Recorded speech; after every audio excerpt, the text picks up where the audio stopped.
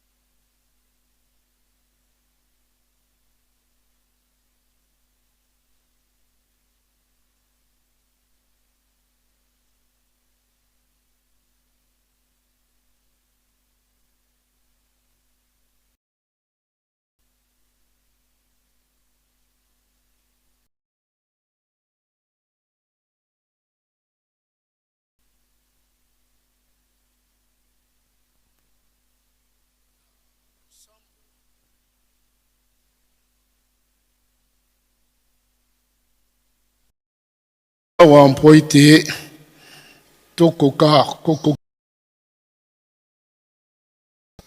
itamboli ya le 17 juillet 2026.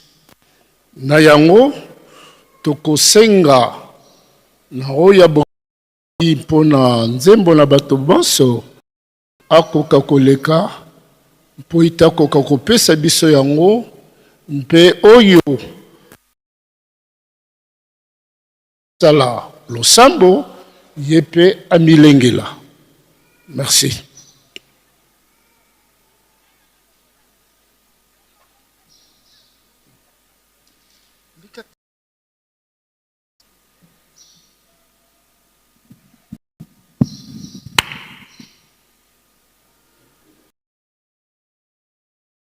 Ilwanzambi ukila mukimwana silwanza de toi silwanzambi ukansila mukimwana kyame tela mese salu kyangunza nzambi silwanzambi ukansila mukimwana kyame tela mese salu kyangunza nzambi tusadila salu kya nzambi mukeleka mukeleka mukeleka tusadila salu kya nzambi mukeleka enza vimba mbangi twavuluka tusadila salukia nzambi mukeleka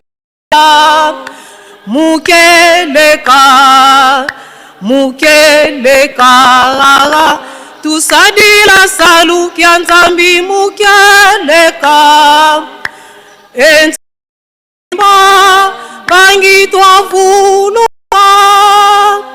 babingi balemboloza ya zanowa munkambai ya tungulwa bikatwa balonga mpasi bazaya babingi balemboloza ya vonza zanowa munkambai ya tungulwa bikatwa balonga mpasi bazaya tusadila salukia nzambi mukeleka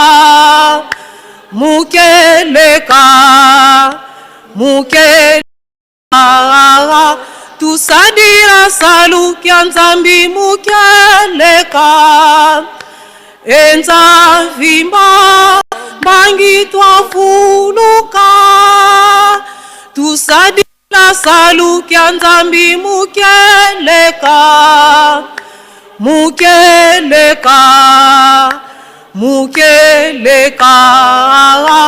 tusadila salukia nzambi mukeleka vimba bangi twavuluka.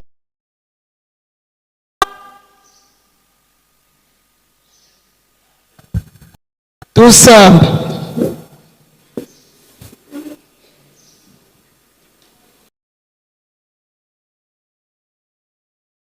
Ye mwana ye tata mwanda velela tufukamane ye futula funde ya matondo kwa beno batatu banlongo lutukebele lwa kisimukia nzambe toka mongolo zeto ko kansinkenda za kusikisenzekele kwa beto basumuki idina utulwa kisiri katika tempo lya vauka mfumo utulemvokela kadi tuvolele masumu mumpovolo mungwili mungino za ntima mbibimbanzikisa tata utulemvokela tukotele mutempele lya vauka mpasi voto wa longi dina di kalankuta kwa beto mbubikia nsuka tavulukida dio idina tata tukulombele tata telamane kuntwala umvuata makavova matuka kwa ngei mfinde ya nene ngeo kumkotisa ngeo kumvaikisa utusarisa beto mpetu watu albaka mabaka furumu na ntima nyeto kadilumbukia mpasi kete kutuvingila kuntwala kamungolo zeto kutulenda sundila kansi munkenda zako vuata mosi mosi mukati kwa beto mpasi matuvanga matuvova makala yeto matuka kwa ngei tantu satana vengu mona kenda kwanda bena mpambu za nzira kabalweke tumbanza yelusire miko ubanatsira mano luvuvamo ndombolo zotsa zabuleke matulombele mambi utulemvukela tata nzambi mfumu Yesu ye tata mwanda vela beto bimebya mpamba katone lenduko beno la izedi amude kwa beto lutunwani na imotu lulombele yatuvangila mkumbwa se ye mwana ye tata mwanda vela amen.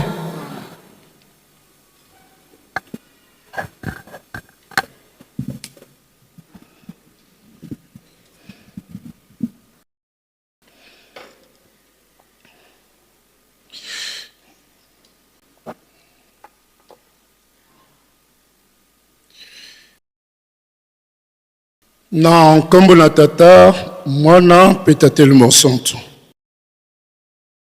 ya yambo tokotanga ekozala loyembo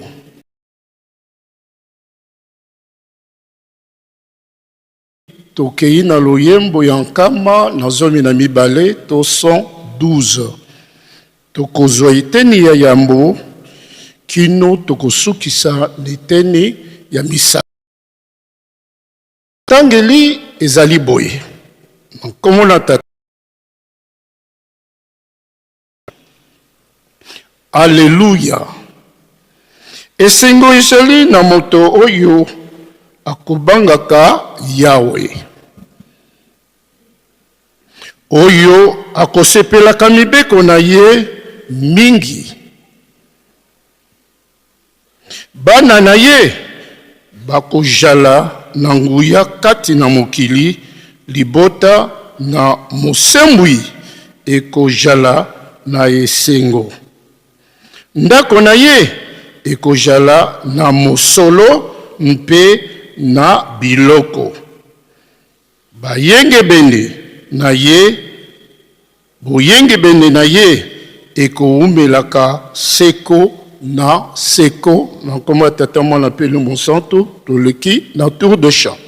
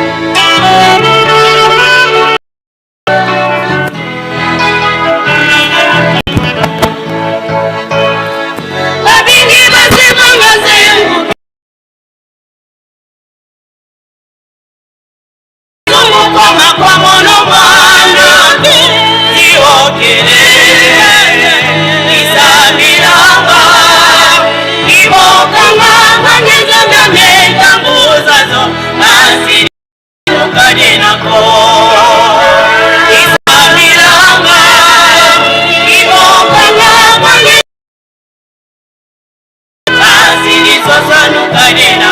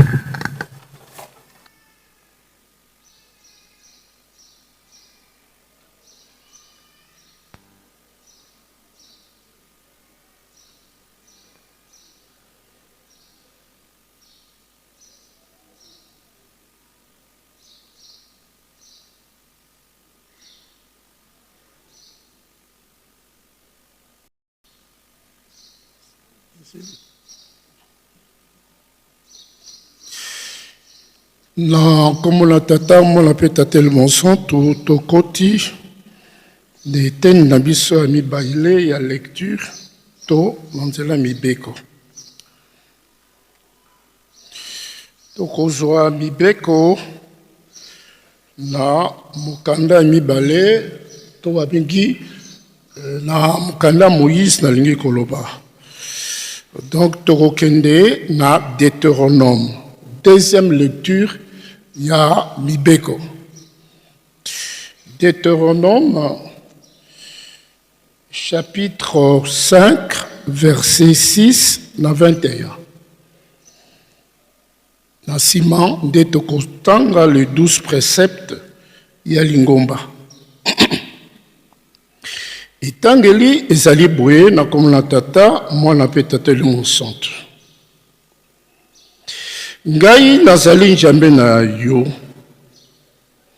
oyo abimisaki yo na mokili Ejipito na ndako ya bombo. Okozala na Nzambe mosusu te liboso na ngai. Okosala ekeko mpo na yo te soko eliningi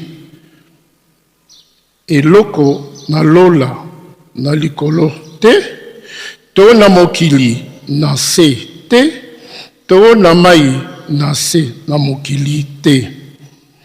Okokumbamela yango te to kosalela yango te po ete ngai Yawe Nzambe na yo nazali Nzambe ya zuwa na kobatelaka mpe na kokitisa mabe na batata likolo na bana kino libota na misato mpe na minei na baoyo bakoyinaka ngai. Nde nakomonisa boboto na bato nkoto na baoyo bakolingaka ngai mpe bakotosaka ya ngai mibeko. Okotanga nkombo na Yawe Nzambe na yo mpamba te, po ete Yawe akolingisa te oyo atangi nkombo na ye pamba. Kanisa mokolo ya sabata ete obulisa yango. Lokola po ete obulisa yango. Lokola Yawe Nzambe na yo alakisaki yo. Okosala mosala mikolo mutoba pe kosilisa mosala na yo yonso. Nde mokolo ya sambo ezali mokolo yango okosala mosala soko moke te, yo te, pe mwana mobali na yo te, pe mwana mwasi na yo te, pe moombo mobali na yo te, pe moombo mwasi na yo te, pe ngombe na yo te, pe mpunda na yo te, pe bibwele na yo te, pe mopaya na lopango na yo te, na sima ete moombo na yo mobali mpe moombo na yo mwasi bapema lokola yo. Okobosana te ete ojalaki moombo na mokili ya Ejipito pe Yawe Nzambe abimisaki yo kuna na loboko ya nguya pe ya loboko esembwami. Yango wana yo Yawe Nzambe na yo alakelaki yo ete obatela sabata. Komisa tata na yo pe mama na yo.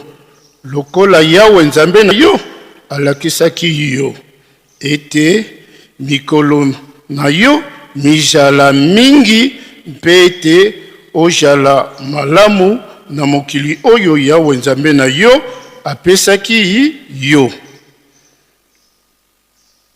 Okoboma te, okosala ekobo te, okoyiba te, okoloba matatoli na lokuta na tina na mojalani na yo te, okolula mwasi na mojalani na yo te, mpe okoyoka mposa na ndako na mojalani na yo te, soko na elanga na ye te, soko na moombo na yo mobali te, soko na moombo na yo mwasi te, soko na ngombe na ye te, soko na punda na ye te, soko na eloko nini ezali na mojalani na yo te.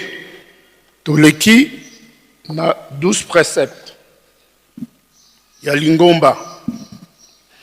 Tosa leta pamba te bokonzi nyonso eutaka na Nzambe. Linga bato baso atako tu bayini na yo esengeli olinga bango. Komelaka likaya te, komelaka bangi te to diamba, komela masa ya milangwa te, kobima te, kotala pe mabina te, kobina te pe kotala mabina te, kosukola bolumbu te, kolala mpe bolumbu te, koswana te pe kobunda te, kosala kisi te pe kokende epai ya nganga kisi te, futa pako ya leta, kokanga kanda te mpe kobombela moninga na yo kanda tango molai te, ndima mabe na yo liboso ya ngulu te, ezala ngulu ya mboka, ezala ngulu ya zamba, ezala ngulu ya mai.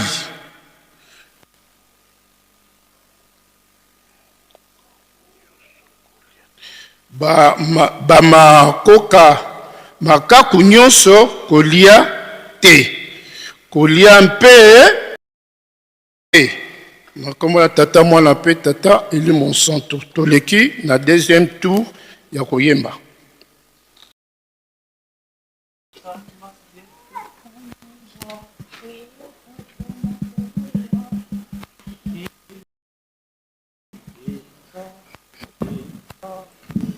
Na kombo tata mwana pe Molimo Santo, papa Mbubi David ya Koreki esika nyonso vandeli résidence na Lombango.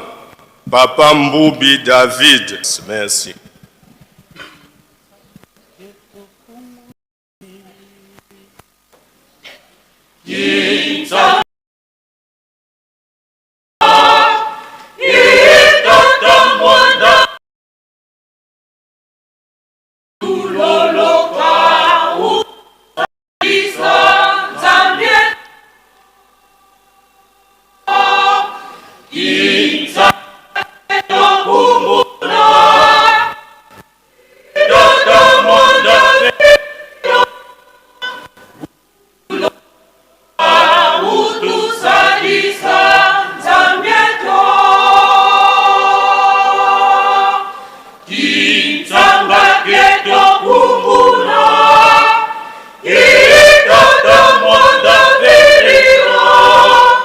Utuloloka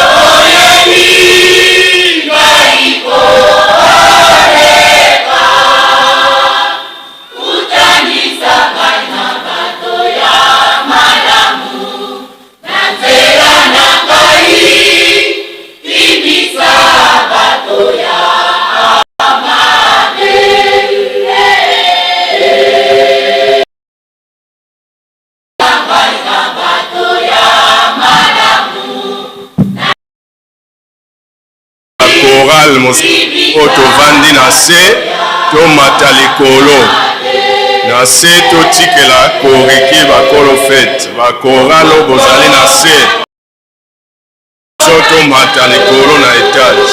Merci beaucoup.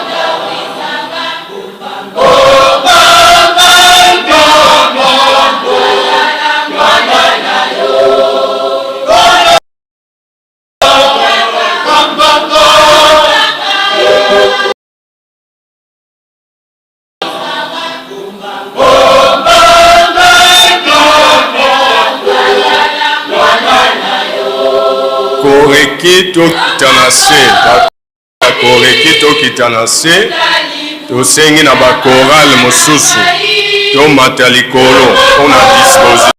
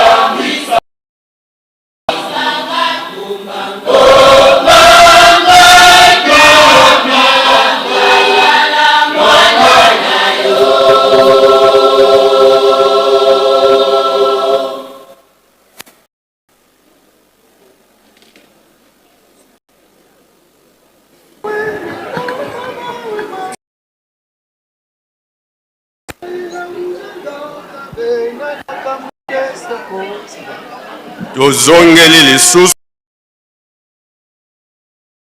tomata na likolo nyonso tokita na se.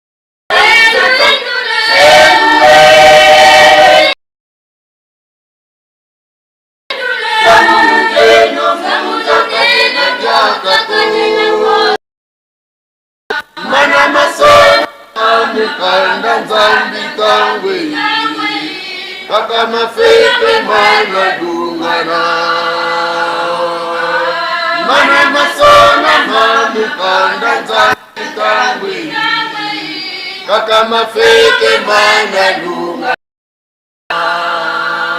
Selue Abena bena enga uzanzo Selue Abena bena enga uzanzo Amunu kendo munzo kadena jaka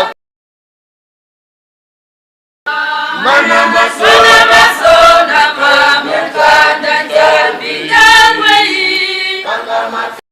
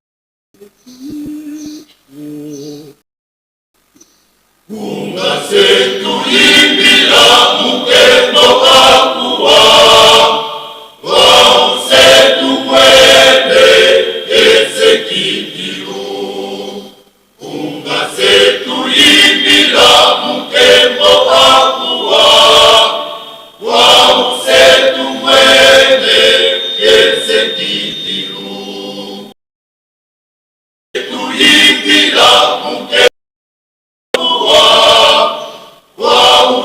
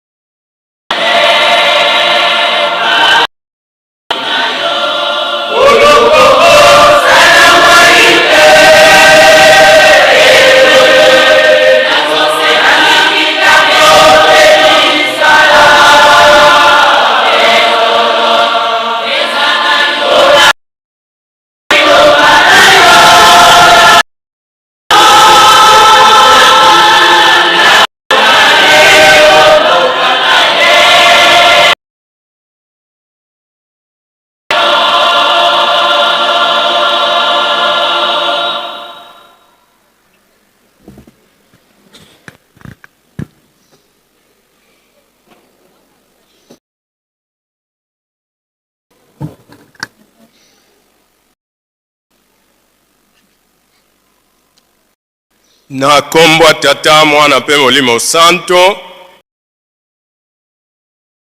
Kristo toza na kati ya ndako ya Nzambe tokanga ba telefone na biso. Ndako ya Nzambe za epekisami kosalela telefone, kanga telefone kotsa yango na kati ya sac.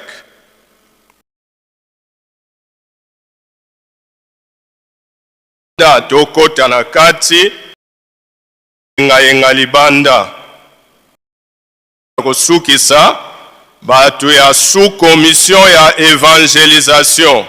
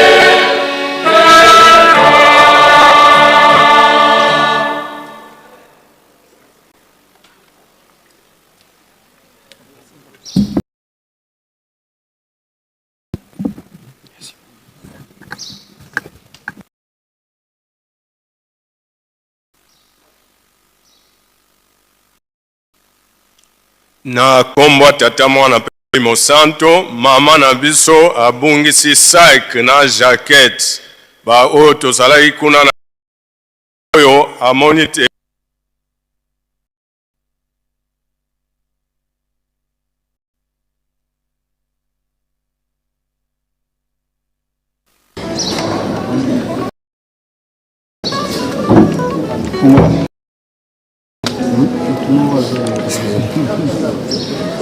lelo na otonda na bakandela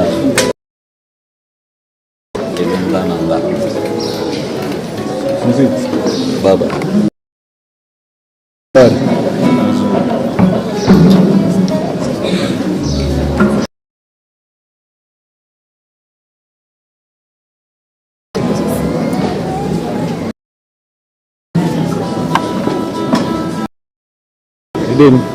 Eden, mwali kupigwa mtoka logo.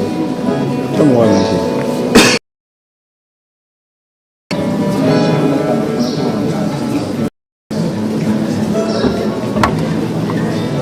Papa.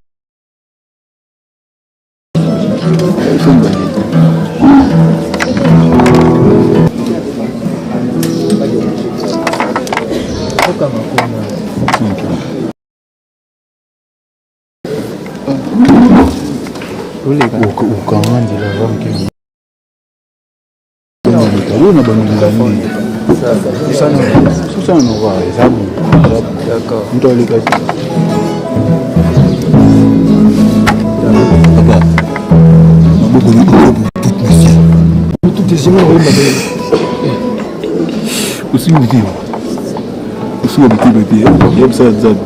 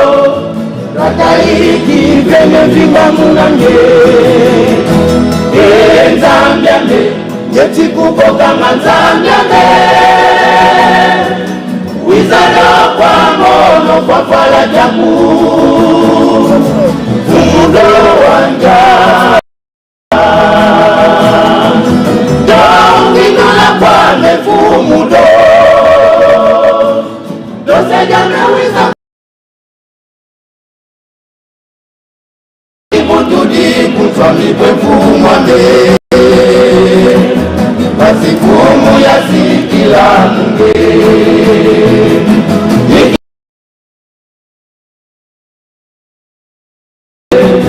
basi fumu ya sikila mbe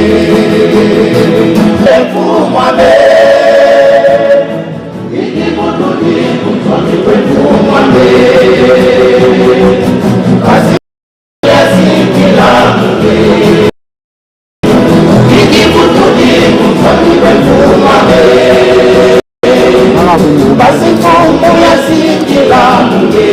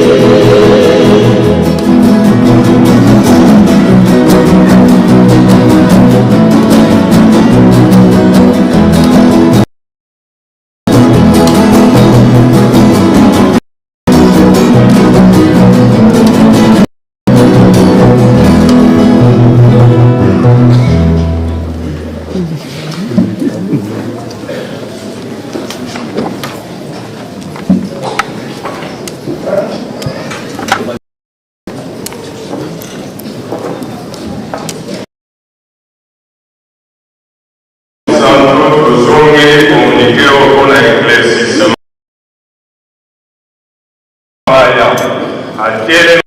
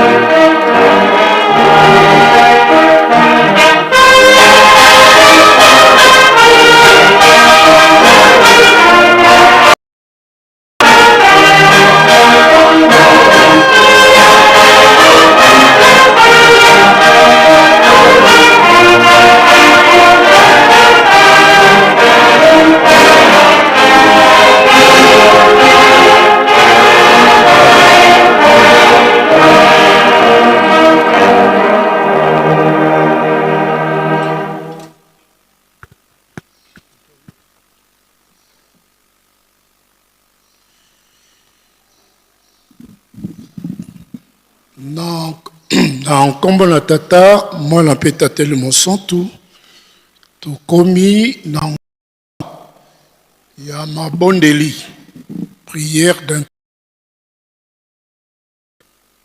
na banzi moko aza mopaya te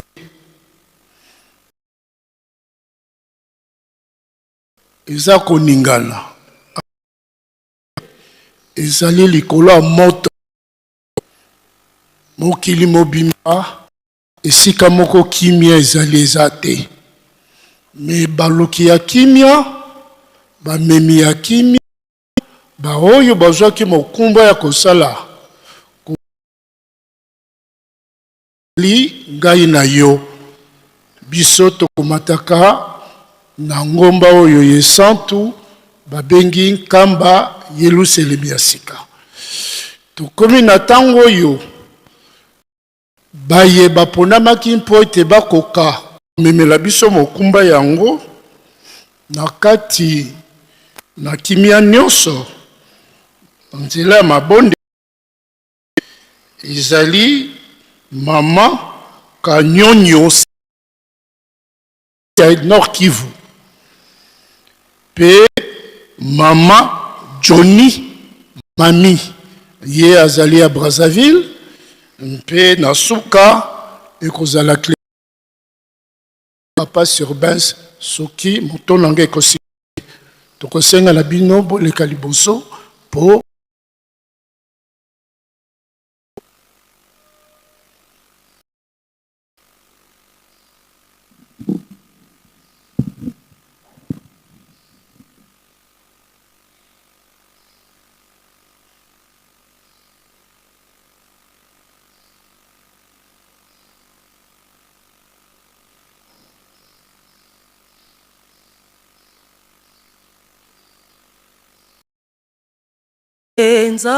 Nzambia enda ungwa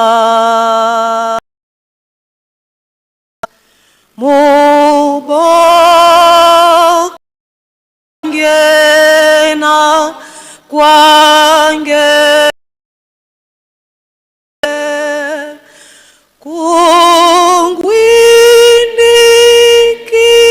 kungwindikina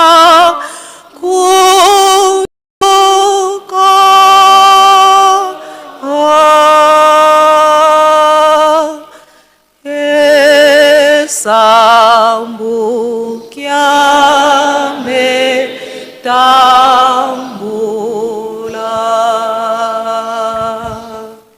Tuombe. Kwa jina la Baba na la Mwana na la Roho Mtakatifu. Papa Simon Kimbangu Kiangani, Mungu Roho Mtakatifu, Mungu wa kuita na kuitika, Mungu wa mababu zetu, kwa ulinzi bora ulitulinda kutoka le 17 juillet 2025 unatufika katika le 17 juillet 2026. Jina lako lipewe sifa. Mbele ya yote tunapiga magoti mbele ya uso wako tukilomba masamema kukosea kwa kuona, kwa kusema, kwa kunungunika, kwa kugusa, machukizo yote mbele ya uso yako Papa, tunalomba masame. Mungu Baba yetu, Mungu wa kuita na kuitika, Papa Simon Kimbangu Kiangani, sisi watoto wako tunakutanika hapa leo kama Nouvelle Jerusalem. Tunakuya na mashida zetu kwa sababu hatuna kimbilio ingine isipokuwa wewe. Papa Simon Kimbangu Kiangani, tuseme nini kabla unajua yote Papa? Surtout sisi watoto wako ya province ya Nord Kivu, sisi watoto wako ya province ya Sud Kivu, na sisi watoto wako ya province ya Ituri. Papa, utumalizishie vita katika province ya Nord Kivu. Tunakulilia usiku kama vile mchana Papa, watoto wako wanauawa kama vile wanyama wanaopatikana katika pori. Damu ya watoto wako na mwangika saa vile mtoni wa maji Papa Simon Kimbangu Kiangani. Hatuna ingine kimbilio isipokuwa wewe Mungu Roho Mtakatifu, utumalizishie vita. Papa, sisi watoto wa Nord Kivu, ville de Goma, ville de Butembo, ville de Beni na materitware yote. Territoire ya Owicha, secteur ya Mbau papa. Akujapita hata miezi 2. Waliingia katika paroisse Papa Simoki Mbangu, wakaua kuanzia pasteur mpaka na mtoto wa mwisho. Na kati ya ile familia kulikuwa watoto wako wakoreki Papa Simoki Mbangu Kiangani. Acha basi roho zao zipumzike kwa amani. Papa, utusikilie huruma, utumalizishie vita. Sisi watoto wako tuko na hamu ya kukutumikia. Tutakutumikia namna gani katika vita papa? Tunalia kwako. Kama ni zambi wa babu wetu walitenda Papa Simoki Mbangu, tusamee, sisi ni watoto. Usituachilie, usitusabulie wingi wa zambi tunakutendea hapa chini ya jua Papa Simoki Mbangu. Tazama hata yale kidogo tuko na kutumikia papa, maliza vita. Wewe peke ulisema Nord Kivu iko porte d'entrée et de sortie, jardin d'Eden, palme d'or. Papa, tukimbilie wapi isipokuwa pakamba Nouvelle Jerusalem? Kufika yetu pakamba Jerusalem papa na kuwa magumu sana. Tuseme tena nini papa? Sisi hatuna ya kusema, ila tumaini yetu ni kwako wewe Mungu Roho Mtakatifu. Papa Simoki Mbangu Kiangani, kabla tupige magoti hapa tulete malalamiko yetu, unajua yote. Ndio maana papa, wewe ndio utamaliza ile vita. Sisi watoto wa Nord Kivu tukukutumikie na utupatie umoja, tutumike kazi yako wa kimya na usalama. Ndio tunalomba kutoka pamoja Mtakatifu, utupatie katika dunia mzima bila kusahau province yetu ya Nord Kivu, kwa jina la Baba na la Mwana na la Roho Mtakatifu. Yesu na Davidi umfwenke nda mono yidi langa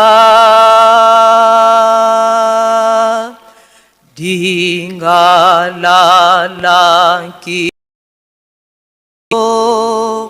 banga meso mafwa ya mona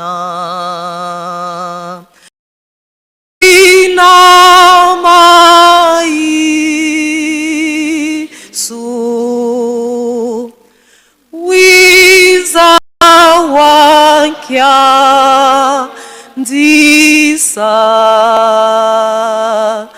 mono impo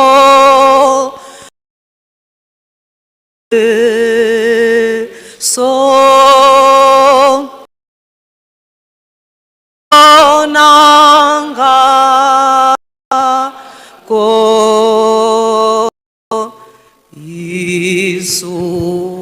isungwe sado. O kombo na bino misato ya bule Nzambe Tata Mwana mpe Tate Mosantu. Tata Nzambe loba mongongo eyoka na telemisa bendela pojalie longa kata biso likambo na kati ya kimia tika ete obyanga maseko Nzambe. Tata Nzambe loba mongongo eyoka na telemisa bendela pojalie longa kata biso likambo na kati ya kimia tika ete obyanga maseko Nzambe.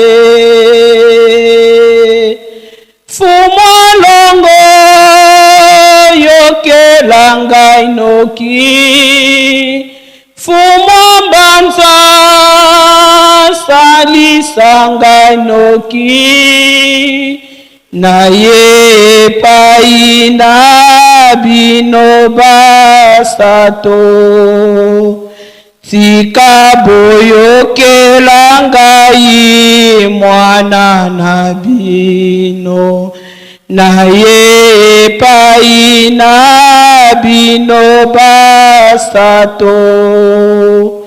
Tika boyokela ngai mwana na bino, nakeleli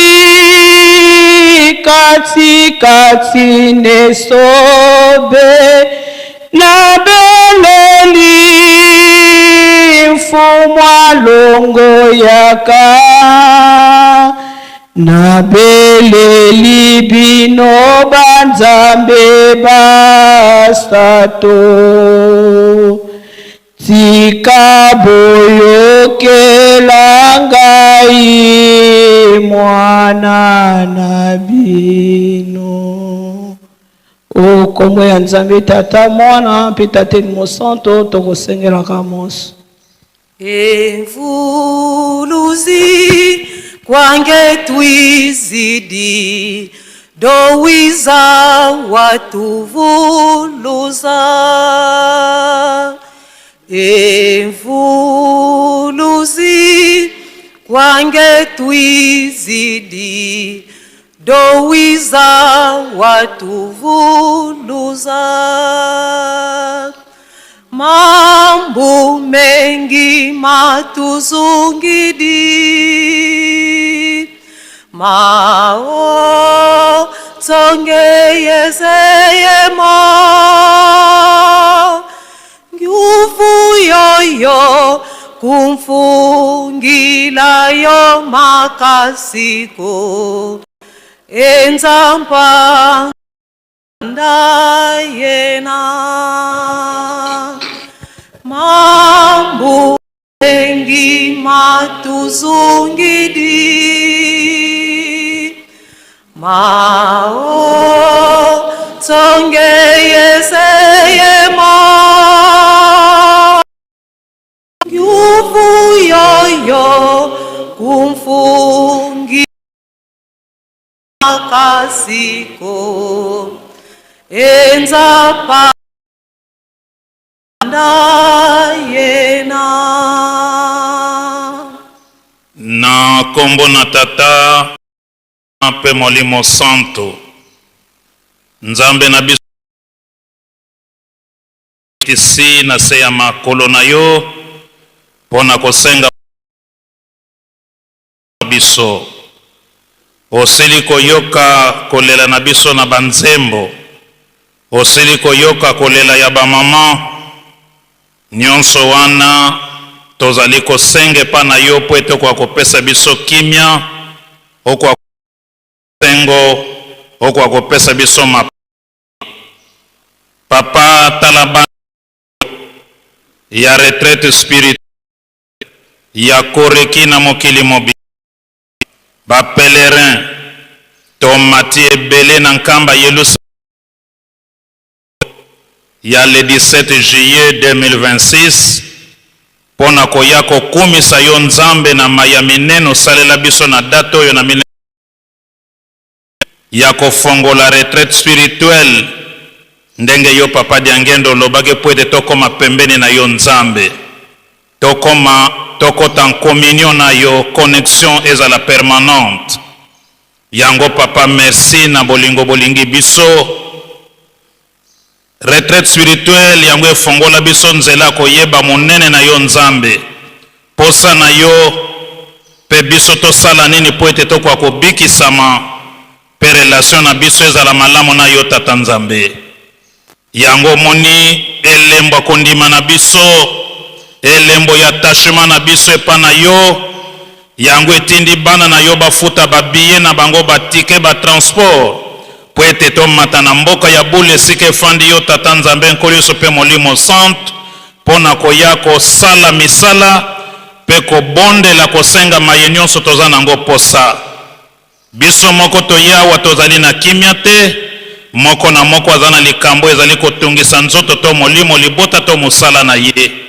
Yango Papa pese yano na occasion pesa mapamboli, pesa bozwi, pesa kimia, pesa misala, pesa mabala, pesa bana, baye bazali kosala ba promotion ba fonction soki bandimi na yo bazali kosala tonga nkamba to lingomba tembe kozala te.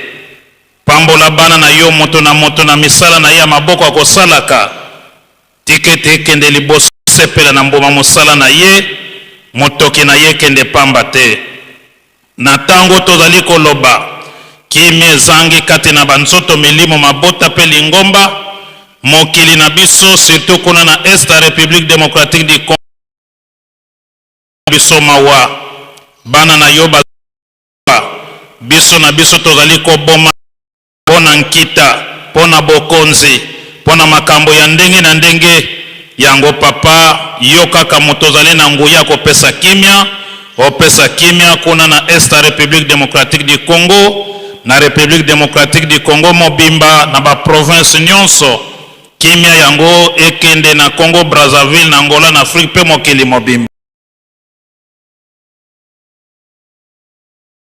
kobima pe biso bana na yo nesiko moko na moko abima na mapamboli ne na makambo nyonso amonelaka yango pasi po aye esika yo Nzambe Tata Mwana pe Molimo Santo bofandi yango tosengi mapamboli tosenge pa na yo nelike toyoki pe okobongisela biso na kombo pe Molimo Santo. Amen. Amen.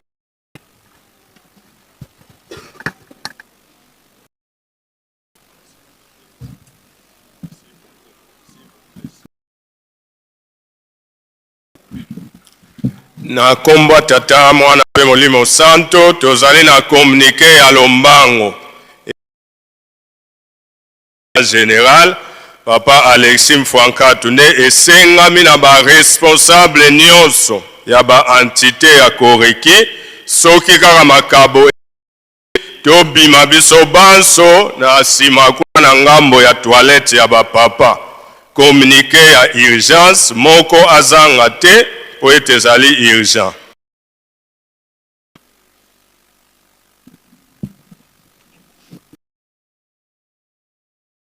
Comme na Tata Mwana pe Molimo Santo tokoti to makabo tokosenga apesamaki mokumba akoka kosunga biso. Merci.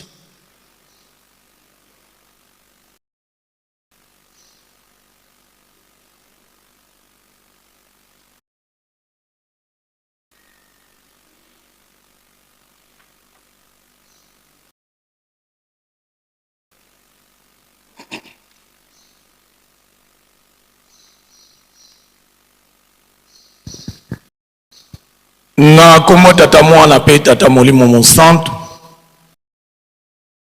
zo makabo na bongo tosengi batata pe ba mama selo toleka liboso po tosala mosala mwango fliki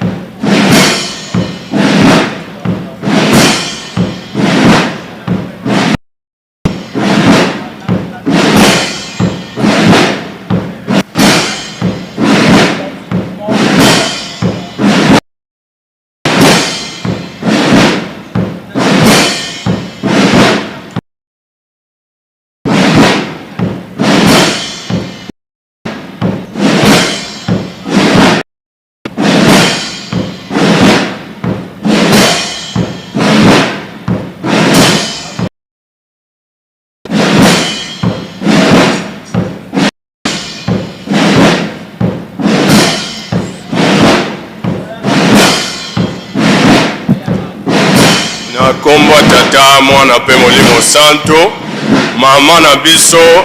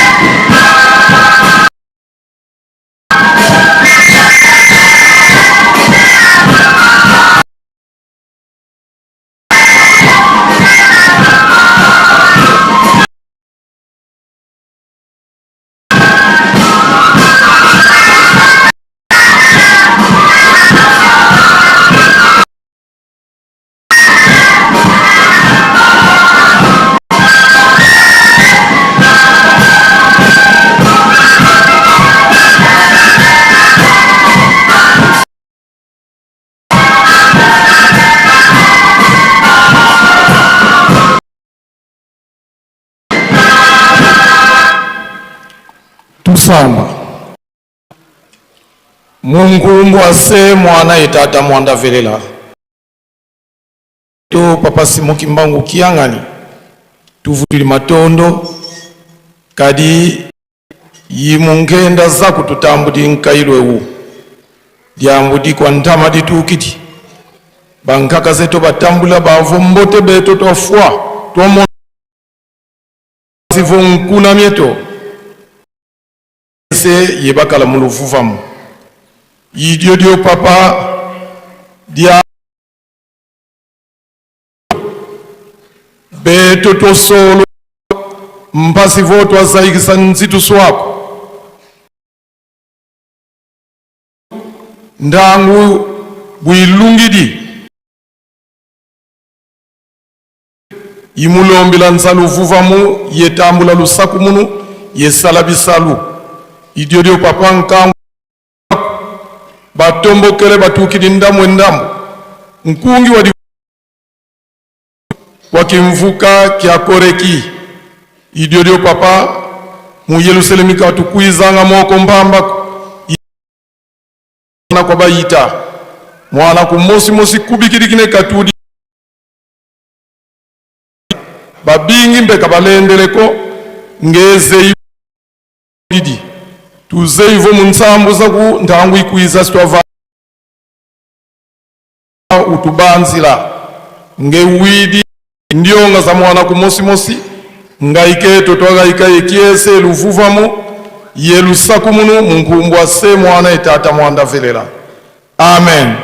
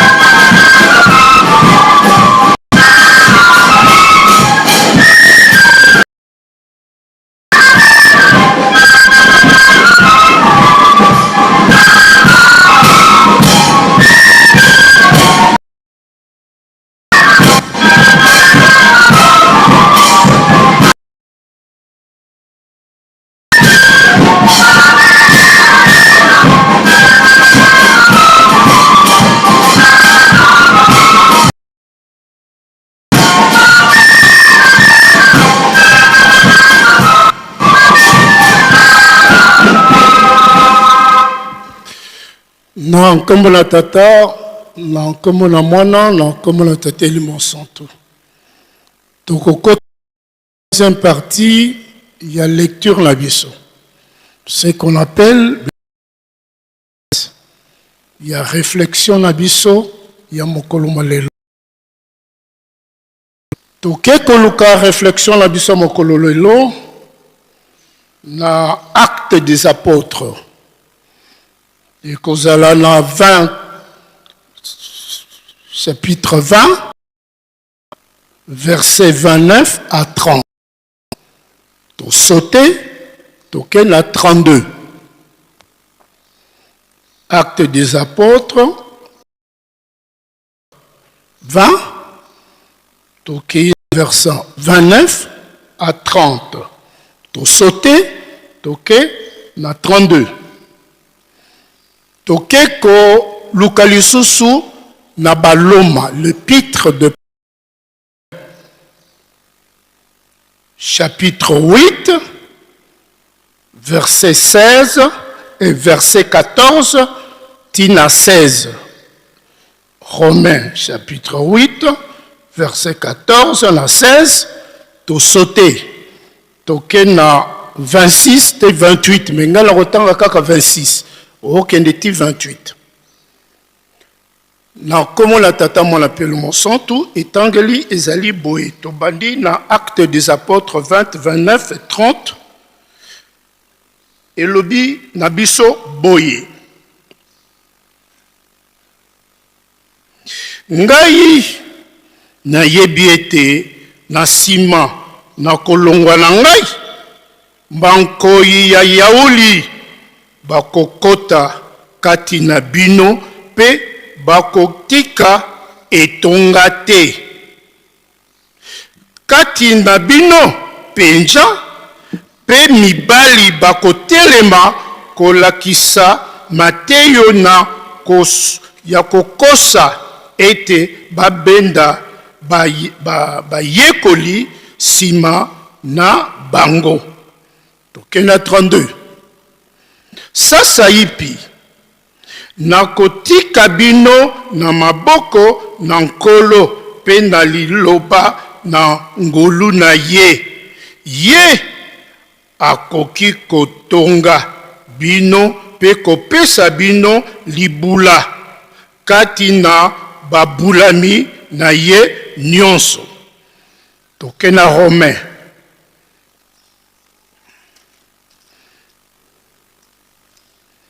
Romains 8, verset 14 à 16. Ba oyo nyonso bakambami na molimo na Nzambe bajali bana na Nzambe. Boyambi molimo na boombo te. Boyambi molimo na boombo te ete bojonga na makambo na somo kasi boyambi molimo oyo epesi lokumu na bana na yango mpe tokopelelaka ete aba tata molimo yango eko sangana na milimo na bino kotalisa ete tojali bana na Nzambe. Tokena 26. Bongo pe molimo akosungaka bino kati na bolembu na bino. Mpo ete toyebi ete kobondela na mitindo mokoki nde kati na mikima na biso miyokani te. Molimo ye moko akobondelaka mpona biso. Na kombo ya tata mwana peli mon santo tobondela wabiso likolo wabiso ase tata mwana pe tate le mon santo Nzambe, ozali Nzambe na bonzambe na yo. Eseplisi yo, opesa biso tango. Tokutana nesikoyo. Ngomba ya bule, epa ya bamataka. Pona kozoma yele, pona kolendisa kondima, pona kotonga. Po biso, tolikia kepa ya motote. Tolikia kepa na yo, pe tosalaka nakamwa mike oyo yo kabelaka biso. Soki tomatia wa lelo, tokokanisa eloko moko spirituel. Ezalaki esiplesaki yo omema bango pembeni po ete olakisa bango monene na yo. Na sima biso nyonso tolandaki. Ebongwanaki cadre. Pona nini, pona kobongisa ba oyo basengeli kosunga yo na kotonga na mokili eloko esalemi nainu te. Kasi yo ponaki nanu bilenge. Oyebaki tina. Yangwana tomati awa. Toko solola, toko loba likamo na yo. Mayele ezala ya yo. Monoko ezala yanga. Soko tikeli ngai kaka. Oyo na koloba. Bako yoka ekoleka na yango. Me soki mato ya molimo eyoki ekomemaka mbongwana. Na yango tosingi ozala na biso. Ni bandeli kino suka. Ya masolo na biso. Oyo tokosala na nkombo na yo. Pona lokumu na yo nyoso tosingi. Na nkombo na tata. Mwana petate elimo mosantu. Amen. Ba maman na batata. Bon, excusez-moi, nakozala pas moraliste. Nakozala plus historique et pédagogique. Pour le 17, ezali mokolo yo retraite bandaki. Et bandaki na banani na ba jeune. Certes oui. Pourquoi bandaki na ba jeune? Nzambe yebaki tina. Yebaki tina ke mikolo koya lingomba na ye lingombo yo. Ekozala na dominance à ba jeune à 100%. Ngeli bazala autrement instruit, autrement orienté.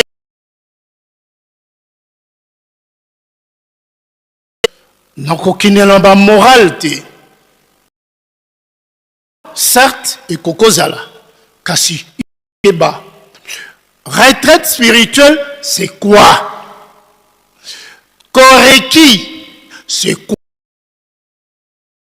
Parce que zali, journée, il y a retraite spirituelle, puis il y a chorale des enfants kimbongistes. Mais, Mikana nanga yambo psaume 112 verset 1 tu n'as 3 et kala molahi kunate parce que biso tozo aussi na ba psaume na biso beaucoup plus convaincant. Moni papa na langage na communication lobi na biso nous sommes de croyants.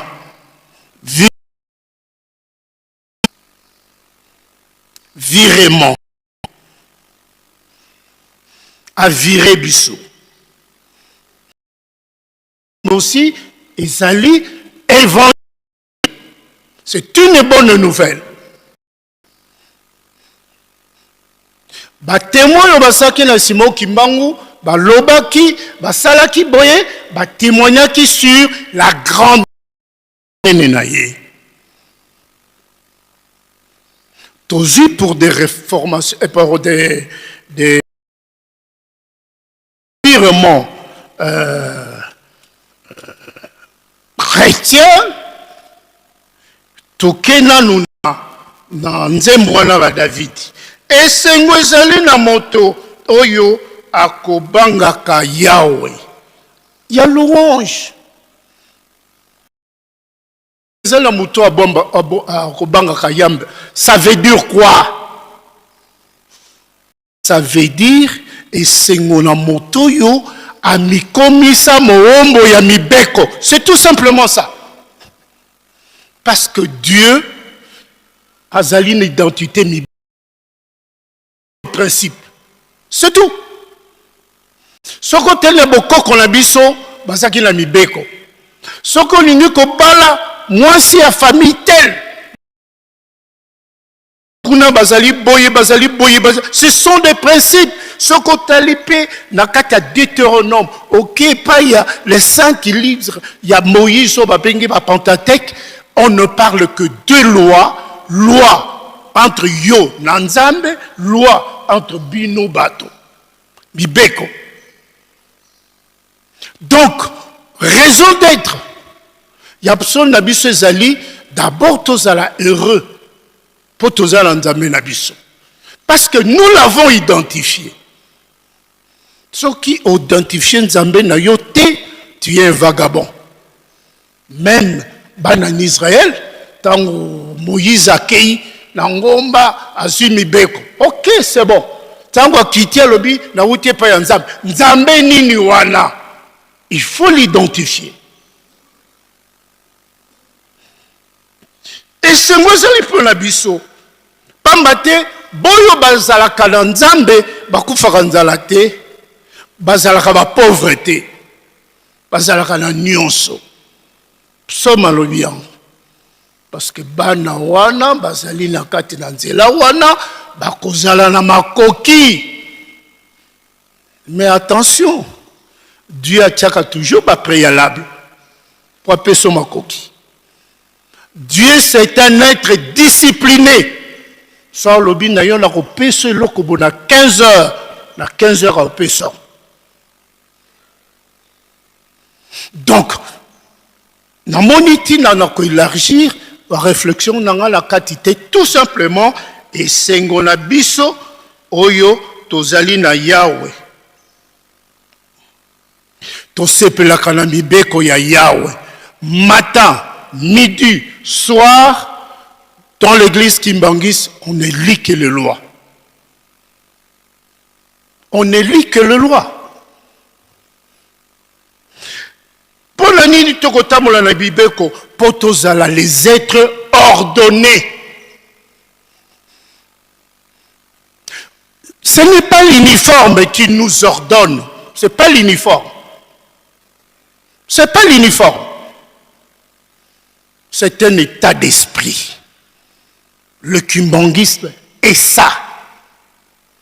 Parce que les autres, quand il y a 21e siècle, le 21e siècle, bazako secoué. Pourquoi? Bako tamiser. Maintenant, Kolo et Loko aligno récupérer Loko naye. Mais le principe est zala que biso tozala ne sengo na Nzambe na Yahweh. Tozala sengo ko salela ye. Kozala sengo ko sale ya Nzambe ezali to memeli mbongo pesiye pa somba ba brique, pa somba bo te. Ozali komi bonza. Na kati na pasi na yo ezali kambo ya mbeba. Ezali lokola qualité moko ezali epai na yo po ite o s'élever spirituellement okola na molimo. Par conséquence, il y a kokola ya kasima. Toleki wana. Tokena banzembo et tokena mibeko. Mibeko aussi namonaka à force comme mesana yako ya kotanga mibeko to respectaka mibeko te. Comme mesana ezelo mabe. Mais awa na kikozwa mibeko na Deutéronome. Quand on répète soki bazongeseli yo likambo so bazongeli likambo pona yo oyo azongeli likambo na alingi yo bika.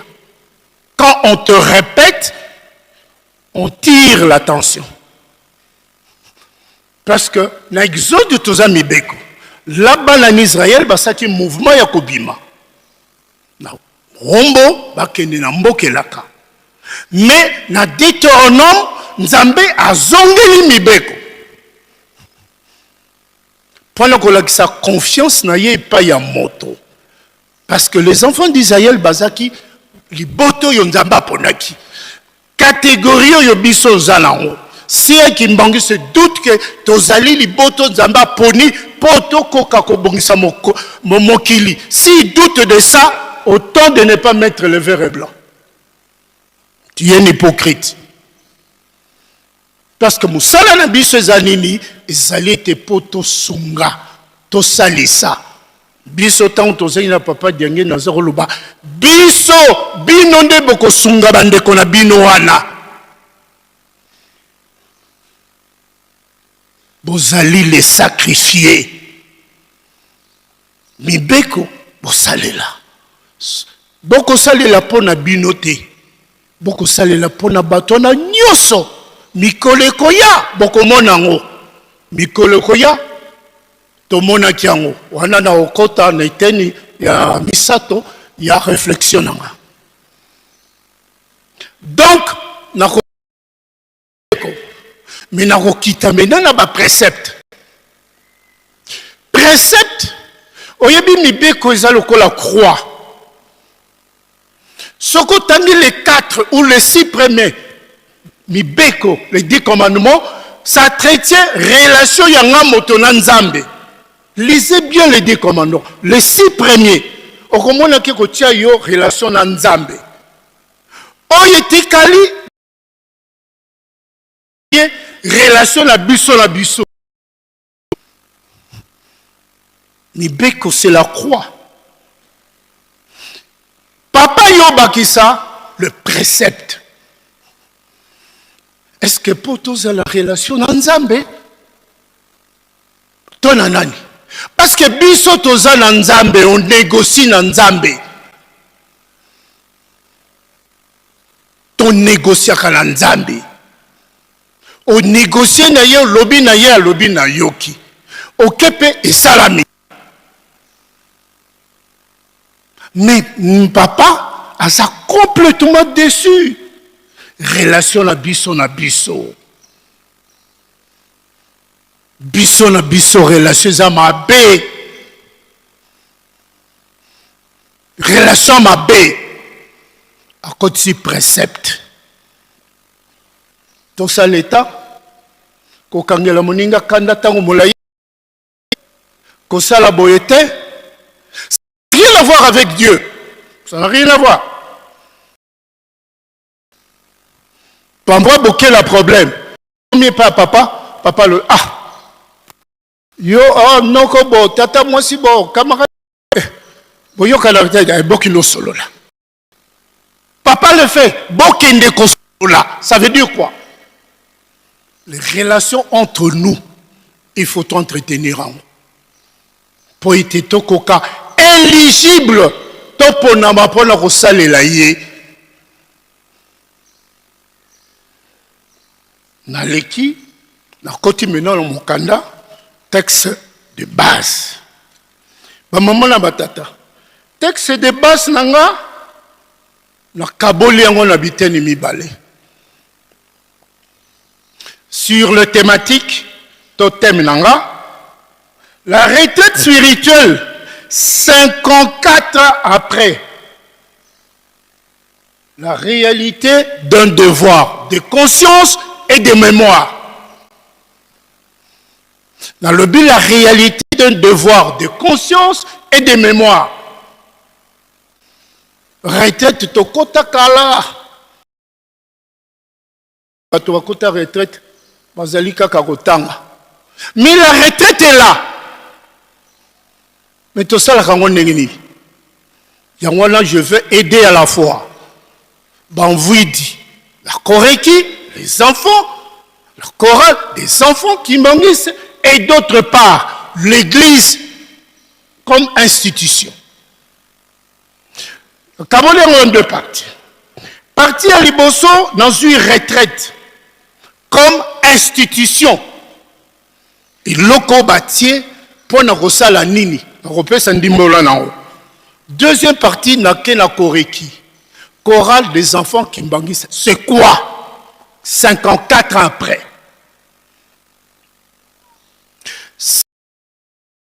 Retraite spirituelle, c'est une institution. C'est une école où papa nous a appris les valeurs de la spiritualité. Première case. Deuxième, apprendre biso à potoko kakozil yakotonga sika. Nalobi la retraite spirituelle, ezali institution, ezali lokola garage. Et ça qui garage. Nous autres on a biso motuka, toko kotsa na garage pour la vérification. Garage on est kosala nini? Ezali ko pongisa l'âme et l'esprit. L'âme et l'esprit. Molimo na bon moto na biso retraite à redressa qui en haut, à sukola qui en haut. Ezala ki na ba suyur, ezala ki na libabé koli en haut. Mais conséquence na nini? Na ko sukola luka.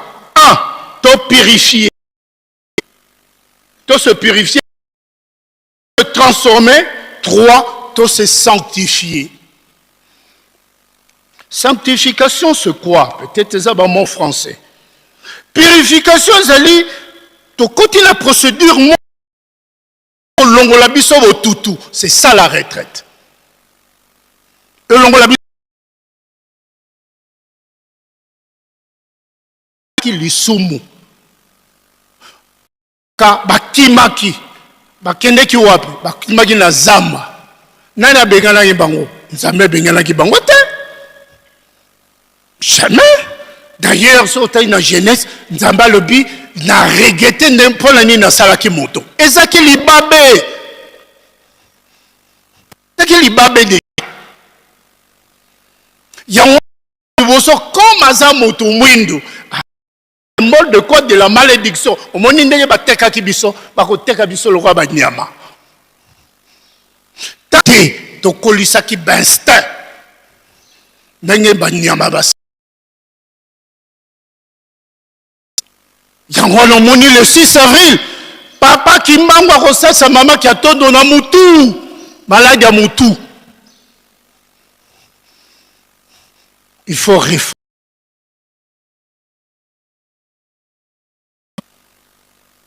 Donc, la retraite spirituelle, sanctifier biso, moto mwindo se ikala moya monene papa nzamba salaki. Il faut honorer sainteté naïe, sacralité naïe. Il faut te honorer en haut. Nous sommes sacrés à l'image et à l'image de Tata Nzambe, Nzamba saluyo, mais Nzamba pesa ki nyoso na mutu. Et ceux qui botangi pe la Bible, c'est la Genèse, Nzambe a mondisa ki mutute, a mondisa ki mabele likolo na mutu. Moutonga nini mutu mwindu. Tous en a devoir de honorer le roi. Transformer. Comme modifier biso. Kolongola biso na makanisi ya bolema o ezaki epa na biso. Na sonda kisa moke. Je veux plus être pédagogique. Makasi moke. Remarquez pas Moto Mwindo. Moto Mwindo asepelaka na likambo kitoko moninga na salité. Partout.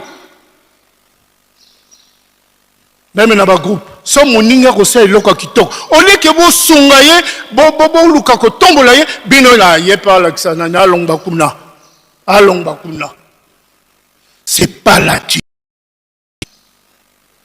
Dans moto yo alingi asalela nzambe alingi ko représenter figure ya nzambe yango wana nécessitaki boye ya papa Simon Kimbangu na kozwa loposo wana bao mingi bayebi ntango tokotaki bainaugeraki temple ya Matete.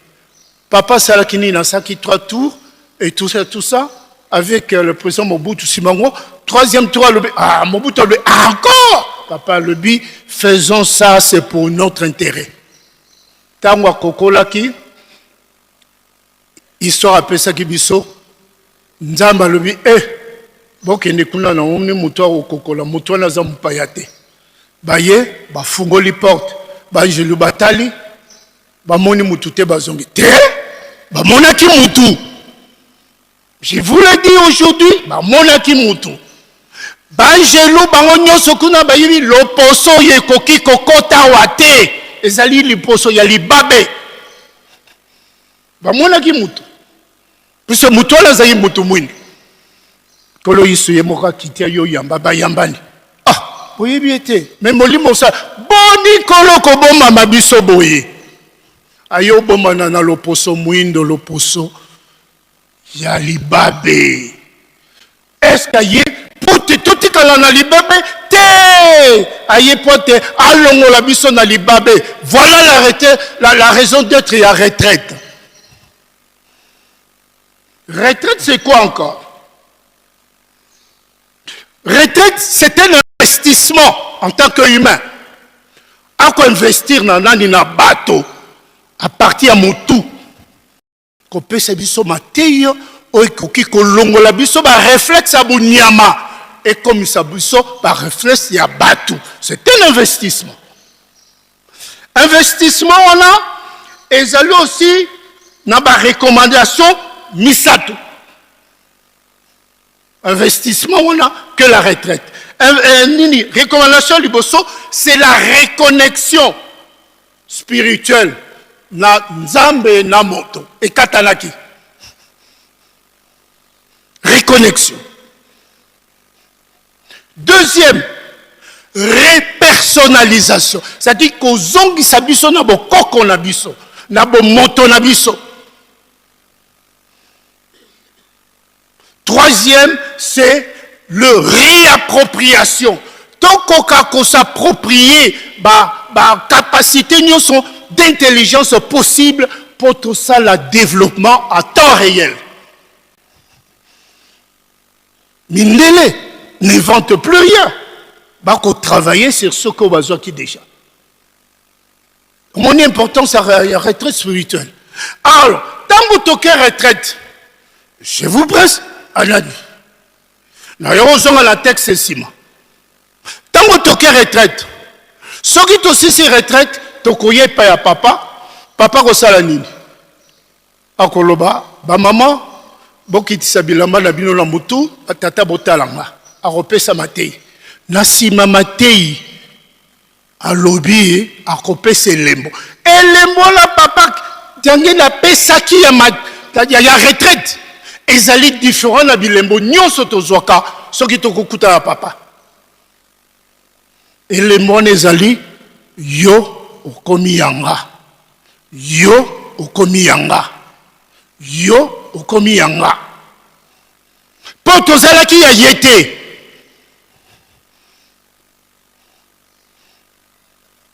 Yango wana la principe. Est-ce que bilembo ngo to garda? Papa Mbanzaleki, papa Simo Kima Okianga Diaye, a côté bilembo te. Mais pourquoi? Papa Benaban maman. Essayons de réfléchir. Tout ça, ça va papa. Papa Diaman, yo okomi yanga. Donc, à checker yo. Permettez-moi l'expression. À checker yo. Pose la yaye. Pose la lénine. Otongele mokili ya sika. Ezanga zuwa. Ezanga muyibi. Ezanga lokuta. Ezanga biloko nyonso yo nzoto alingaka alakisa biso po biso tovolewa kaka en fonction ya makambo oyo nzoto atindaka biso. Le 17 juillet, soki toke na histoire, ezalaki pe mokolo na bana ba jeune à l'époque ya bambuta liboso bakendeki kosenga na l'État po ete lingomba na biso yebana pe mabondeli na biso bakoka kolibéralize yango. Ezalaki le 17 juillet 1957 basalaki sitting n'esplanade ya palais ya stade Tata Raphaël. Esplanade wana basalaki discours politique te. Bato mingi bazako spéculer sur la qualité enseignement ya bakimbangiste parce que bazabega kinto a dit est-ce que batanga ka Bible bokolo wana nde batata na biso basalaki une liturgie kimbangiste liboso batu nyonso batu ndoko nde batanga ka pe Bible biso kanza batanga ka Bible te. Et le 17 juillet 1972, papa azuli kanisi. Azuli kanisi pour la yemo côté. Bonto kene ki komona retraite ezaki mamankako. Et pas ya kene na poto. Amoni ndenge ba sœur ona bakosala. Le mercredi baki na concentration. Donc bako vivre une mise en train spirituelle là-bas. Mais c'est très intéressant. Tant que zongi ayo yebisa papa. Papa denga biso toko sala retraite mais biso ko sala spirituel. Soko tangi na Bible, on ne parle jamais du bout. Genèse, Apocalypse, on ne parle jamais de la retraite spirituelle. Exacté. On parle il y a bon maman qui kuna mais on ne fait jamais allusion à la retraite spirituelle. C'est une invention personnelle et propre de l'église kimbangiste. Propre. Bisonnet au lac Sabato yango. Et banou basala qui premier groupe. Ba maman na batata. Tous les deux dans son lit. Ces filles-là étaient des savantes. Tango ba bimi, papa yemongo na ba komi na niveau mususu banoy. Sinon te na rotomate. Puis ça zali na bato rodefa. Ni les temps qui prépare sa jeunesse. Mais c'est ça la Koriki. Il prépare sa jeunesse. La royaume extrapolant autant encore dans la Koriki. Donc, la retraite spirituelle est un cadre. C'est une école. C'est un endroit où Biso Bakimbangi, c'est ce qui toque. Nous nous mettons en contact avec Nzambe et en même temps, nous nous formons pour être utiles pour le développement. Si on n'est pas à la retraite, c'est Salamaki. Ce qui est sala wakuna, tout ça la kabilanga. Papa ne veut pas les fainéants. Ngambo toza. Et bana mingi, oyo basali les retraites spirituelles, une grande partie, bazaba agronome, bazaba éleveur, bazaba cultivateur. Les développements viennent de la terre. Au monde, ils le sont, papa Zaropé Sabiso. Ça vient de la terre. Valorisons les lots papa Eskaka récupérant Tolona Tobokola. Une récupération intelligente. Donc, retraite cadre on a, ils allaient le cadre spirituel à papa. Préférentiel. Je mon combat non la basaki na bisozaki na mokoto nanani kuna la l'otendel. Ces enfants arrivent koyeba heure to longwe na mokoto heure nzela to leki na ndenge to communer l'attaque. C'est ce jour-là comme musika. Na bakuba papa lobi papa attention batu bobo ko proposer boyer. Mais ce sont les jeunes. La musique chorale des enfants qui m'a... Mais c'est un laboratoire. Laboratoire spirituel. On y a tout qu'on se réjouit seulement. Qu'on m'aime, qu'on salit sa papa. Papa lobby, n'a qu'on salit dans bandade. Ça, c'était... Ça, ce n'est pas normal. Papa lobby, n'a qu'on salit dans Ngana kena qui retraite, pourquoi? Yoko qui retraite, pourquoi? Pourquoi on est si stérile?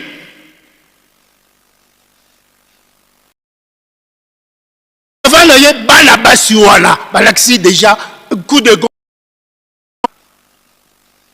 Mais pourquoi on est stérile? Pourquoi tous ces combats, Toro, Botate, tous ces combats? Papa, combien talibo? Oh, nako sala na banani, baninga nanga. Profondément. Na leki na koreki. Koreki. Koyemba. Oh, c'est le romoga qui toko. Mais ça ne suffit pas. Koreki est un cadre. Oui, mais cadre koreki est un cadre moko. Yako, il faut permanente, il y a jeunesse. La jeunesse, ce n'est pas seulement l'avenir. La jeunesse est aujourd'hui et maintenant. Il ne faut pas inscrire la jeunesse à l'avenir. Non. Papa, mon qui a un négolaté. Alors, ce qui rendre-nous conscients, lobby borosa banane. On s'abat kuluna.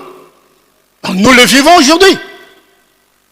Donc, maman, Koreki, c'est un cadre. Cadre spirituel. De façon permanente à la jeune, cadre on appelle elingi et lokomoko. La mise en commun des efforts. Mise en commun, botier, bosangisi, maïe, sangisi, makanisi. Le groupe Moussou, c'est ça qui a un problème Moussou, hautement spirituel. Moi, on n'a pas parlé de pam, pam, pam. Ben, on a pendant une semaine, il y a un résultat. Spirituellement, papa est capable. Hein? Papa n'est pas incapable. Mais papa, spirituellement, papa n'est pas incapable. Il a tout. Mais le bibasso. A kokene na australité. Papa kokene na australité. A kokipe okene. D'autre part. Mais ce que le bi. Ah, maman Ariette. Yo yaka na otino en Australie. Ce que comme en Australie, na yebini na ngosala. Donc, aux illustration la plus parfaite, binonyo suboko yeba. Illustration nini. Jour moko, papa mponda, personnel. Papa poniye, alors bi Jean-Paul II kokoma na Angola kuna la Mbanza Congo. Binona ex muto na boyo tanga kombo na ye, il n'est pas le nôtre. Bokini kuna. Ah, papa le bing, y a le bing.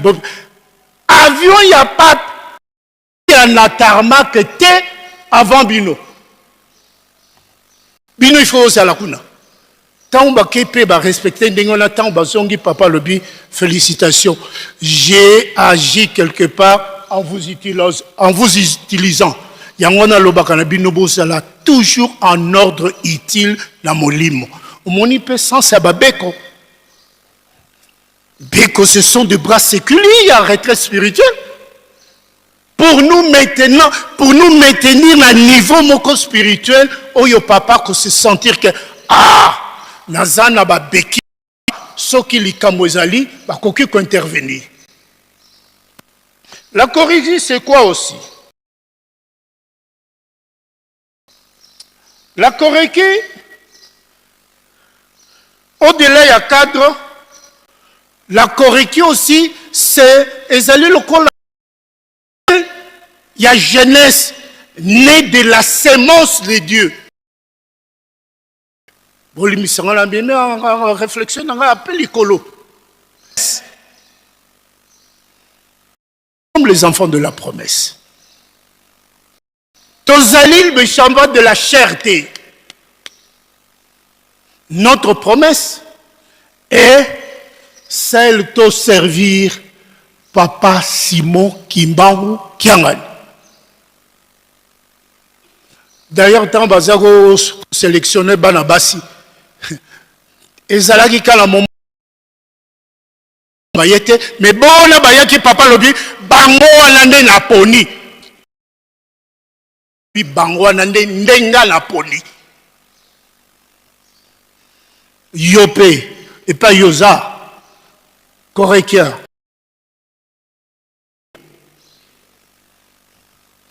Kota Ayete. Mais qu'est-ce qu'on a fait? Tozali né de la sémence divine, né de la retraite, et bisogno tozali retraite, tobotami asika. Pona nini, pona komema, nzambe. Yangolo moni na tangi, na ba romain. Paul alobaki, oui, que Paul n'a pas lettre, il a pas lettre pastorale, il a pas lettre il y a encourager batuboke. Paul pense qu'il m'a tout calculé. Tango a bongwani a commis les grands. Tata la biso kala wa tango bazalaki na bomoi ni bakufi baza benga papa dialunga na Paul. Paul comment papa dialunga na te?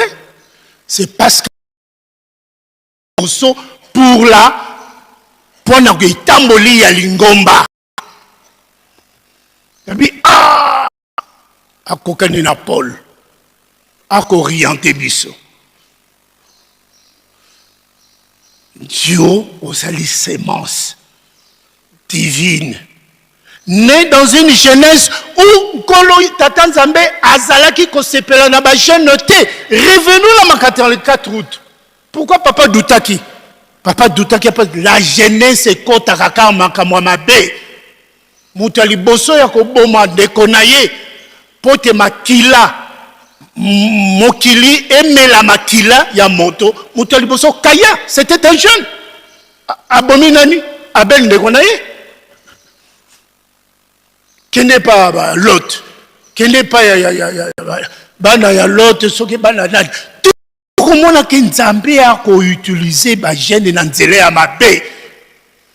Mais papa le bia na sali retraite spirituelle et na tindi binobo zala na chorale, c'est-à-dire na regroupement wana pour être bomesana na mabete. Pour maintenir constance na biso na molimo albi bino bec on a bino na matete batata na bukama et chaque mardi papa ça la séance idéologique pour na relaxer biso monene na ba mais c'est ce que papa Simon Kimbangu fait le mardi. Il n'a rien inventé. Azad dans la continuité. Il y a qu'à réveiller conscience na biso de manière que biso nyonso tokozala bato yandani tozala bato sala nzambe pe koluka ndenge nini ko accompagner mokili na kati ya développement. C'est vrai. Biso tozali ko jouer rôle wana. Est-ce que nous en sommes conscients? Problème ezalité que pour toza voilà. Est-ce qu'on est conscient? Si on n'est pas conscient, 54 après, prends conscience. Le roi papa le dit, papa ko bimate ndengede papa ko bimate ndengede. Ah mais non musala yo lingo sala ya bando sala ngo. La richesse spirituelle dans l'église c'est les sacrifices. Ce qui a mon pas denga la sama me aponi bana basi aponi ba mama. Bokele no bosale langa likambo. Aponi kuna kino kota na nubeko bosale langa likambo.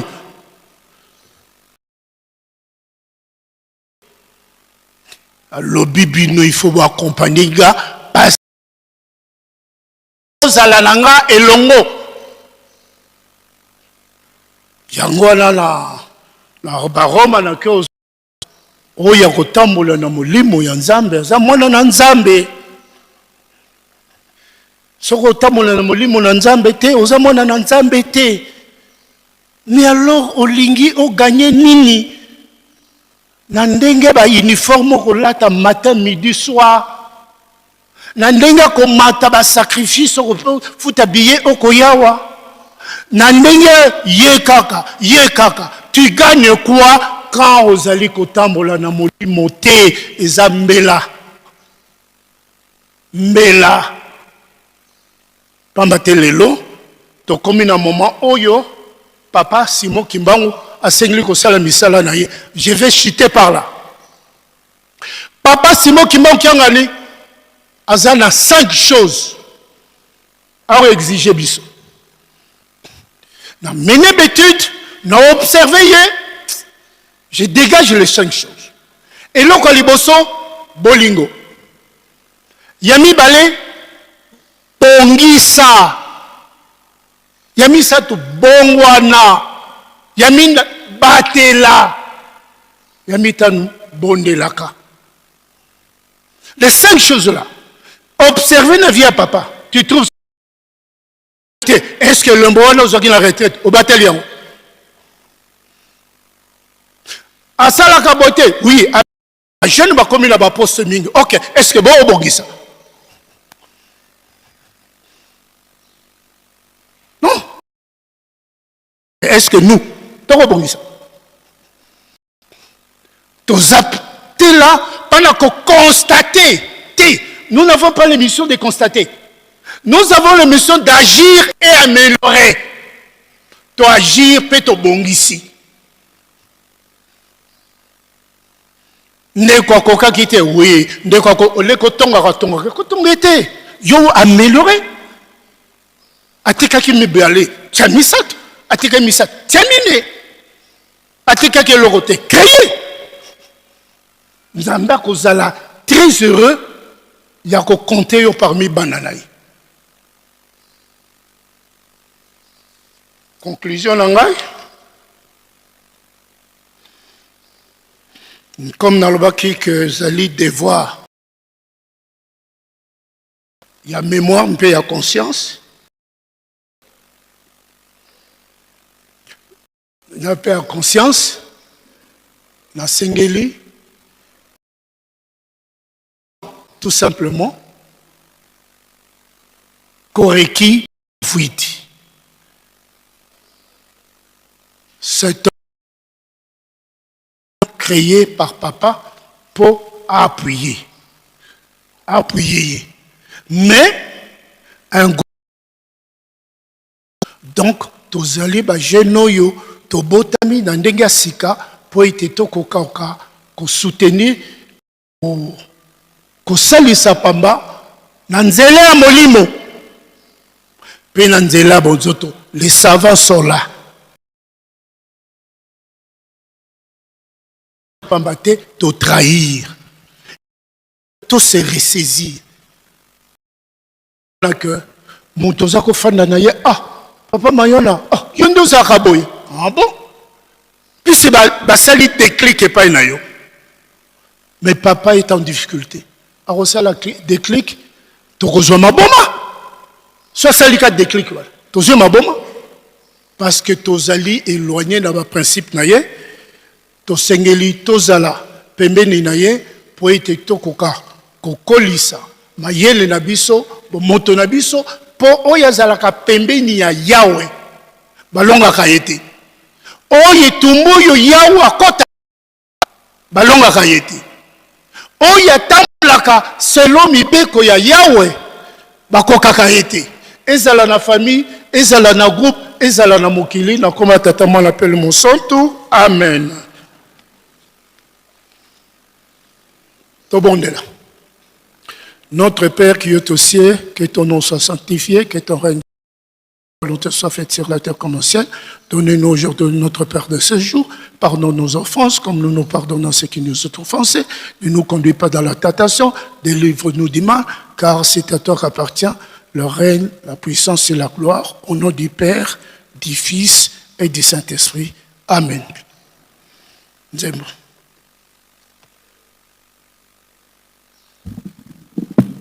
Mondo vanza builombanga kwange yese mude toi mundomba vanza builombanga kwa isazo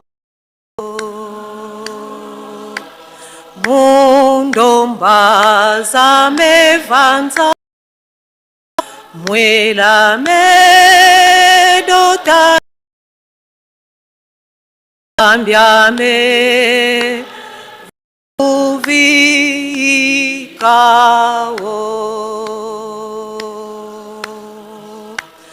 mundomba zamevanza builombanga kwange yese Nzambiame dedikisazo mundomba zamevanza amedotani Nzambiame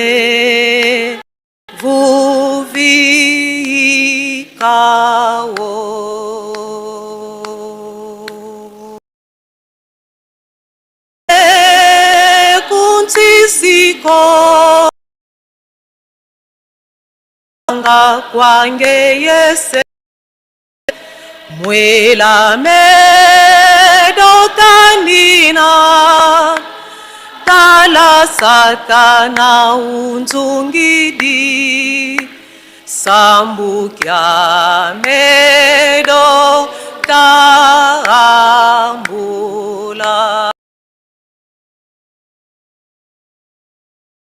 Ambia me kusiko builombanga kwange yese Mwela medo tanina Tala satana uzungidi Sambukya medo tambula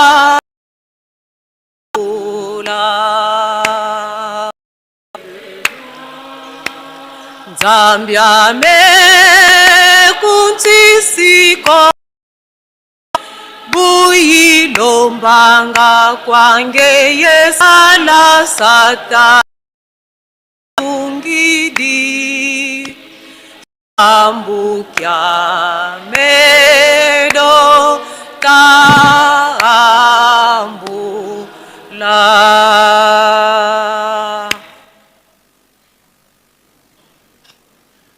Yabiso eteni tukiwana tokosenga na merci.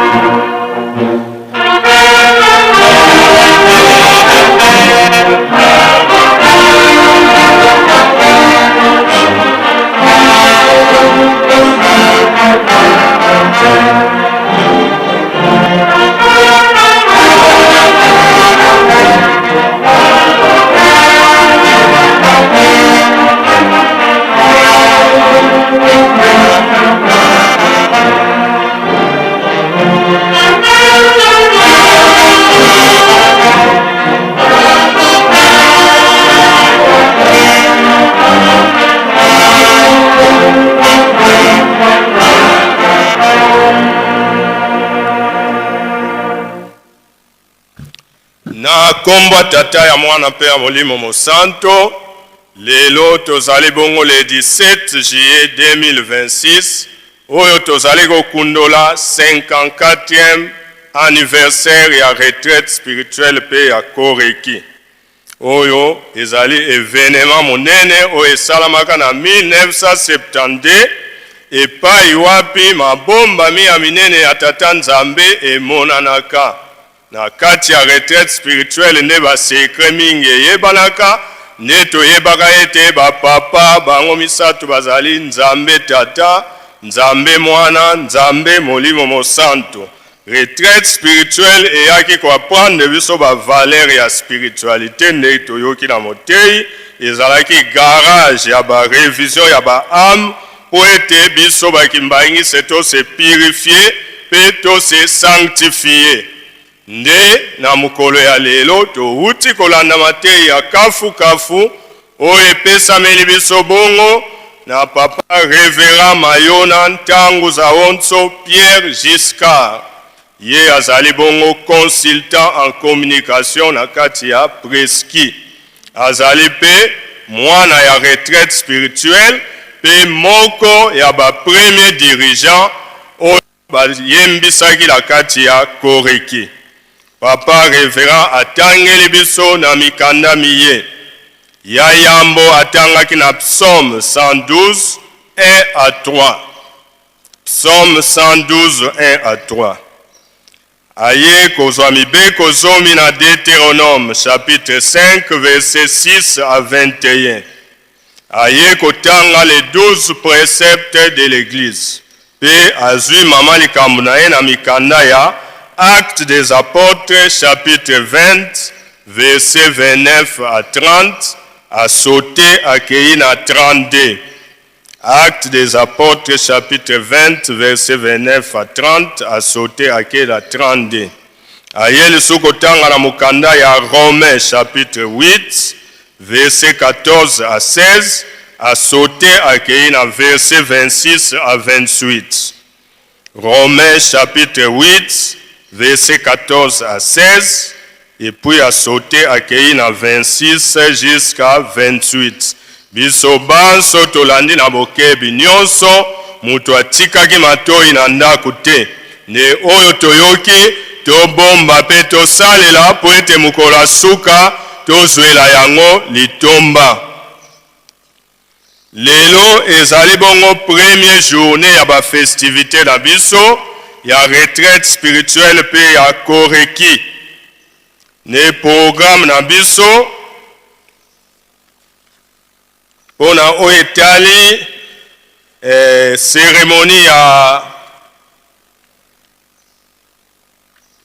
cérémonie ya bayembi na libanda esengami ete bakorale oyo yango nde koyemba.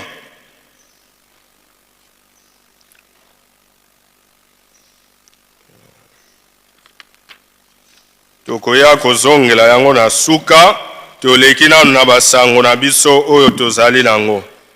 Na basango tozali nango ya yambo tozali na communiqué oyo euti epai ya bandeko na biso ya Kinzungidila tokotanga yango na bokebi nyonso. Elobi boye luzaisu kwa bisi Kinzungidila kya Yerusalemi diampa mahata 18. Landila bisalu bya ntungulu wa Yerusalemi biena yeto byobyo bitwavewa kwa Nzambi yeto bya ntungulu abisintu sedi yeto dia longo tata mfumu alongo simo kimbangu kyangani mwanda velela tinu wa mintinu bokele nkangu wa wonsono wakinzungidila mukwiza kuntsintsani ya ngolo ikala yeto mulumbu kya 3 mercredi le 22 juillet 2026 muwola ya 14h vantwadisi ayani mosi Nzambi yeto munankamba tata mfumu ambanza mfumu Yesu yandivo vokatutungidi Yerusalemi kompasi zeto kazilendi manako kulu undiafwafwa kanti kadiambu dianiko beto besikinzungidila mbote twa dianti myandudi pasi twayangidika ntino eto nsiluluzani za lungana ngeye kwa sina diambu tuku zayavo kukimosi kukosi mputa yina yaku. Signé Président Général Papa Mayamona Ndomfusu Pasteur. Communiqué Yanzole Itelele Ebu na kombo ya tata mwana pe molimo mosanto service ya l'état civil ezali koyebisa na bandeko ya Kamfuma ete programme ya recensement ekozala na mokolo mwa jeudi le 23 juillet 2026 na yango basengi moto azanga te bosangana esika bosanganaka. Signé chef d'état civil Papa Mbungu Kizamina Belge. Communiqué euti na Iji Kinkamba elobi boye. Présidence ya Iji Kinkamba ezali ko rappeler na ba jeune ya le 4 campé ba section ete le 4 août mikolo esili tosala makasi tokokisa bikateli nyonso ndenge esengamaki kobanda na $10 ya misala, $10 ya ngombe, ogamate pe bikateli mosusu. Mondimi to jeune bongisa pe kado na yo oyo ko défilé na yango le 5 août 2026 na kwanga ya munene ezanga te. To rappeler lisusu boye direction générale ya IJK ebongisi programme oyo na mokolo ya yenga le 26 juillet 2026 ya liboso ekozala opération latisa nganga ya Nzambe. Okoka pantalon, chemise, sengle, gants, chaussettes oyo okokoka kosomba osombi oye nango. Ya mibale kaka na mokolo yango ekozala versement ya $10 ya tol par jeune pona ndaku ya nzanzalonga. Tia mbongo na ya $10 na enveloppe kanga yango pe okeko tia yango na sani. Fait en Kamba le 17 juillet. Signé révérend Kisilumeso Ti Tuvwedi Léon Pasteur. Communiqué et outi na ba maman veuve liyebisi pona ba maman veuve na lotomo ya papa Mbenza na kombo ya tata mwana pe tata molimo santo ba veuve tokokende kaka lundi le 20 juillet 2026 na bilanga moto azanga te esili se boye na kombo misato ya bule. Communiqué euti na apaki elobi boye pona bosombi bateau de pêche la biso batata direction nationale ya apaki ville sainte asali programme ya bantintsani intercamp section pe territoire ya Luozi ekozala bongo vendredi le 24 juillet 2026. Programme ezali boye Kamason Kankipaku site Kankipaku Kaweno Kamfuma pèlerin site Kamfuma section Kamba section Nazareth site Nazareth section Kianamwenvo Zumbu Malanta site na Malanta section Banzansana Gombe Matadi site Gombe Matadi section Kinkoni Sumba site Sumba section Mazeza territoire de Luozi site Luozi. Tata Mokonzabule azongisi mokolo mwa vendredi na apaki bantintsani ya vendredi tongo pokwa ezali pona bosombi bateau de pêche batata président Maseki ezala lisusu te tosala ba recouvrement ya makasi pe tozwa bimbelekela ya makasi pona bantintsani. Tata Mokonzabule alingi komona bateau de pêche ya apaki na mobu oyo ya 2026 botosi eleki mbeka ya kotumba. Signé président national Papa Mavinga Vang.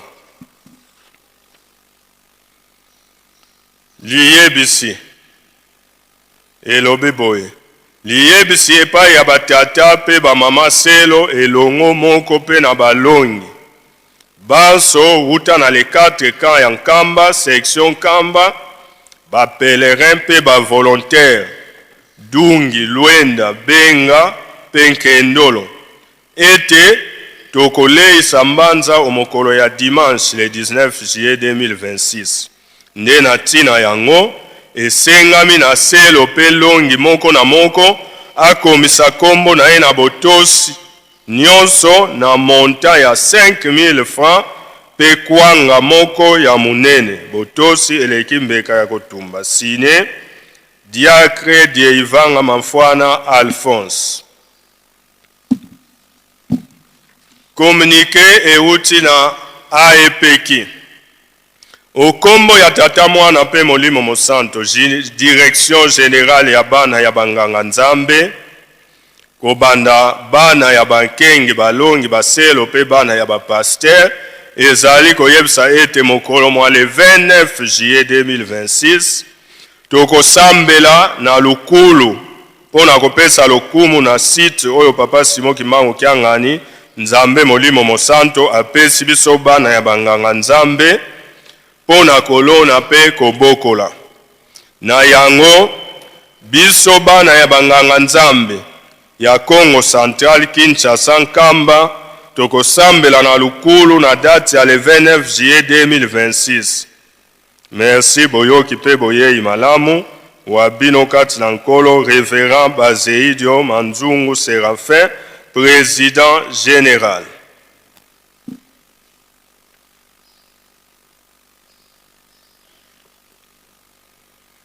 Communiqué euti na 7 secteurs ya Bandibu.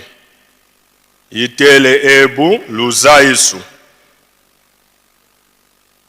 Twetizaisa kwa batata eba mama Bandibu, bena mu 4 camps ya mavata mazungiri Yerusalemi vo, tuena elumbu biole bya kisalu, tuka kya 3 ye kya 5. Kina kya 3 yovo mercredi le 15 juillet 2026, se twavutuka kudungi, kanti kotela kunima nzoya bisadi bya adi. Kotela kunima ya nzoya bisadi bya adi. Ngizulu ya mbote, kwa beto bawonsono, muntangu ya mbote, natalonga ye kopo diako. Signé Mama Nzuzi Bwende, présidente. Communiqué itukili kwa kimfuka kya Lukaya Manyanga e Grand Kasai. Itelele Ebu, rappel na bana misatu, Lukaya Manyanga Grand Kasai, tata molimo mosanto asengi na mwana misatu nyonso apesa $10 pona kowela misala. Mwana misatu zala na nyongo ya mutu kasi kozala na nyongo ya tata nzambe te. Mikolo bapesa biso esila. Mwana misatu lamuka na pongi, tolali pongi tangu mulai, botosi eleki mbeka ya kotumba. Signé Mama Basikila, présidente générale.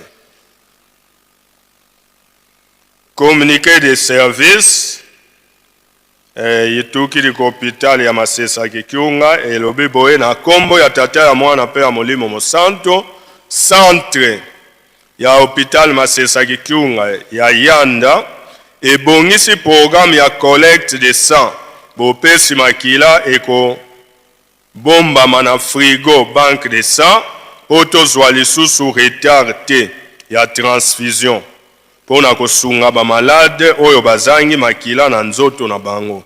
Na yango, tosengi na ba donneur de sang ya groupe nyonso tokende kuna na sima ya tribune. Esika batie batante kaka awa na kati ya mbanza poto pesa makila. Tango yo pesi makila na yo obikisi deja mutu moko. Tata nzambe akobosa na yo te. Ba donneur oyo baza na âge de 18 ans à 65 ans. Aza na 50 kilo mata. Bango nde basengeli kopesa makila. Totombeli bino boyei malamu na kombo ata mwana pe molimo santo pour la direction, Dr Mafuta Mbenza Maf, médecin directeur. communiqué et outi na ASEP, Association des épouses ya Koreki.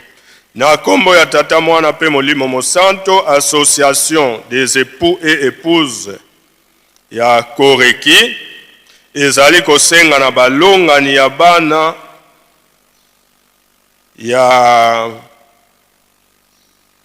Mbuki nyonso ete tokutana na sima ya temple après honneur ya papa pona kobongisa ba programme na biso. Notez bien moto azanga te, large diffusion signé révérend Nyembe, président général.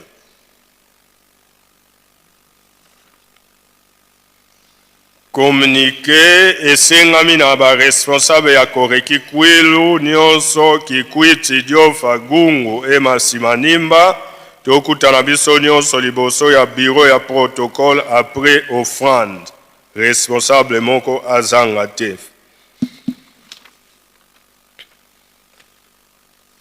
Ndenge tolobaki lelo ezali bongo première journée, lobi ekozala deuxième journée.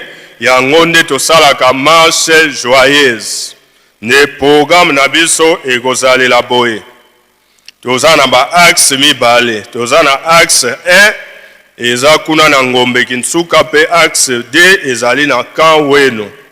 Axe 1 tokobanda défilé na biso banda na cimetière ya Mama Mwilu pe koya na Mbanza. Ba entité oyo ekozala kuna ezali bongo Koreki Mer, Ville Sainte Nkamba et ses sections, République du Congo, Brazzaville et tous ses départements, Congo central, Grand Katanga, Europe, autres provinces de la RDC et puis Afrique. Axe ya mibale ekozala libongo kouta na Libaya pe koya na Mbanza. Tokobandela kuna na Libaya, banani bakozala bongo kuna tozali na ville province ya Kinshasa, toutes les communes et les sections de la ville province de Kinshasa. Tokozala na Angola, Luanda et toutes ces provinces. Division unique des cataractes. Grand Kasai, tozala kuna na Kasai, Kasai central, Kasai oriental na Sankuru. Tokozala na Grand Bandundu kuna toza na Kwilu, Kwango na Mai-Ndombe. Ordre ya défilé zali bongo ya Yambo ekozala retraite spirituelle kuna toza na responsable ya retraite, toza na premier groupe, toza pe na bana ya retraite bango nyonso. Deuxième ekolanda direction générale elongo na ba invité. Troisième, ekolanda ba épouse ya Koreki, ASEKI lisanga ya bana, Angola, toza na comité national, Luanda, Wiji, Mbanza Congo, Noki, Kabinda, Soyo. Balandi bango na RDC, kuna toza na ba Choral Mer, Grand Katanga, Grand Bandundu, Grand Kasai, Congo central, Matadi, Katara, Lukaya, Boma, Bas-Fleuve, et puis autres provinces de la RDC. Ekolanda bango na Europe, Simaya Europe, Amérique, Simaya Amérique, pays d'Afrique, Simana bango République du Congo, Simaya République du Congo, Ville Sainte Nkamba, et puis na Suka ekozala bongo commission. Tozali bongo na programme ya concert. Tozali kobenda matoi na biso banso ba chorise, toyeba ete temps ezali limité. Concert ezobanda na 19h, ezokende kosila na 21h30. Donc soki bozali classé na journée yango, bomilengela déjà avant ezala te babandi kobenga bino nanu bongami te. Nde première journée le 16 et c'est le kaki, deuxième journée kozala bongo lelo le 17 banani bako leka o bako yemba toza na jeteki dirigeant Yelo Selemi, Koreki papa, Koreki mama, Lemba, Kakongo, Luango, Delvo, Lukula, Kinzamvwete, Lukaya, Kimbanseke, district de Lukunga. troisième journée à concert ekozala bongo lobi samedi le 18 juillet banani bakoyemba ezali bongo koreki patu kimpese dekese kwango chwapa kindunga sekebanza chela chikapa soyo mbanza kongo wiji kabinda mbanza ngungu. Et enfin dernière journée kozala bongo dimanche le 19 juillet banani bako yemba ezali bongo koreki boma kwelo Lualaba, Pointe-Noire, Mwanda, Europe, Grand Katanga, Matadi, Luanda, Brazzaville, Nkamba, pe koreki mer ako Sukisa.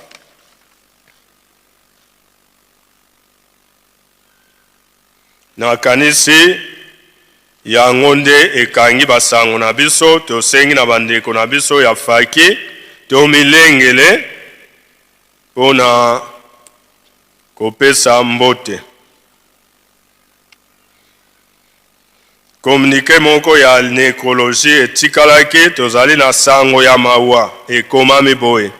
Sango ya pasi pe ya mawa kombo ya tata mwana pe molimo mosanto tozali koyebisa na lingomba mobimba pe bandeko nyonso bavandi na biso de près ou de loin ete tokufeli tata yaya noko li oyo abengami na kombo ya Révérend Célestin Maopa Yasele akufi lobi le 16 juillet 2026 na hôpital de référence ya PLC Mapango. Ye azalaki bongo pasteur na Omoneri Koko Kinzembo. Azalaki pe bongo fournisseur ya ba palmere to banzete ya mbila oyo ezalaki kokende na chantier ya Dungi na yango tosengi lisungi pe mabondeli na lingomba. Signé papa Zako Luwangu Zakari.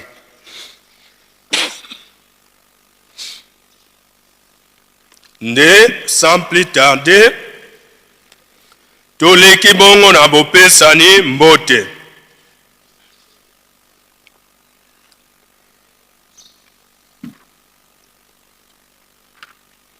Kuna na bopesani mbote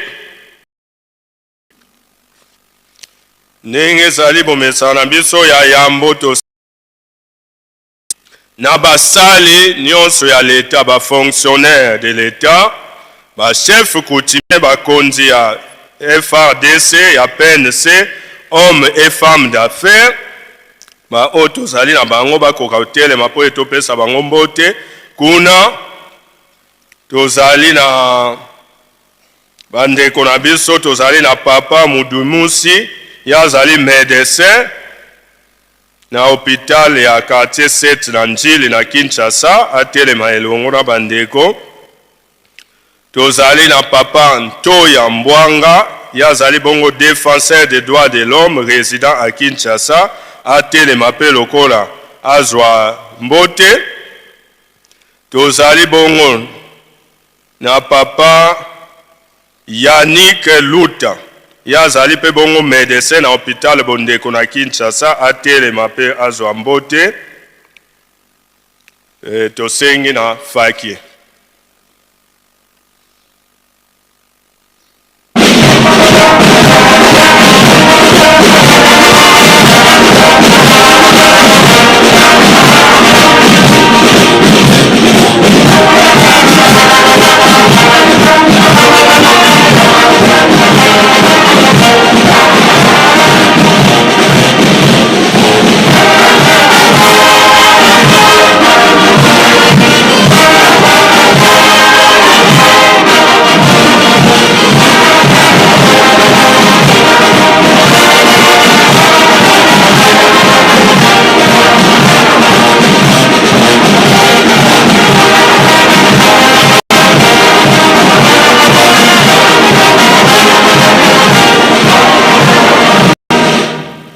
Tika tope so mbote ya esengo pe ya lokumu na kombo misatu ya bule na kombo atata ya Momo Santo. Merci tovanda na biso. tosengi na susu oyo balongwe bipai na bipai baye pelerinage awa na Yerusalemi pe bazali na biso elongo kati na tempelo na losambo ya lelo ndeko batelema po ete topesa bango mbote kuna na kati tozali na mama na biso mama Lukula Léonie azali bongo présidente de la communion des saints de la ville Brazzaville. Mama telemela biso topesa yo mbote. Tozali na papa Roger Chikala Mwamba yazali bongo représentant légal centre d'édification et de délivrance CED en cycle botelema bandeko elongo na bandeko mosusu po ete bozwa mbote faki.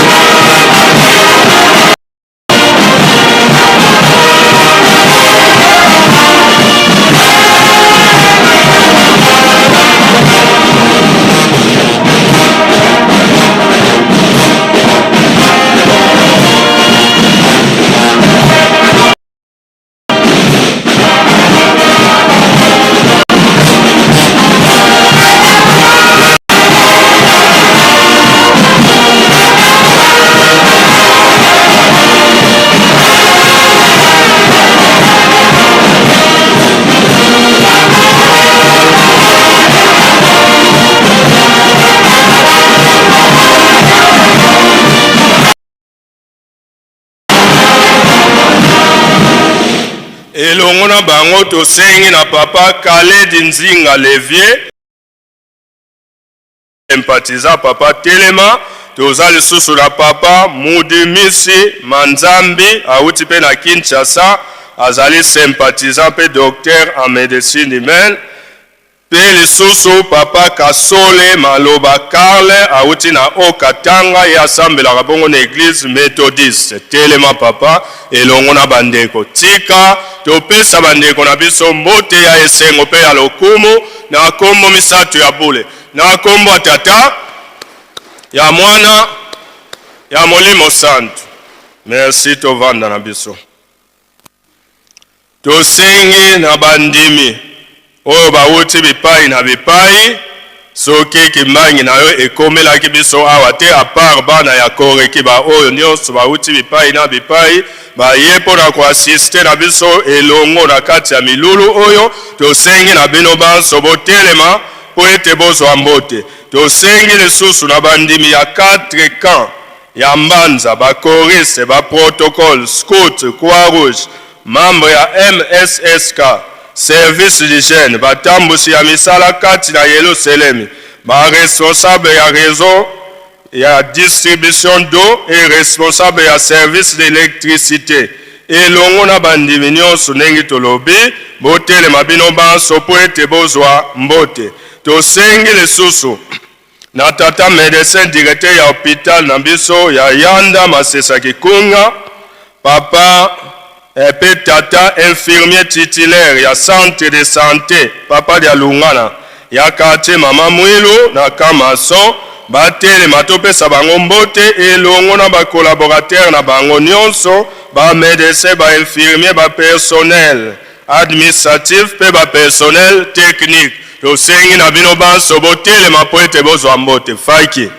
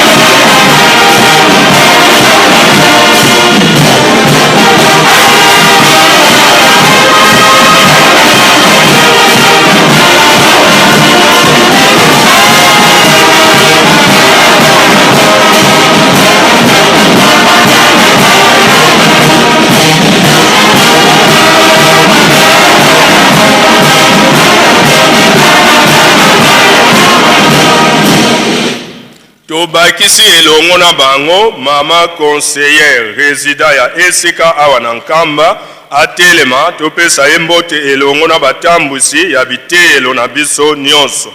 Tosengi lisusu na ba chef de camp ba adjoint na bango ba chef de quartier batelema banso topesa bango mbote. Tosengi lisusu na bankengi balongi baselo batelema banso tokoka kopesa bango mbote elongo na ba mama mafola ba veuve awa elongo na ba mama bafola ba veuve nde na nzela wana tozana bimbangi ya mama Mudimusi akuka ya zali katechiste auti na masina kimbangu tozali pe na papa Ngiefu ye auti na katana Kasai nde tosengi na bandeko na biso banso totelema po ete Lingomba apesa biso mbote. Tika topesa bandeko na biso mbote na kombo misatu ya bule na kombo tata ya mwana ya Molimo Santo. Merci tovanda na biso. Tozali kokoba ne awa tokomi na eleko ya ba papa pasteur. Tosengi bongo na ba papa pe ba mama pasteur, ba pasteur de cellule, de postes, secteur, commune, territoire, responsable des mouvements, associations et services au niveau communal, territorial, division unique, provinciale, secrétaire et inspecteur provinciaux. Tozala ba pasteur, ba représentants provinciaux, ba ngonyos ba telema na kati wana tozali na papa pasteur Waita Blaise, pasteur communal ya Ngalema. Tosengi na ba papa pasteur botelema po ete bokoka kozwa mbote. Faki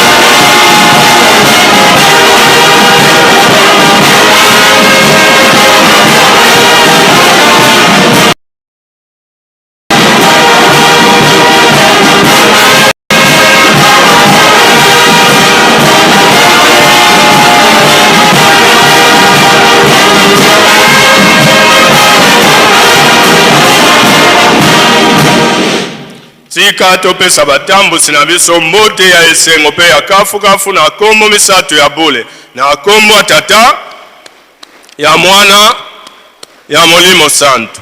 Merci tovanda na biso. Tosengi na bandeko na biso bayekoli ya école biblique 174e promotion pe banso oyo baleka na eteyelo ya école biblique. Totelema biso banso tozwa mbote tobakisi kuna bandeko na biso ya Mandombe to écriture nego africaine. Faki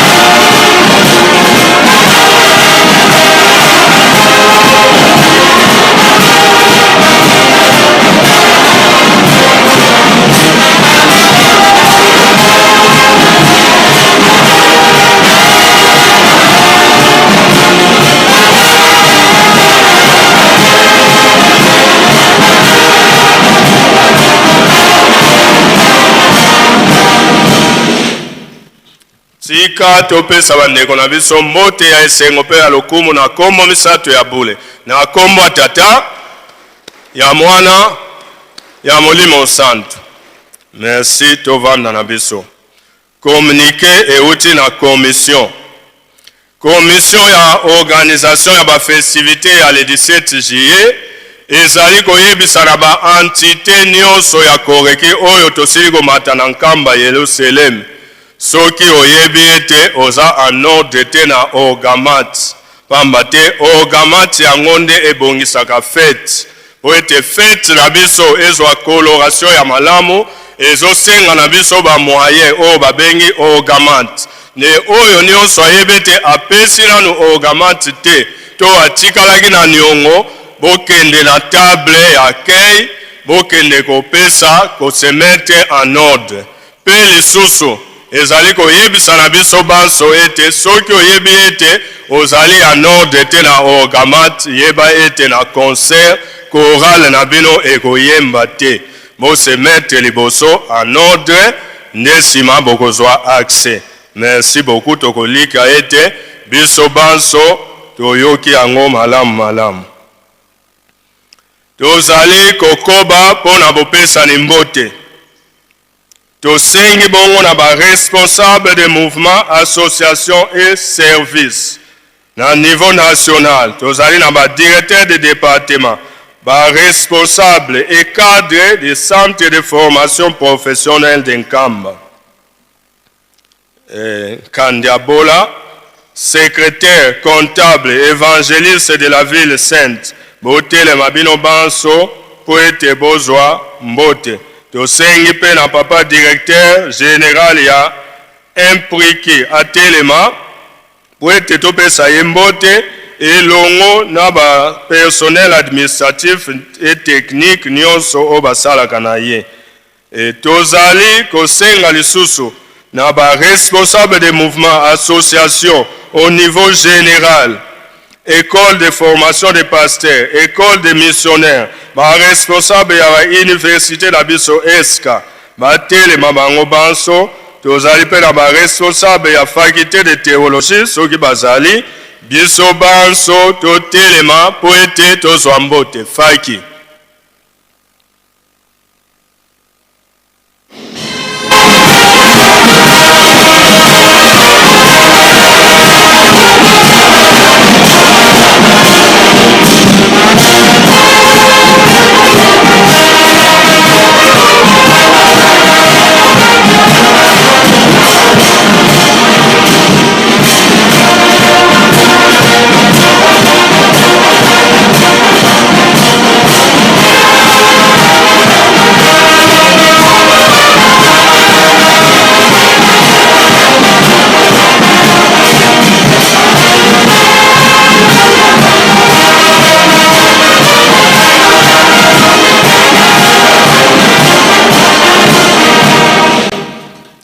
Tika topesa batambusi na biso mbote ya esengo pe ya kafu na kombo misato ya bule.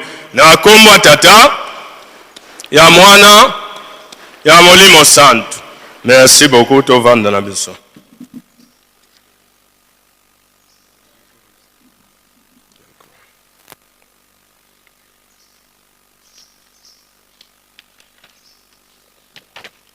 Tozali kaka kokoba ne tosengi na bakolo fete. Sadi tolobi bongo bana ya koreki ya mokili mobimba oyo tozwili baku ya komata nkamba na 54e anniversaire pona koyako kumisa peko sanjola tata mokule na date oyo ya pesaki biso po ete toya kotongela ye nkamba. Tosengi na biso banso bana ya koreki totelema po ete tozwa mbote. Faki.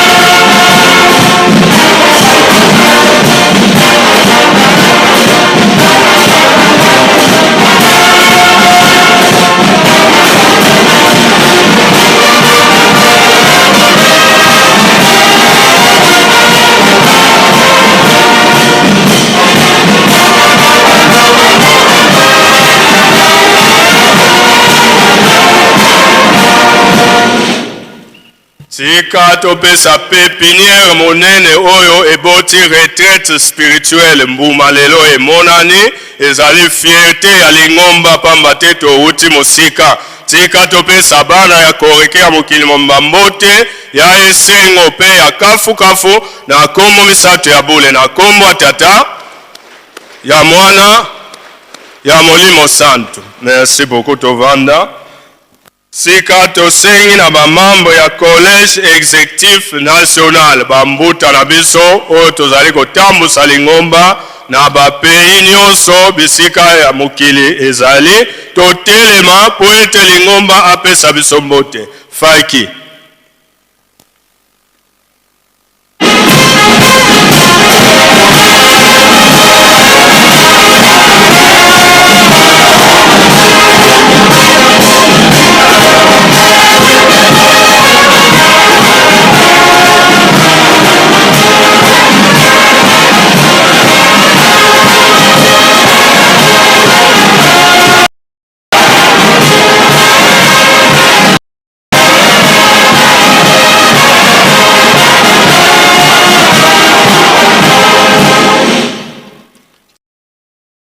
mbuta ya lingomba mbote ya esengo pe ya kafu na kombo misato ya bule na kombo tata ya mwana ya molimo santo. Merci bambuta bovanda na bino.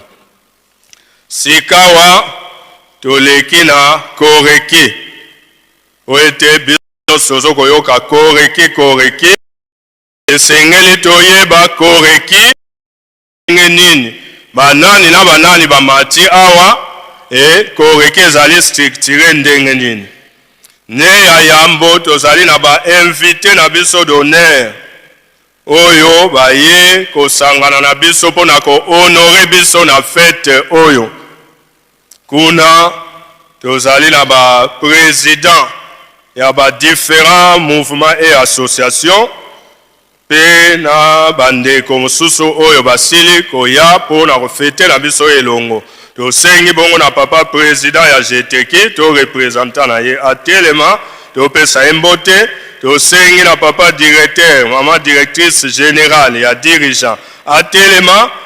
Papa président général ya Fliki tomoni ye moko azali papa telema. Papa président général ya IJK, papa président général ya présidente générale ya AFKI, président général ya APAKI, vice-président général ya FAKI, directeur général ya SPC, directeur général ya RATELKI, président général ya AEPKI, président général ya MSSK, directrice générale ya OPHK. Tozali na papa général Tati, tozali na maman directrice générale ya groupe de volontaires Kimbangis, directeur des programmes ya Ratelki, président général ya Scout Kimbangis, tozali na révérende Mayeto Dina, tozali na papa professeur Janon Pania, binone ben invité na biso to telema Faki.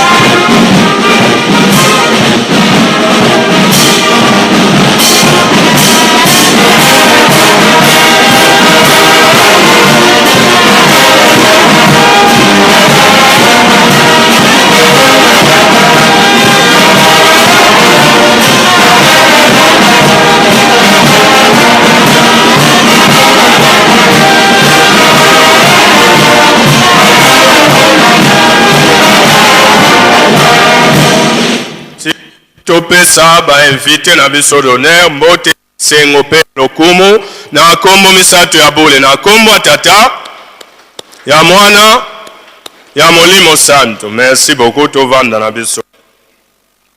Koreki ndenge toyokeli banda na Matei e banda na retraite spirituelle. Kuna na kati ya retraite spirituelle ezali na ba oyo ya yambo. Bakotaka retraite tobengaka bango bongo bana ya groupe 1. Mingi kati na bango basi batika biso, moko mibale misatu pe bazana bomoi nde tokotelemisa bango po ete tomona bango pamba te ezali lokumu bango nde bazali batémoin vivant ya oyo elekaka na retraite spirituelle na ebandeli. Kuna tozali bongo na mama révérende Mabinda Marie-Thérèse otelema po ete topesa yo mbote. Tozali na mama Mayemba Marianne otelema po ete topesa yo mbote. Tozali na mama Lucina de Marie otelema po ete topesa yo mbote. Tozali na mama Mami Tulenge otelema topesa yo mbote. Tozali pe na mama Ntimba otelema po ete topesa yo mbote. Faki.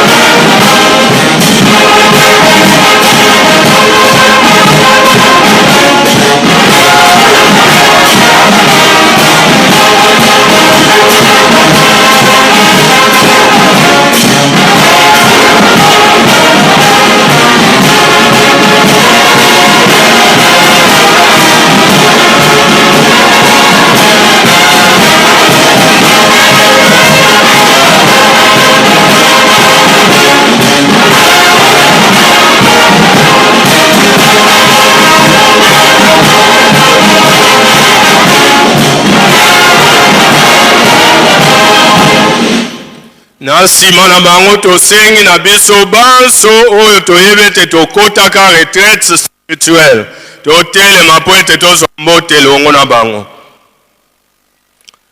Tika topesa na mbote na kombo misato ya bule, na kombo ya Tata, ya Mwana, ya Molimo Mosantu. Merci tovanda na biso. Koreki ezali na masanga oyo ya kompaniaka bango na pembeni. Tozali na ba épouse na biso batikaka biso te tango nyonso soki tomati na nkamba balandaka biso basorganisaka pe basalaka défilé bapesaka bakado, bref bapesaka biso maboko.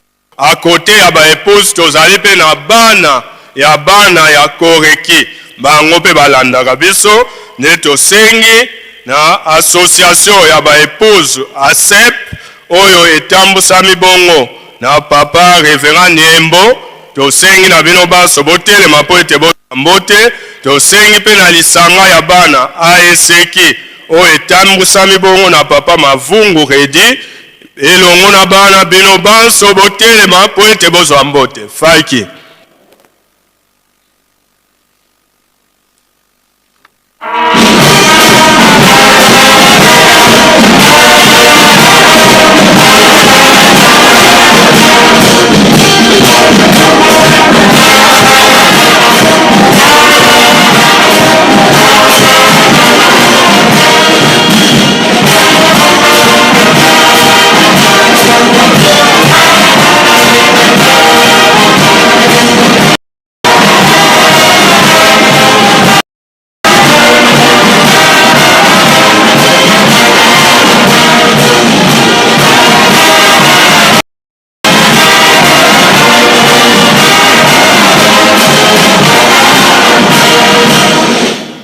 Tika bana na biso mbote ya esengo na kombo misato ya bule, na kombo ya Tata, ya Mwana, ya Molimo Santu.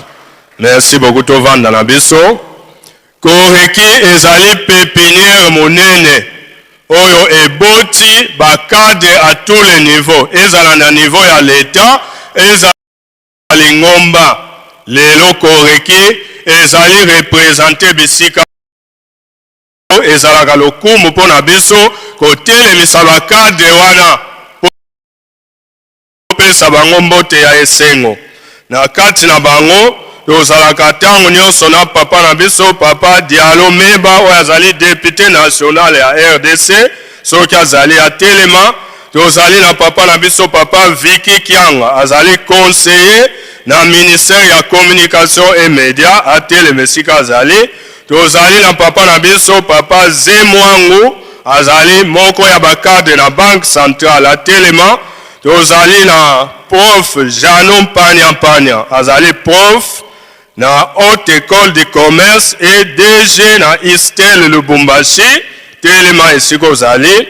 Tozali na papa na biso papa Léopold Matwatumwa chef de service ya Charwa automobile na régie des eaux telema esika ozali. Tozali na papa na biso papa Mathieu Niembo ya azali bongo magistrat telema esika ozali. Tozali na papa révérend maître Paka Kote Robert esika ozali telema. Tozali na mama pe moko ya bana na biso mama Likai Divine azali magistrat telema esika ozali. Tozali na doctorant Timbakanda Arnold azali assistant na Ista Mbanzangu telema esika ozali. Tozali na ba docteur lokola papa docteur Watu. Tozali na ba avocat ba cadre divers bino nyonso na ba oto tangi kombote totelema po ete tozwa mbote kaka na nzela wana na koreki tina kati ya Lingomba ne tolobaki tozala bakadre ya minene. Tozali na papa mbuta na biso papa révérend Mario Suarez azali moko ya bakadre oyo mosala na kati ya Lingomba telema po ete ozwa mbote.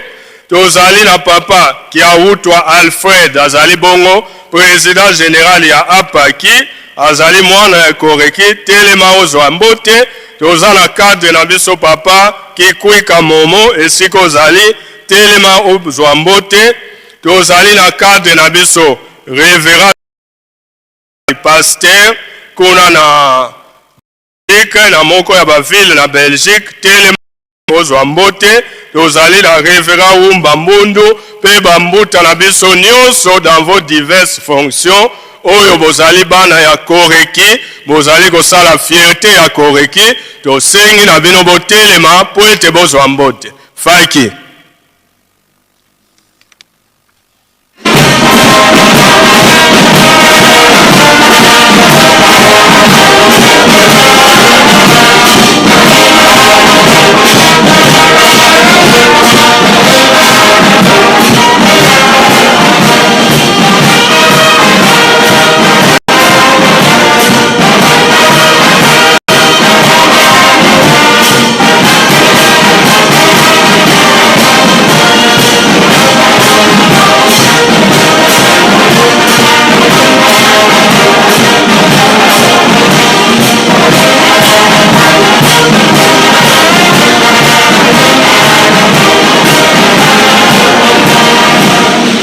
Sika topesa bakadre na biso be bambuta na biso mbote ya esengo pe ya kafu na kombo misato ya bole na kombo tata ya mwana ya Molimo Santo.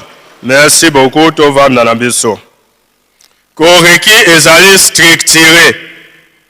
Nesika tokoti na structure ya koreki. Koreki ezana ba responsable bandi banda na section commune ti emati na likolo ne na bongo tosengi sikawa na ba président communaux et sectionnaire ya ba ville na biso nyonso bisika ezalaka ndakisala Kinshasa o Katanga Kolwezi pe na République du Congo ba communaux pe ba sectionnaire botelema po ete bozwa mbote. Sima ya ba communaux na ba sectionnaire ezalaka na ba président provinciaux kuna tozana ba président provinciaux ya RDC ya Angola pe ya République du Congo pe ya bipai na bipai o tozali awa totelema po ete tozwa mbote. Sima ya ba président provinciaux tozali bongo na ba président nationaux. Tozana ba nation na biso kuna na RDC tozali bongo na révérend Mandiango Philippe yenda zali kotambusa koreki na RDC esiko zali papa Révérend Telema ozwa mbote. Kuna na République du Congo tozali bongo na papa Enoch Luyindu Ladio yenda zali kotambusa koreki na République du Congo. Na Angola tozali bongo na papa Jersey Tutonda Telema esiko zali pe awa na Nkamba tozali bongo na Révérend Simon Lukembisa Telema pe elongo. Koreki ezali pe na bakambi na bapeyi oyo ezalaka na bacollège national na mikili ya poto banda na France na Belgique kuna toza na ba Saint-Denis ezala na Gabon na Afrique du Sud na bipai songolo pakala lokola na Canada na ville ya Saint-Hyacinthe kuna tozui mama catéchiste Zingi Albertine yende pe responsable nyonso oyo tozui bakombo awa te tosengi na bino banso botelema po ete bozwa mbote faki.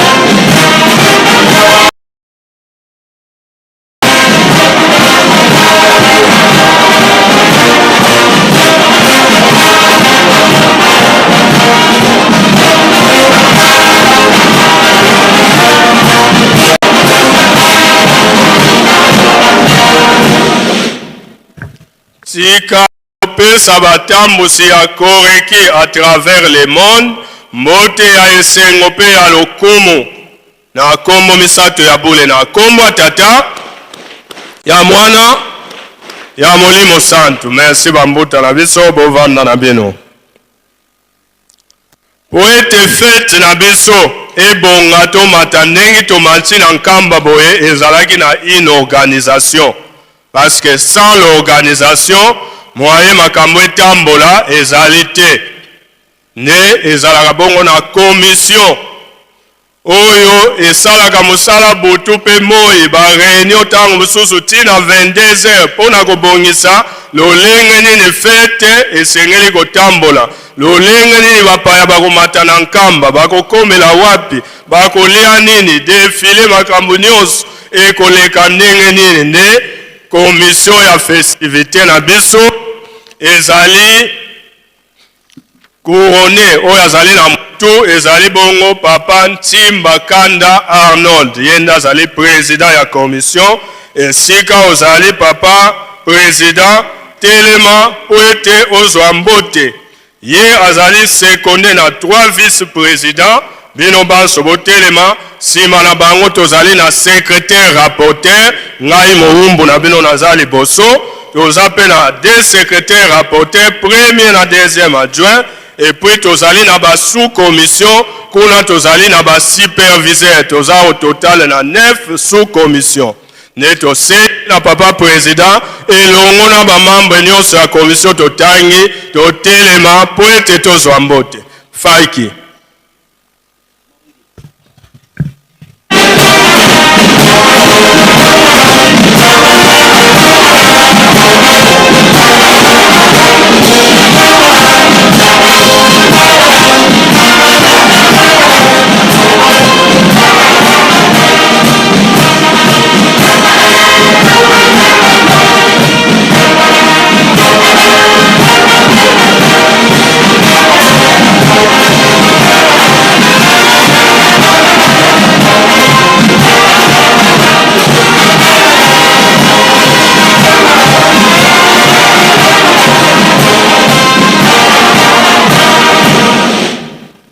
Tika bopesa biso mbote ya esengo pe ya lokumu na kombo misato ya bule na kombo tata ya mwana ya molimo mosantu. Merci beaucoup.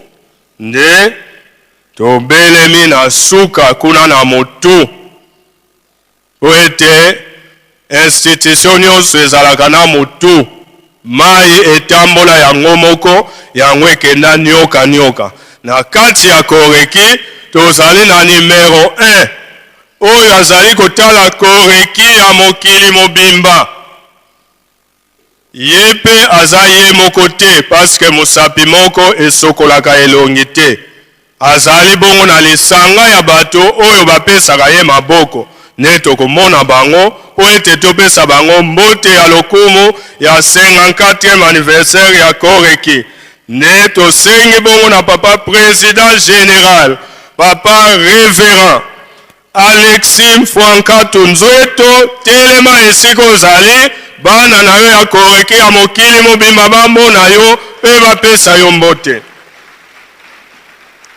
na nsima na ye azali na komite oyo epesaka ye maboko tozali na vice président général papa Sele Kuntwala papa telema po ete ozwa mbote tozali na secrétaire général papa Bwanda Ndongala Jacobi telema esika ozali toza na baconseillers généraux toza na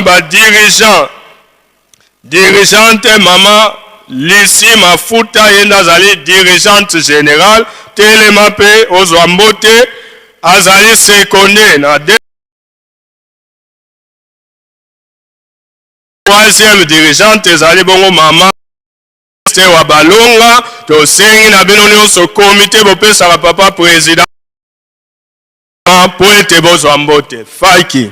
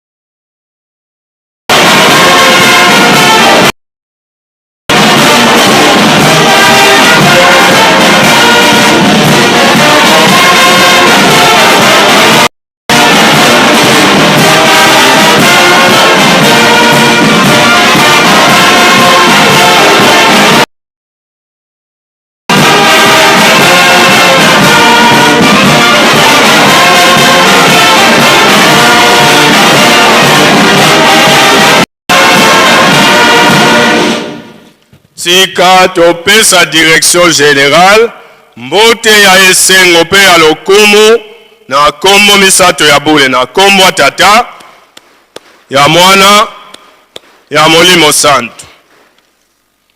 Merci beaucoup ya biso tosukiseli wana ne tosengi na papa secrétaire ya ville sainte aleka mpona continuité ya programme.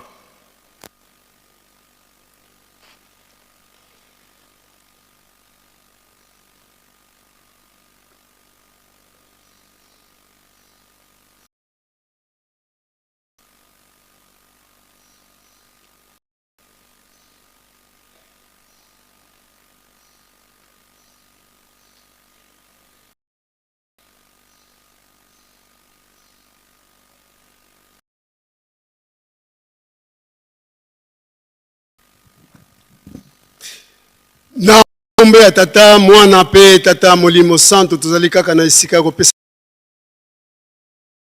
to sengi na bambuta na biso ba président délégué ya ba mbuta bisika buzwami botelema to pesa bino mbote elongo na ba membre na bino ba proche collaborateur na bino faki sepelisa bango.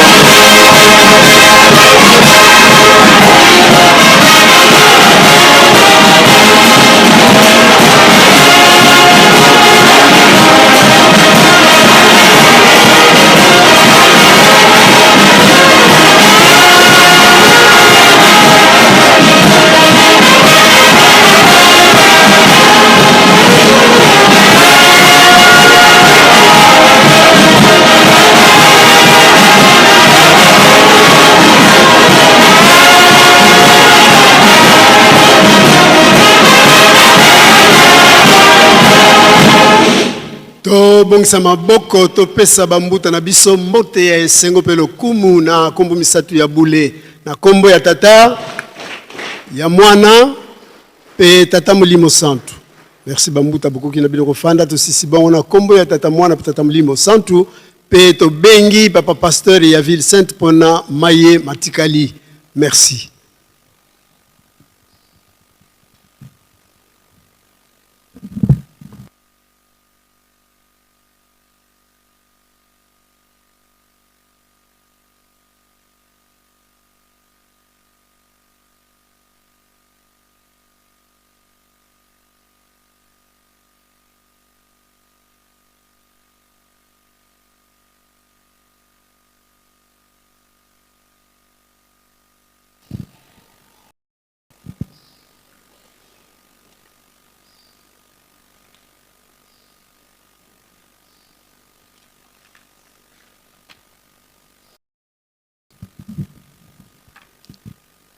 Na kombo ya Nzambe tata ya mwana pe tata molimo santu tolandi ebi matei bapesi biso na mokolo molelo vendredi 17 juillet 2026 baye toyoki tobomba tosalela po ete mokolo ya suka tokoka kobika azali kosenga na biso tozala bana ya botosi tozala bana ya botosi, respect des consignes, respect des instructions. Banza biso nyonso bandimi tozali mwinda esengeli esika nyonso yo ozali mwinda na yo esengeli engenga tina wana azali kosenga na biso to batela malamu mibeko kosalela yango kotosa yango bolingo ya solo solo esengeli emonana à travers biso bolingo avec intérêt ya hypocrisie pété tolongola bakazak oyo tolati ba mauvais héritage tolongola yango wana nde tokobengama ya solo bana ya papa Simon Kimbangu tina bazokosenga na biso tozala makasi na mabondeli ya tongo mabondeli ya bangonga soirée spirituelle pe babeko tolemba te misala kati na Yerusalemi botongi nkamba pe tolo na tobokola misala ya nzanza longa biso nyonso tozalela yango makanisi le 12 octobre oyo esengeli batu na batu toya kopesa bafungola ya bandako na biso mwana ya koreki zala na curiosité otikala kokoma atako kende kotala ya pamba kuna na nzanza longa pamba te biso mingi ndenge toyaka na Yerusalemi mingi parmi biso meme na kata ndako Nzambe okotikala kokota na yote me outi na Yerusalemi mingi pe meme atako sokola kuna na mai okotikala kosokola te me outi na Yerusalemi etango tokozonga baninga oyo bayete bakotuna biso bino bato bouti na nkamba bandako ya nzanza longa ekomi niveau nini surtout oya biso ya koreki lokola yo okomaki kuna te oko invente kaka réponse oko pesa. Lokola biso mingi bambuta na biso tolingaka na biso bangote, tokoloba nini? Oh, bongo eloko nini ezo sale makuna à peine tozana na fondation. Mais omonite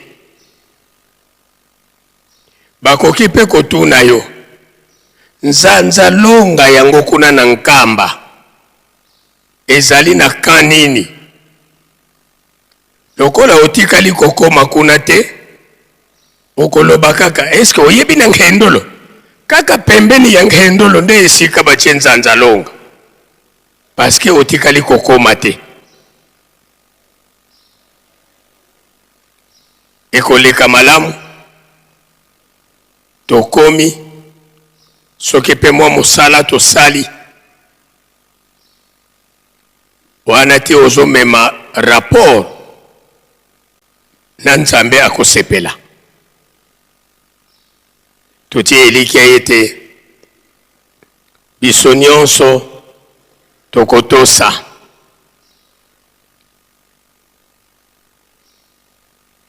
na banza lobi yango tata Molimo Santo akabwanaki na bambuta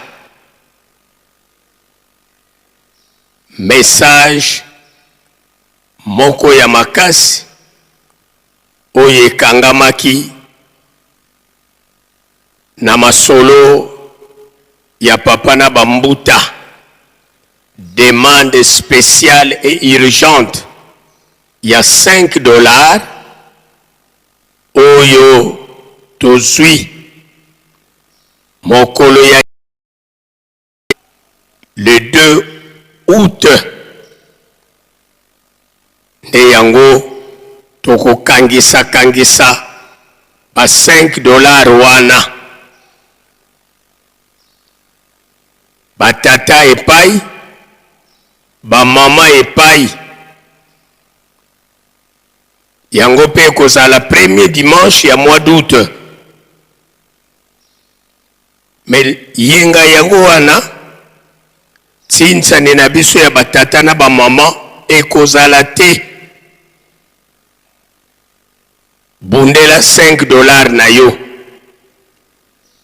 ngai pe na bundela $5 na ngai kuna na suka nde bakotala na mokolo yango na mokili mobimba banani oyo batosi ekateli oya $5 entre batata na ba mama kuna nde ekouta ba oyo tokozwa trophée, c'est-à-dire tolongi na ba oyo tokozwa fleur pour la présence na biso na kati ya compétition. Donc to mema sango ete biso nyonso bandimi ya tata Simon Kimbangu à travers le monde entier, $5 pour la dimanche le 2 août. Biso batu tozali mosika mbongo na biso esengeli ekoma na Yerusalemi au plus tard lundi le 3 août. Na banza biso nyonso tolandi na bokebi nyonso maye makangamaki mokolo ya lobi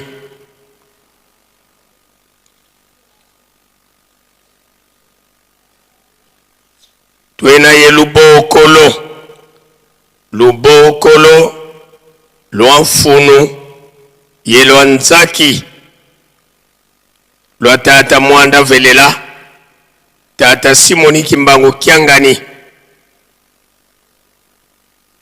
Fumwa Ndongo Fumwa Dibundu ya Kimbangiste Bokele Seba mfumu za Mavata ye mbanda zao mbuta za mbongi kanizizole muna konso vata batata mfumu za palata chef de groupement ye balongi ye batata pasteur sectionnaire badi bundu de kimbangiste muna mavata mena mu section kamba groupement ya Nzundu Kinzinga Kinkuzu ye mavata ema Yanda Tsala Tsaka Litungamene Kimbenza Kitomesa Ngungu Kimbanda ye Kungu Vakimosi ye mavata mena muzunga kekiana Mwemvo ye Malanda beno baonso lutomboka kukunkamba mukia ntatu le 22 juillet 2026 ndinga yena yami kazolele kulusonga mudiodio dilombolo kwa beto baonso twasonga luzolo lwa mbote mumbokolo yoyo yeziti sayompe tuzaya diovo mbila kulumbu ovoka ya diako ya mambo ngizulu ya mbote tululombele mulutumu lwa tata mfumu wa Nlongo mfumu wa Dibundu yeluvelwandi lubokolo lutulu lukoko kwa papa révérend Sukami Mambona Leo pasteur de la ville sainte tusidi vuvo bambuta mumavata lutulendi sitwa tatamana tanga luboko lolo mulumbu bibi na teye tunaluaka kina kya ntatu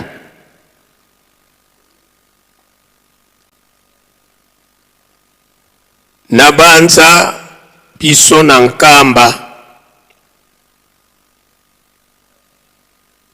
mibeko ezali ndena tina wana biso nyonso toyebi bisika oyo tosokolaka nzoto ndenge toyeboye surtout kuna na tunungu kobanda na likolo ti kuna na se ndena tina wana epekisami makasi na biso nyonso kosokola nzoto a partir ya pont ya maya tunungu kuna na Nduakulu toleki na ba etan titokoma kuna na Kumba donc to respecter bisika oyo tosokolaka nzoto. Ce n'est pas n'importe où et n'importe comment. Tutie eliki ya ete biso tozalaka deja bana ya botosi tokotosa tofongola pe miso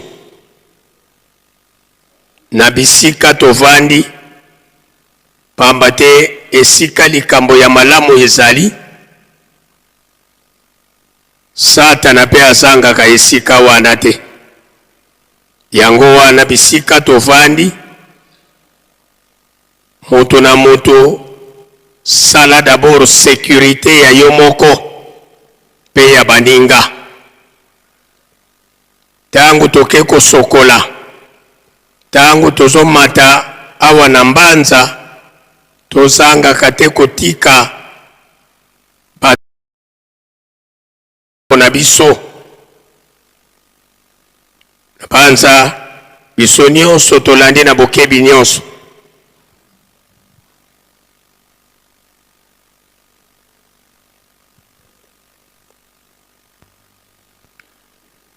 na lotomo ya papa mfumu wa Nlongo esengami na ba chef de mouvement ya Nkamba ba chef de camp pena ba sectionnaire banda lobi tangu tokomata na ndako Nzambe tomatisela ye bakupe nyonso oyo ezokoshome na babiro na biso ezala bakupe oyo tozwi na le 8 juillet azali na bosenga nango totie elikya ete biso nyonso tolandi na bokebi nyonso to soki yo oyebi ke yo mbuta ya association mbuta ya camp mbuta ya section surtout ba section ezali pene dakisa section Kamba section Kiana Mwenvo Nazareth Gombe Matadi biso batu tozali pene bakupe nyonso tozali na yango na babiro tata mokonzi Bule azali na bosenga nango ezala oyo tozwi na le 8 juillet toya nango totie elikya ete biso tozalaka deja bana ya botosi tokotosa lobi na tongo nde yango ekozala marche joyeuse oyo tomesana kobenga carnaval e biso ba oyo tokouta na weno point de départ ezali Libaya ba oyo tokouta na weno point de départ ezali Libaya tokotambusama na Fliki ba oyo tokozala na Ngombe Kintsuka point de départ na Mama Mwilu tokotambusama na Faki bakado pe ekopesa makaka lobi ndepo na oyo etali ntsintsani susi ya tata mokonzi Bule lelo oyo premier jour esengeli bimbelekela nyonso tobimisa yango tina ya kobomba bomba ezali te kaka lelo esengeli bimbelekela nyonso tobimisa yango na banza biso nyonso tolandi na bokebi nyonso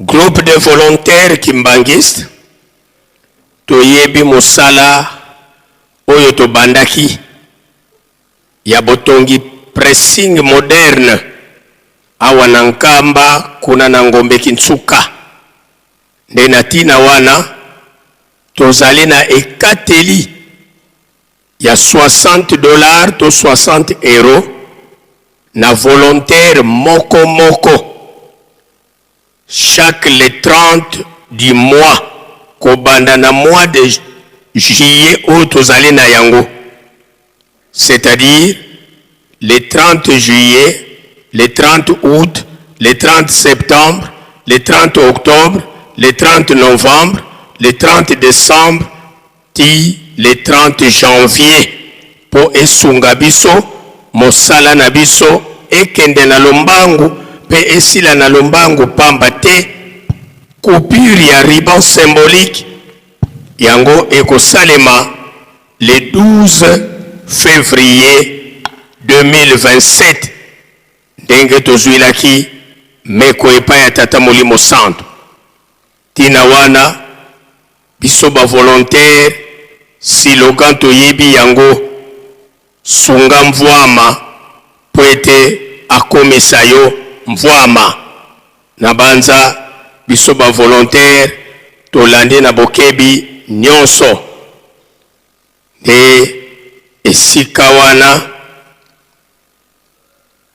tokangeli manso oyo tozalaki na yango na mokolo mwa lelo okombo ya tata ya mwana pe tata molimo santo pe to invité na oyo esika papa révérend directeur du cabinet okomela biso awa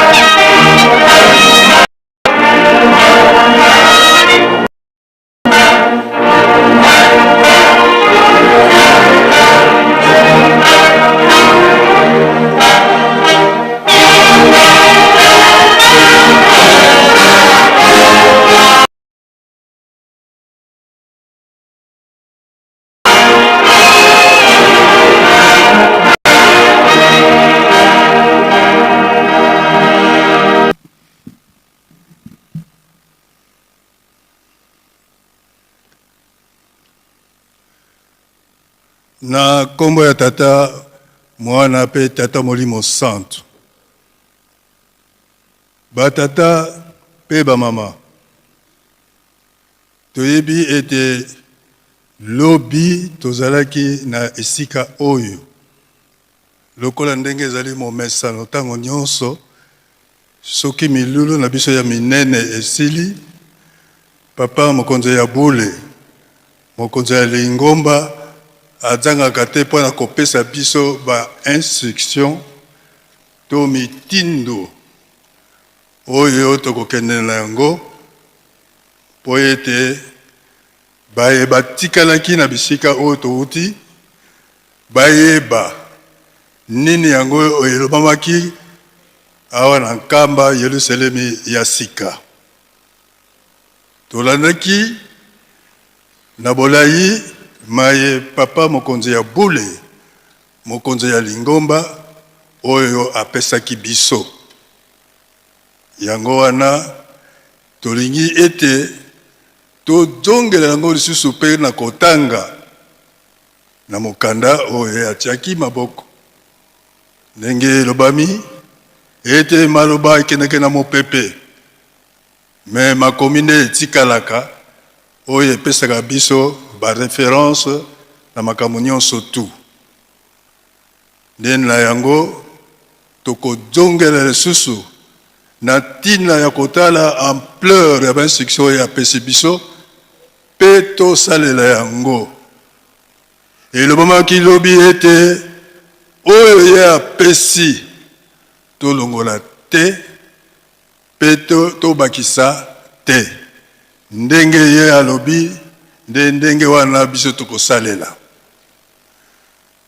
Na bongo tokozongela lisusu maye maloba maki lobi lelo so tokozongela po ete moto nyonso tu ayoka abomba pe asalela maye papa mokonzi ya bule apesi biso na sima ya milulu ya le 8 juillet 2026.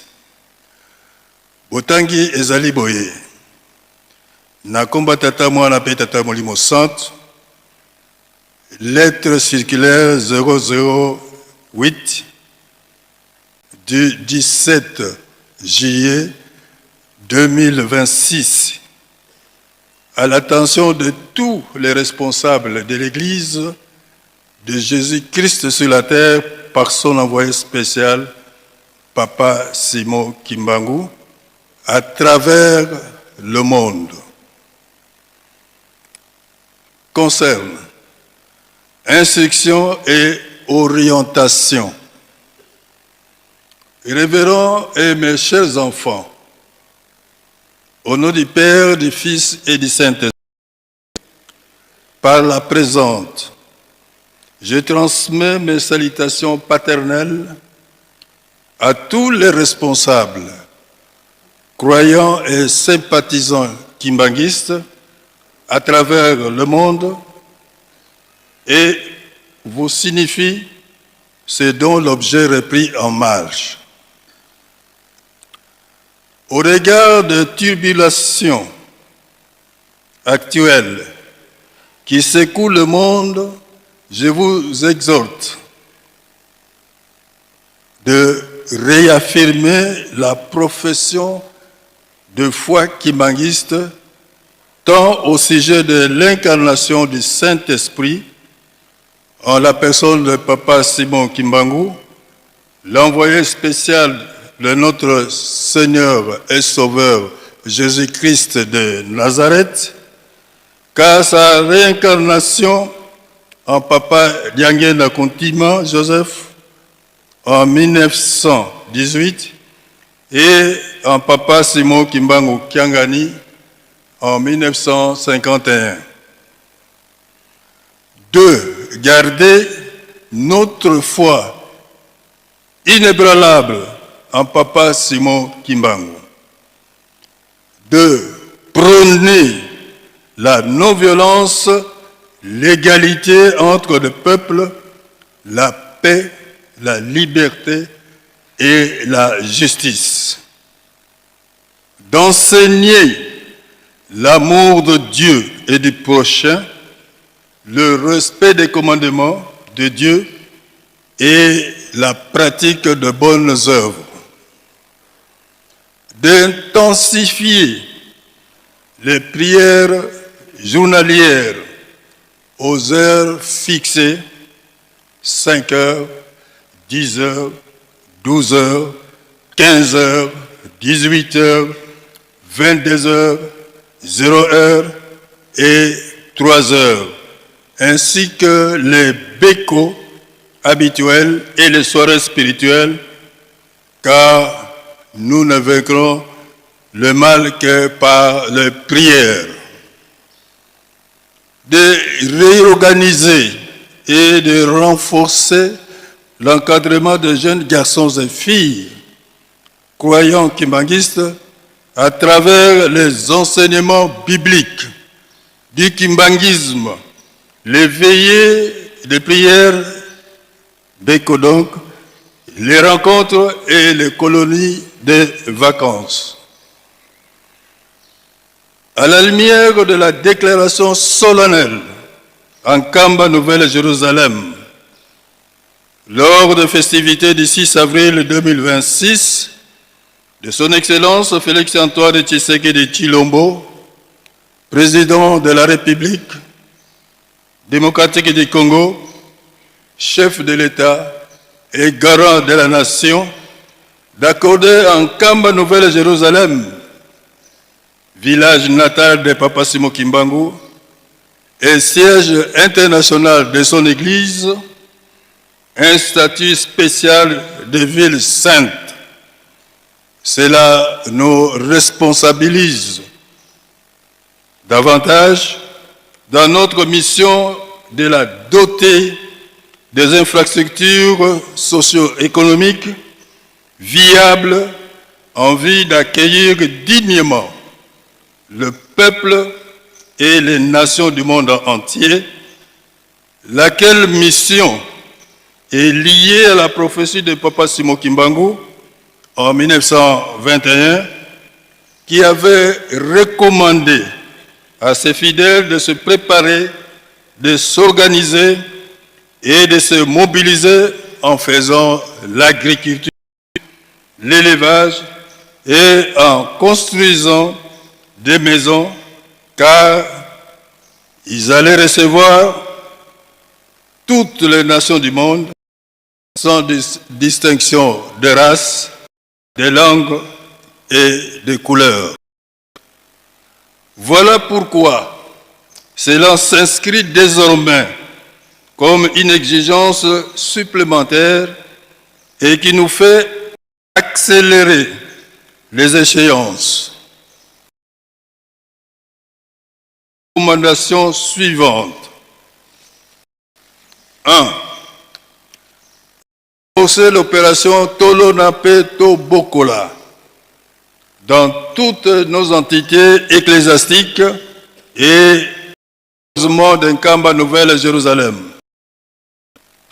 2. Faire booster les travaux prioritaires de construction de Nzanza Longa, dont la remise des clés est fixée le 12 octobre 2026. 3. Construire temple, tribune, résidence du chef spirituel et représentant légal, résidence des pasteurs, maisons d'accueil, les hôpitaux, les écoles et autres. 4. Mettre en valeur nos concessions par l'acquisition de titres fonciers et d'autres documents requis. 5. Respecter sans tergiversation le programme de Ntsinsani compétitif du premier dimanche de chaque mois entre l'association des papas kimbanguistes APAKI et l'association des femmes kimbanguistes AFKI. 6. Assister et accompagner le programme des mouvements, associations, groupes, services et unités de production dans l'achat des cadeaux phares à présenter à chacune de leurs fêtes respectives pour le développement de notre chère Église. Au regard de l'importance de dits travaux et de l'urgence qui s'impose pour leur achèvement à la date du 12 octobre 2026 et subsidiairement à mon message de mardi 4 novembre 2025, ainsi qu'à ma lettre circulaire numéro 015 du 6 novembre 2025, relative à l'accélération des travaux de construction de nouveaux sites résidentiels modernes et de l'achèvement de la résidence présidentielle au camp Fouma, je réaffirme ma décision d'annulation de toutes les dérogations spéciales que j'avais accordées aux différentes entités de l'Église, tout en demandant à tous les responsables de l'Église kimbanguiste concernée de tout mettre en œuvre pour une meilleure sensibilisation dont les efforts devront être concentrés avec célérité. Par conséquent, je recommande au mouvement, association, groupes, services et unités de production que le jour de leur répétition rencontre habituelle pour ne pas empiéter sur le fonctionnement normal de l'Église. Que cette œuvre commune soit une offre et un témoignage vivant de notre unité de croyants. Soyez tous bénis.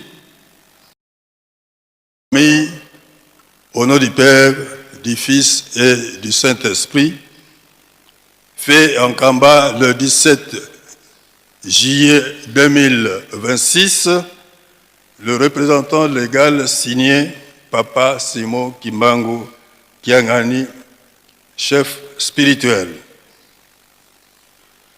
Tukolanisa na yango simalango tokomeka ko lobela yango na lokota ya Lingala. Lettre ya mibale oyo epesameli biso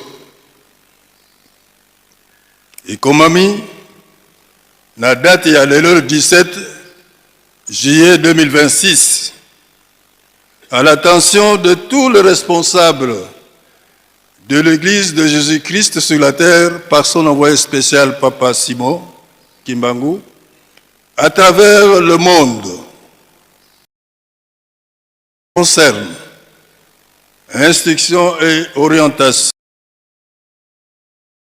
Et mes chers enfants, au nom du Père, du Fils et du Saint-Esprit, par la présente, je vous transmets mes salutations paternelles à tous les croyants et sympathisants kimbanguistes à travers le monde et vous signifie ce dont l'objet repris en marge.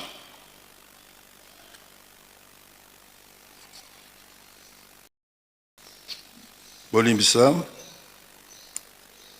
la lettre à l'attention de croyants et sympathisants kimbanguistes à travers le monde concerne une demande spéciale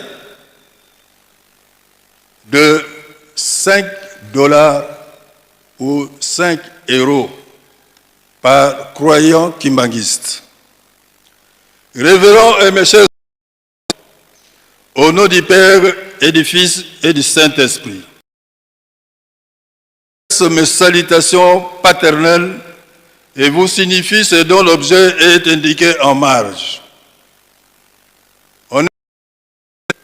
Conformément à la réunion d'instruction et d'orientation tenue le jeudi 16 juillet 2026, après les festivités du 8 juillet 2026, j'ai chacune de tous mes enfants, croyants et sympathisants kimbanguistes du monde entier, une participation financière de l'ordre de $5 américains, soit 5 € ou plus, le dimanche 2 août 2026.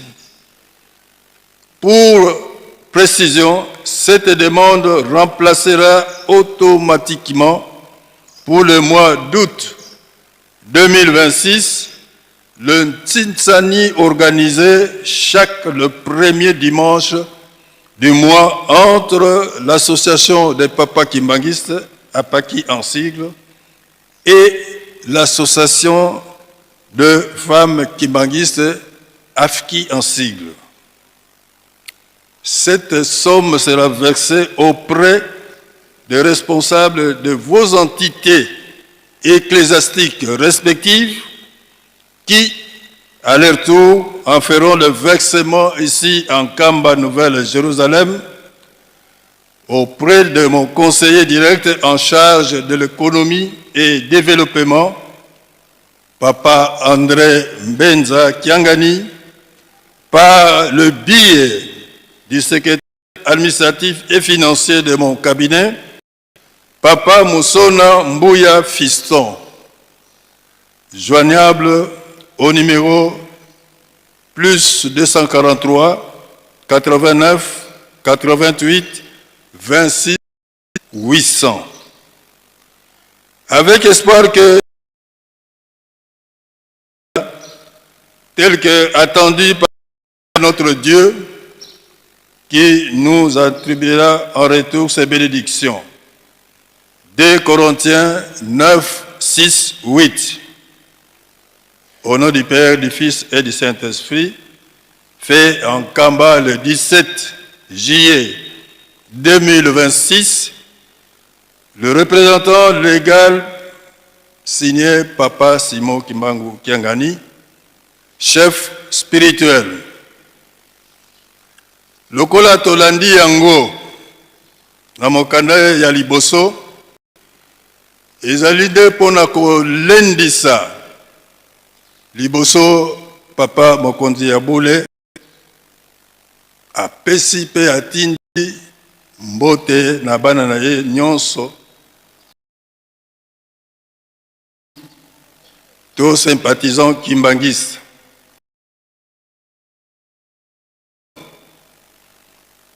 Pona koyebisa ndenge tolo na bolanda mitungisi bakokoso. Papa mokonzi ya bule asengi na biso po ete tolendisa kimbangiste na ndenge oyo tata Molimo Santu kati na Papa Simon Kimbangu oyo azali motindami ya kolo pe mobikisi na biso kolo Yesu Kristo ya Nazareth, to na kati ya bobotami ya ngenda Kuntima Joseph na 1918, to na kati ya mbotama ya Papa Simon Kimbangu Kiangani na 1951. To lendisa kondima na biso na tina na yango. To simba makasi kondima na biso po ete ekweya te. Kondima na biso epai ya Papa Simon Kimbangu. Biso tolakisaka kimia, toteyaka kimia, pe bokokani na mabota nyonso tu. Kimia, kimia, pe justice ezala na kati na biso. Tolakisa bolingo ya tata Nzambe ya moninga pe botosi na mibeko pe misala na biso.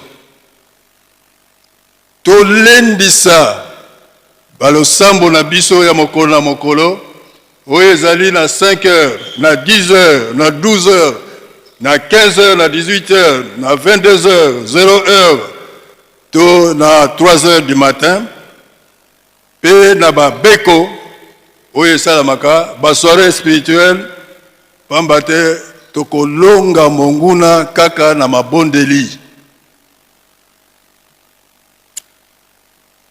Tobongisa pe to renforcer encadrement ya bilenge mibali pe basi baye bazali kondima na kati na biso na nzela ya enseignement biblique, le kimbangisme, veiller de prière to beko, ba rencontre pe ba colonie ya ba vacances. Nanzela oyo papa Mokonzi asakolaki na nkamba Yerusalem ya sika na milulu ya le 6 avril 2026 ete Yerusalem tonkamba Yerusalem ya sika mboka ya mbotama ya papa Simon Kimbangu pe siège international ya lingomba na ye bakopesa statut spécial ya ville sainte. Yango wana ezali kopesa biso lisusu ndingisa na miso tozali nango pona ko bakisa toko sala oyo eko na banzela ya ba bâtiment pe na biloko mususu ezala ya solo pona boyambi mabota ya mokili mobimba. Mission oyo ezali ndenge elobamaki na prophétie na papa Simon Kimbangu na 1921 que bino bandimbi na ngai bomi lengele bomi organisé pe bomi mobilisé pona kosala bilanga kobokola pona kotonga bandako pamba te bino nde bokoyamba mabota na mabota oyo ekoya oyo sans distinction de race, de langue et de couleur.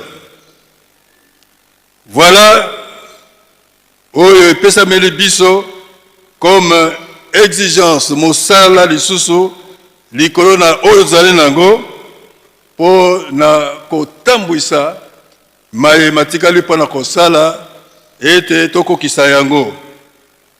Mpona yango topesi mibeko miye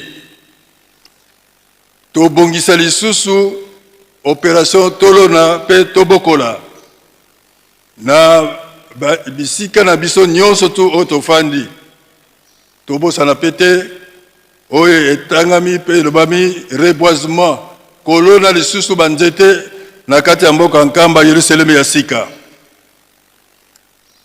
tobakisa misala oyo ya liboso ya kotonga nzanza longa oyo elobami te bafungola tokozongisa yango tokopesa yango na mokolo oyo eyebami le 12 octobre 2026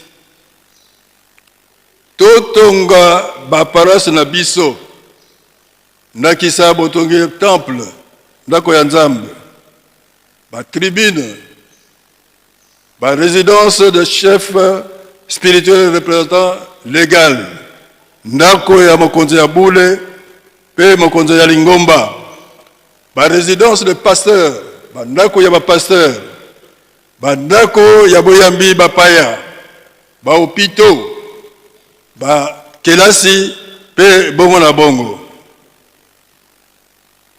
Tout tient en valeur mabele oya Lingomba na bodui mikanda na yango na bakonzi ya l'État, affaires foncières pe ndenge na bongo na bongo. Tout ça programme oyo ya Ntintsani Momekano oyo ya premier dimanche de chaque mois entre association des papas kimbanguistes APAKI et association des femmes kimbanguistes AFKI. Tous à la paix, tous compagnie, programme, il y a un mouvement, association, groupe, service et unité de production, na bosombi ba cadeau phare, oyo ba kopesa na ba fête na bango, pana kotombola nkita ya Lingomba na biso. Na maemanso oyo tolobi na tina ya misala oyo ezali pona kosilisa na date ya le 12 octobre 2026 pe na bolandi maye na pesa ki na mokolo ya mardi 4 novembre 2025 pe maye na lobaki na mokanda ya numéro 15 oyo ya le 6 novembre 2025 na nzela ya kosilisa noki misala na basite résidentiel moderne pe na bosilisi ba ndako ya bakonzi na kam fuma na sengi na bino koloba ete décision oyo na zwaki pona konile toutes les dérogations spéciales oyo na pesaki na ba différentes entités de l'église, tout en demandant à tous les responsables de l'église kimbanguiste concernés au bazali na tina na yango de tout mettre en œuvre basala nyonso tout pour ete bakoka ko sensibiliser ba ndimi na tina ya bokasi oyo bakoki kosala na nzela ya kosilisa misala mina miso na bongo na sengi na ba mouvement, association, groupe, service et unité de production na bosali kaka Ntintsani na mikolo oyo epesa meli bango pona ba répétition to bosangani rencontre habituelle pour na ko bebisate et ça le normal ya Lingomba na biso. Nde misala oyo ya biso banso ezala lokola likabo ya kitoko na tata Nzambe pe litatoli monene pona boyokani nyonso ya biso bandimi. Mapamboli ezala na bino, bino pe mabota na bino. Na komba tata mwana pe tata Molimo Santo. Et salami na nkamba le 17 juillet 2026. Et komami boye na tata mokonzi ya Bule, papa Simo Kimbango Kiangani, mokonzi ya Lingomba.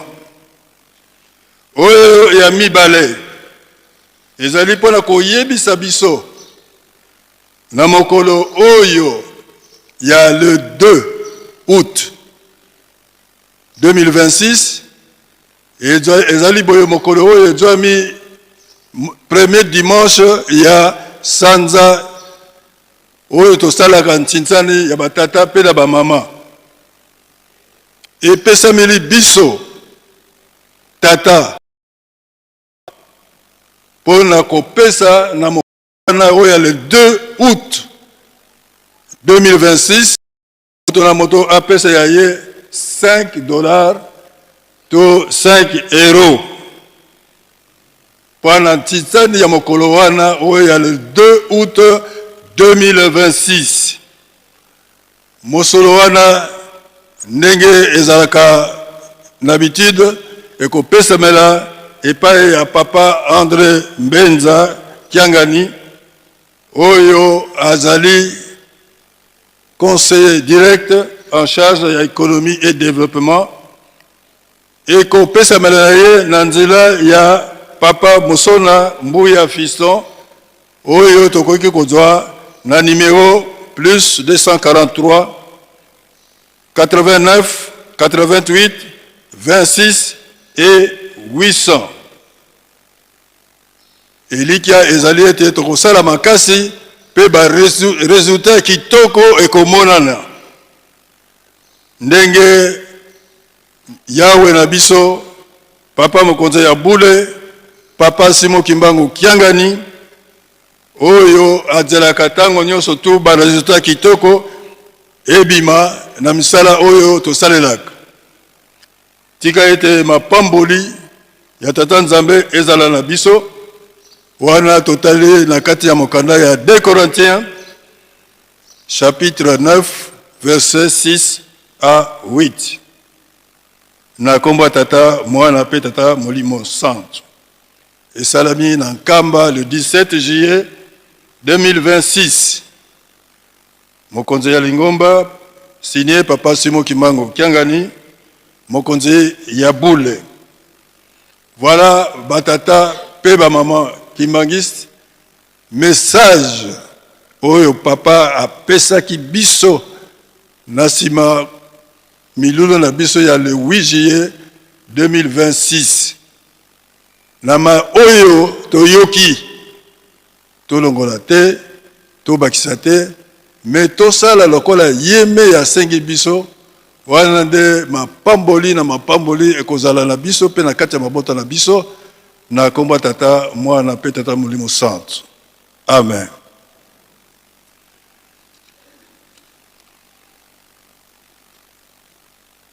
Tozongisi maloba epai ya papa pasteur de la ville sainte.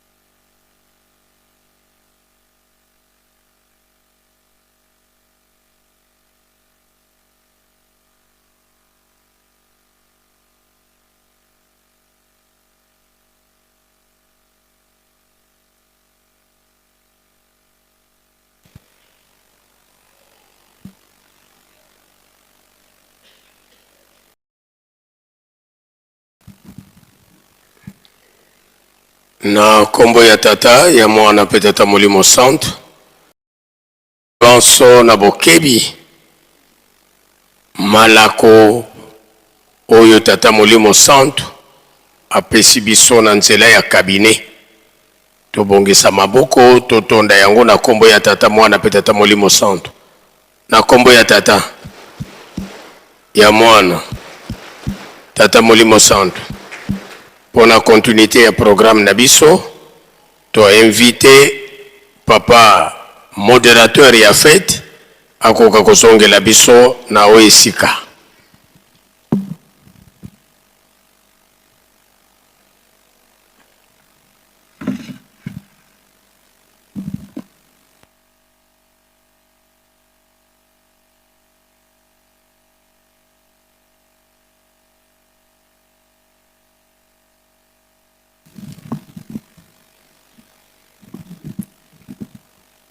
Na kombo tata mwana pe Molimo Santo sika tokomi na eleko ya discours ne tosengi na protocole amema papa Ngoma oyo aponamaki mpona kotanga yango.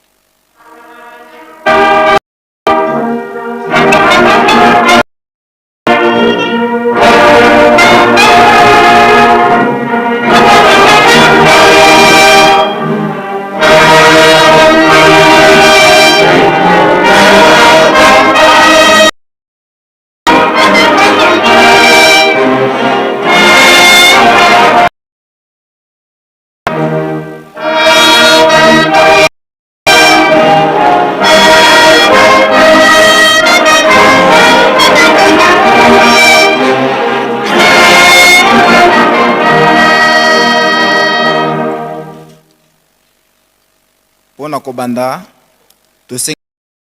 tofukama pe na baye bakota na retraite tokwa kufukama.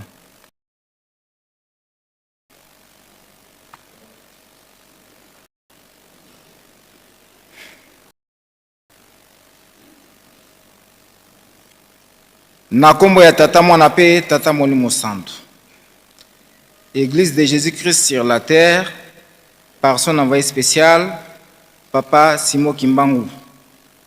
Fondée en Kamba le 6 avril 1921. Chorale des enfants kimbanguistes. Koreki, direction générale. Maloba Yabana retraite spirituelle pe ya Koreki. Epai ya tata mokonzi ya Bule pe mokonzi ya Lingomba. Papa Simo Kimbangu Kiangani. Nantina ya milulu ya mibu tuku mitano na minei tope 54 ans ya retraite spirituelle pe ya Koreki. Tosengi nzembo na chorale taladilu.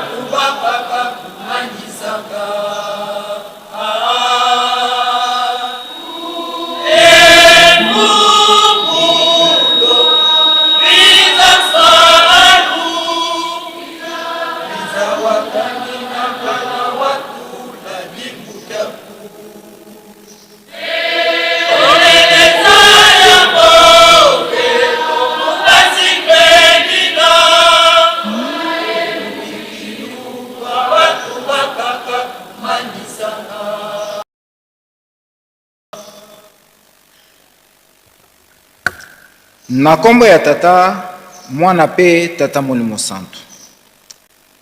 Tata mokonzi ya Bule pe mokonzi ya Lingomba. Pe ba mama conseiller direct ya tata mokonzi ya Bule. Bambuta ya Lingomba. Babianga mina biso banso. Batata pe bilenge banso ya retraite spirituelle pe ya chorale des enfants kimbanguistes. biso bana ya retraite spirituelle pe ya koreki toye liboso na yo nzambe na biso tata Simon Kimbangu Kiangani kozongisa matondo na ndenge obateli biso uta mobu mwa 2025 oyo eleki kino mobu oyo ya 2026 toye kokumisa yo kosanzola yo pe kotonga nkamba Yerusalemi ya sika uta mobu mwa 1972 kino lelo lisanga ya koreki pe retraite spirituelle ekoli makasi pe ekokisi mibu tuku mitano na minei ya mbotama. Tata mokonzi ya bule na ntango obongisaka na bolingo na yo na 2002 kopesa na ba mouvement pe na ba groupe mokolo na bango ya bomati na nkamba biso bana ya retraite pe ya koreki opesaka biso mokolo ya le 17 juillet mokolo yango ezali mokolo oyo retraite spirituelle ebandaki na lingomba na yo pe retraite yango ezongisaka boyokani ya biso bilenge na tata Nzambe po ete to mesana lisusu na mabete. Tata mokonzi ya bule koreki oyo ezali lisanga oyo obongisaka po ete bilenge ya lingomba babotama lisusu na molimo yango wana ekoma pepinière monene na kati ya lingomba po na bopesi yo maboko na mosala ya pasi oyo tata Nzambe apesi na bana na bato bamonela yango pasi. Tata mokonzi ya bule pe mokonzi ya lingomba uta 1972 na retraite spirituelle opesaka biso bana na yo ya koreki mokumba ya mabondeli po na mokili lingomba pe mabota na biso mokumba yango ezali monene na yango tosengi na yo opesa biso makasi pe nguya ya kolonga monguna satana okolisa biso na molimo po tokokisa liloba na yo oyo okolobaka ntango nyonso ete bonzoto ezala moke molimo ezala mingi. Na 54e anniversaire oyo tosengi na yo tata molimo mosantu opesa biso bobangi ya Nzambe pe obongola biso ndenge obongolaka ndika ya kopola tokoma bikelamu ya sika toyeba kotosa mibeko kosalela bolingo pe tozala bana ya misala pamba te soki totamboli na bobangi ya Nzambe nde nzela ekofungwamela biso po tomona mabombami ya molimo ndenge olakaki biso. Tata mokonzi ya bule pe mokonzi ya lingomba na mobu molekaki tolelaki epai na yo Nzambe na biso po na pasi eye eleki na kati ya mokili tosengaki ete opesa biso kimia banda na lingomba kino na mokili mobimba. Lelo na 54e anniversaire toye lisusu kolela epai na yo Nzambe na biso pamba te kolala kolamuka pasi ezali kaka se kobakisama soki totali kuna na este ya RDC bitumba ezali kaka kokoba soki totali na Afrique du Sud pasi ezali kaka bolingo kati na biso ezali te na Afrique mobimba bato mwindo bazali lisusu kobomana tozali kosala na mabe pe kobomana biso na biso ndakisa kuna na Afrique du Sud bazali kobomana pe kobengana bapaya oyo bazali kaka bana ya filika kino tango nini makila ya baindo eko sila kotanga toleli pe tosengi epai na yo tata yokela biso bana na yo mawa pamba te mokili ekomi konguluma mayele ya biso bato esuki pasi oyo tobanda na yango uta bomwana na biso pe tozali kokoba na yango kino lelo moyini satana alingi kotika biso te atondisi bozangi bamaladi na banzoto na biso pe mikakatano ya ndenge na ndenge po tolemba kosalela yo toleli epai na yo nzambe na biso otalela biso makambo oyo koral bopesa biso nzembo banda bomwana na ngai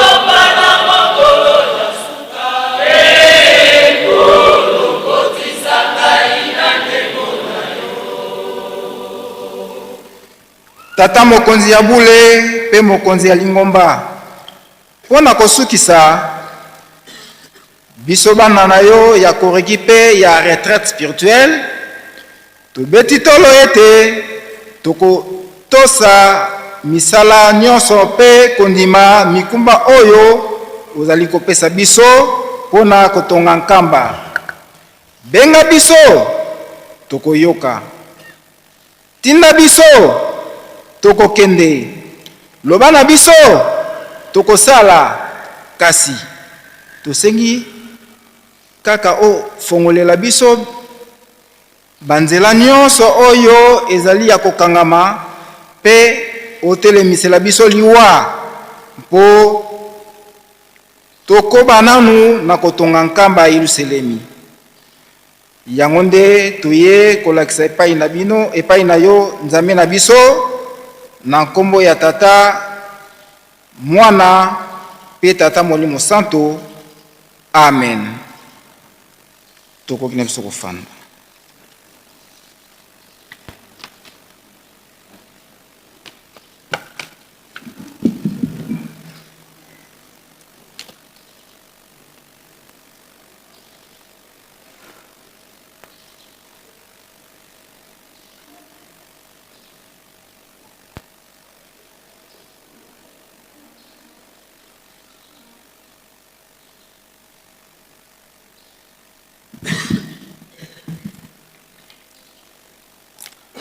na kombo tata mwana pe molimo santo tika biso banso totonda maloba ya motuya o touti kosenga epai ya nzambe na biso na kombo misato ya bule na kombo tata ya mwana ya molimo santo.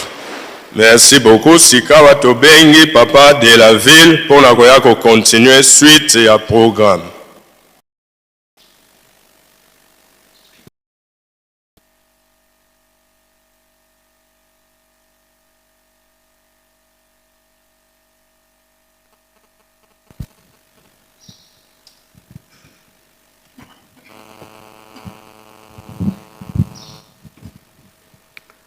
Na kombo ya tata ya mwana pe tata molimo santo tozongi na programme na biso awa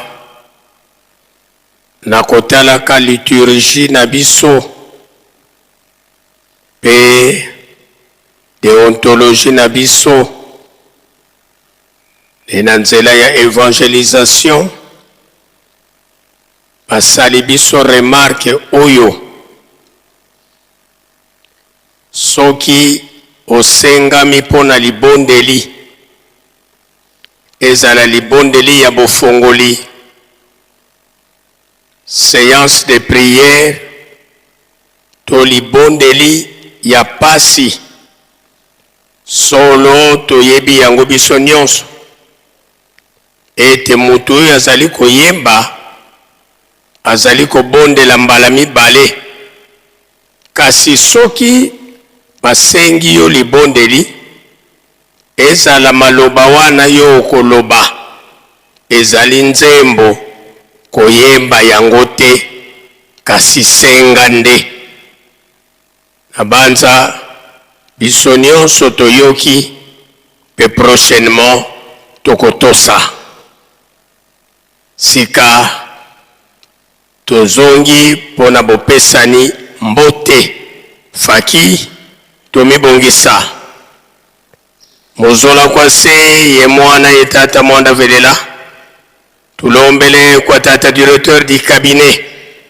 kindwadi ye mbuta za wonso no basalanga ku cabinet ka tata mfuma longo mfuma di bundu fulu bya wonso no bilu vwandiri dotelama beto mpangize no mudi bundu twalovana kya mbote faki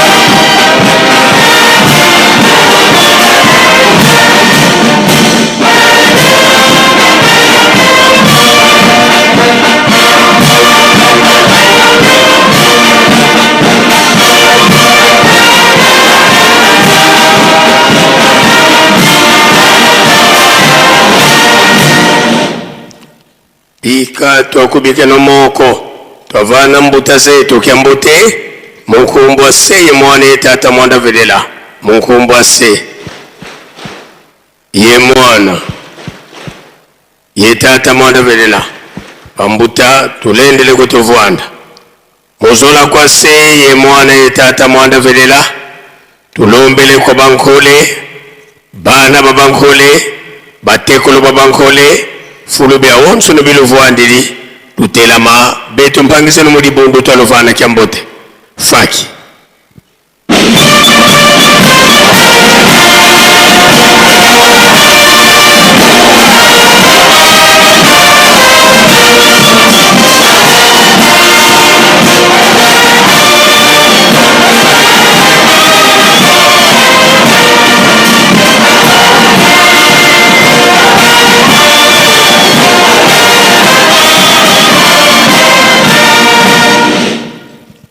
bika twakubike no moko twavana moni miampasi mbote munkumbwa se ye mwana tata mwanda velela munkumbwa se ye mwana ye tata mwanda velela ambuta tulendele kutofuana musola kwa se mwana yetata mwanda velela tukotele kukanda de banlongo twena kintwadi yengudi zeto bamama bawu bakalanga bimpovila beto kwa masemeto tulombele kwa bamama lwatutela mana beto bana beno taluvana kiambote faki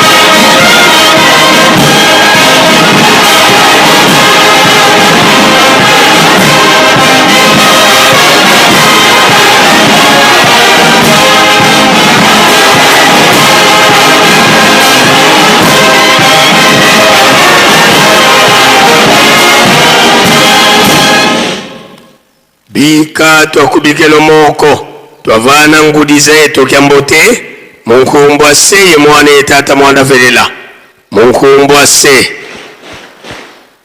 ye mwana yetata mwanda velela bamama tulendele kutofuanda muzola kwa se ye mwana yetata mwanda velela tulwekiva kikada kentsuka inthangu tutelemesanga sedieto twena kintwadi yesedieto tata mfumo wa mbanza tata nluengisi tata nsongya nzila sinzidi ditwa sisulo mu Yerusalemi tuka muna 1921 kasiswa mukala nkengili a Yerusalemi tungisi yemvyengisi a Yerusalemi na telumbukia hunu tata mfumo wa mbanza vuendi yetu mukati kwa Yerusalemi kanoke neni tukoyeka kayo yelembeko simbidi salukiandi na kekete bonso boka sisulwakyo yani mpe watambula mbebe ya kuzisonga ngazizi kia tata mfuma longo mfuma dibundu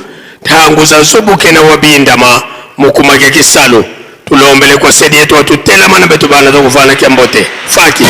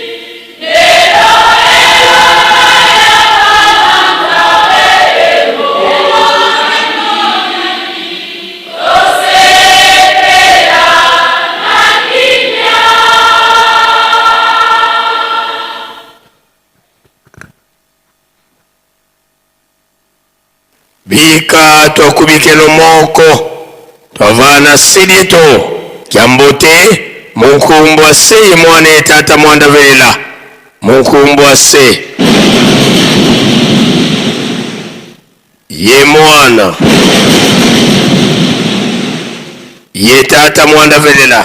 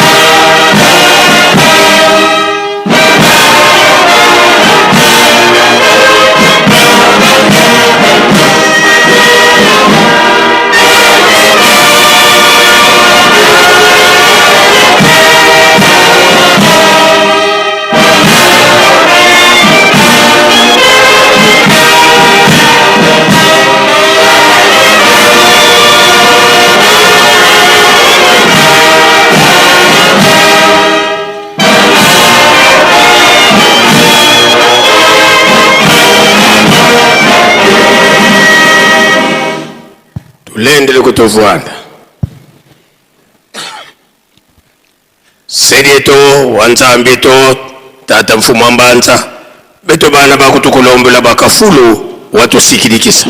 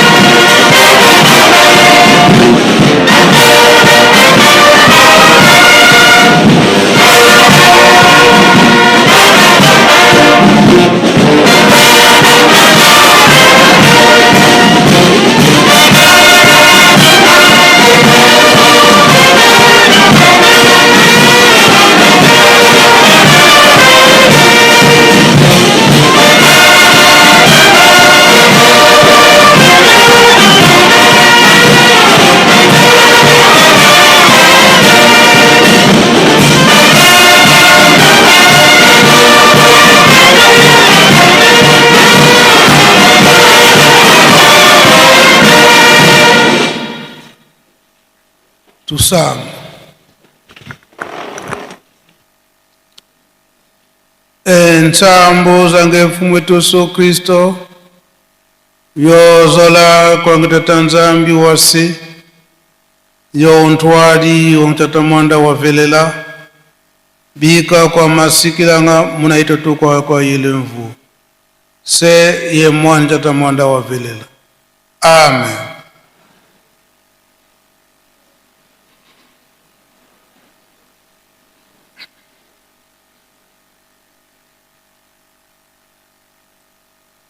Nkombo ya tata ya mwana pe tata mulimo santo.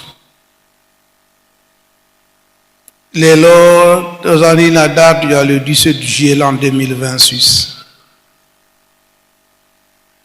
Oyo tozali ko kanisa maimalekaka na 1970.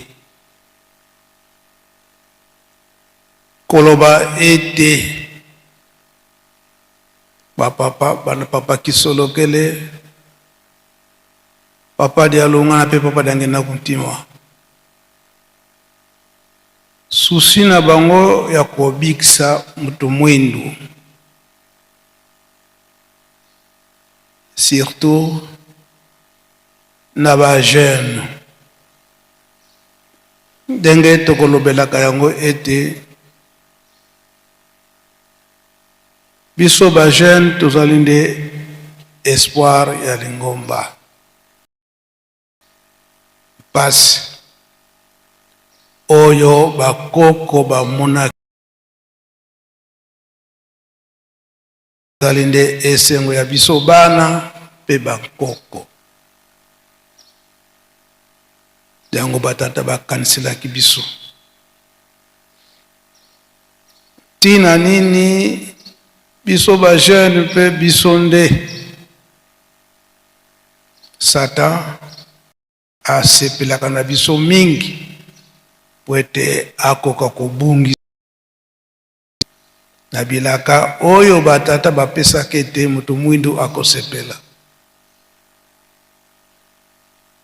yango batata bamonaki ete ba jeune biso ba jeune tozala encadré ndenge papa Simon Kimbangu Nkiangani azokoteya biso mikolo nyonso oyo ete kolanda bonkoko ya tata Simon Kimbangu mama Mwilu bambwala misato mpe baye nyonso oyo bakangamaki na nkombo tata Simon Kimbangu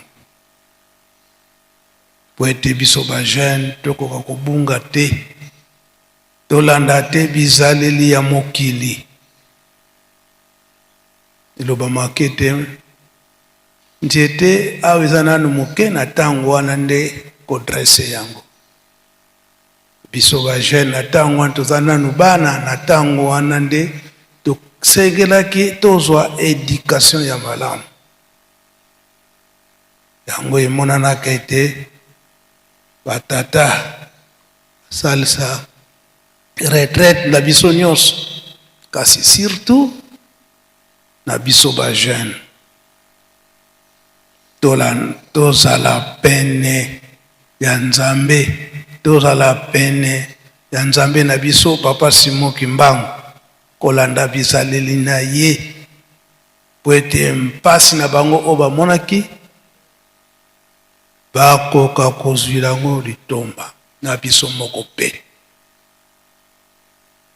tolandi matei ndenge bauti koteya biso tata Pasteur ndenge nini ebandeli ya retraite na 1972 bapapa balingaki nini liloba ya bapapa ete biso tozolaki na ntango wana esengeli ete tolakisa baleki na biso oyo bazolanda biso na nsima mpe kolakisa mpe bana na biso Nzambe soki alingi abongisa likambo na ye akopesaka ba mitindo oyo tobengi ete instruction yango ezalaki na biso ba jeune tozala pene na ye ndenge tata Pasteur auti koteya biso ya mibale tata Pasteur ndenge ateyi biso na bachapitre nyonso atangeli biso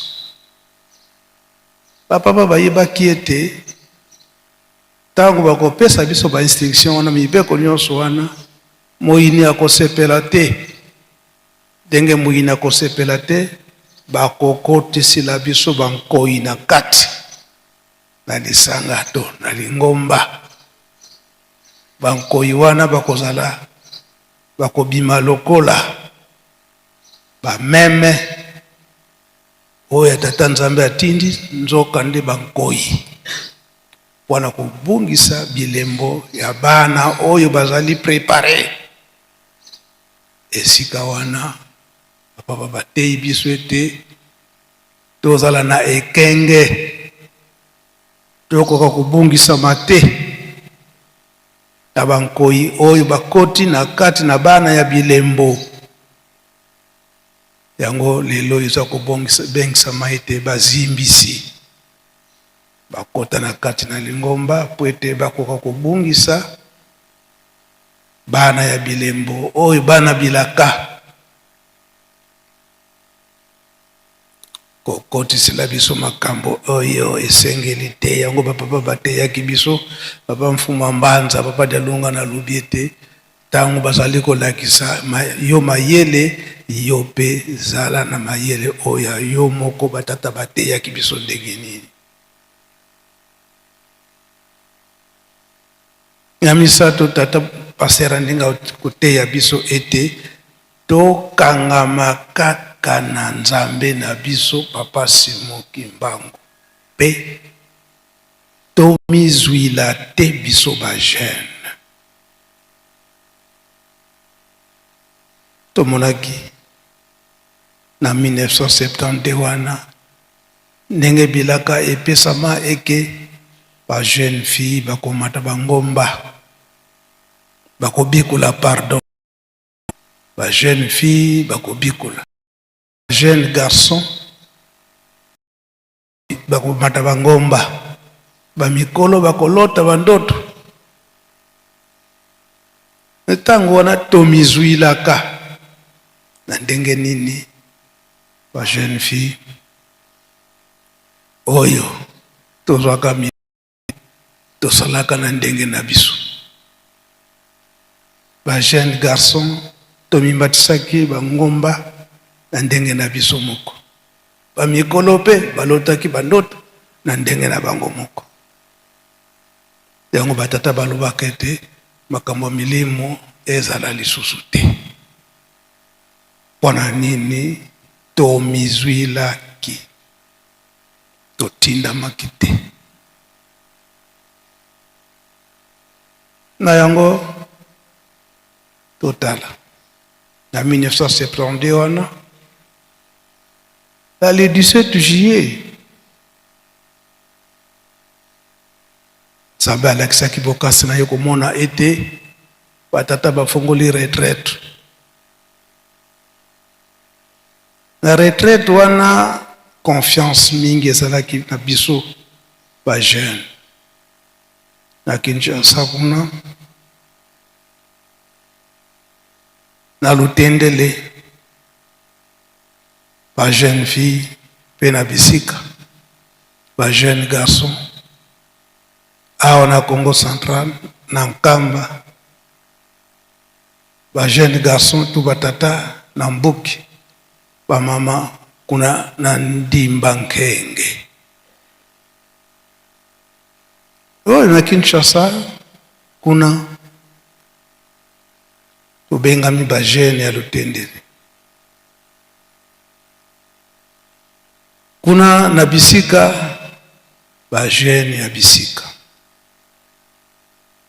Na Congo Central tozalaki kaka Mbuki na Ndimba Nkenge. Kasi likambo emonani na Bafleuve to na Matadi tomibengi ete bakimbangiste jeune. To se comporter na ndenge ya jeunesse oyo toza kolinga kutu teke kososola likambo oyo eke bamikolo bakolota ndoto oyo bamikolo yango te ya biso ba jeune kaka kimbangiste jeune. Yako bapapa bamonaka ete bokabwani eye biso nyonso tozali bana yango ebengami lelo koreki chorale des enfants kimbangiste. Bokabwani wana batata babumaki yango lelo yo tomitala tozongisi bokabwani wana bie tozali kaka na ndenge batata batikilaki biso esika wana na lisanga wana oyo esalamaka ete biso nyonso tokomi koreki chorale des enfants kimbangiste. Nzambe akanisaka pe alakisaka bokasi na ye oyo ezalaki ete biso ba jeune ezala ya Kinshasa ya Congo Central toye kosangana kuna na lukulu yango tokosenga nzembo oyo emonanaka na lukulu na biso ba jeune ndenge nini tokokangama na papa diangienda tolanda makambo na ye malako na ye mbwene bakakomonwa eisu koreki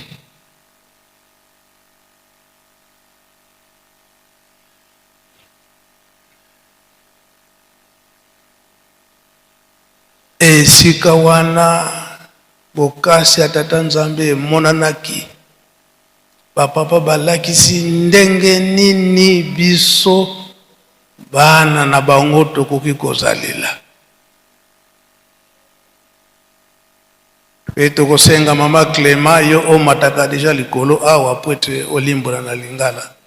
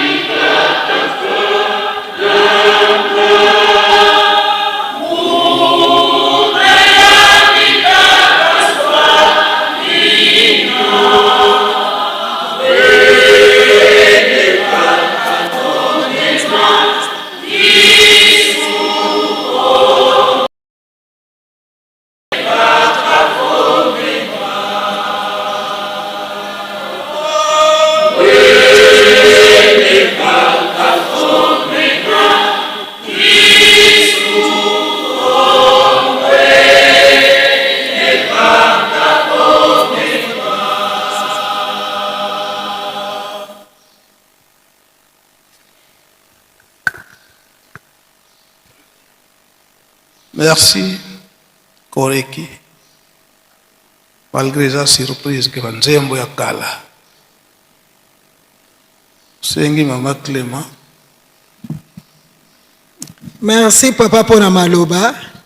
Nzembo oyo ezwa maka na mama abaki minu basunguku Adolphine. Akufaka na ngambo na biso akufilaka na ngambo mosusu.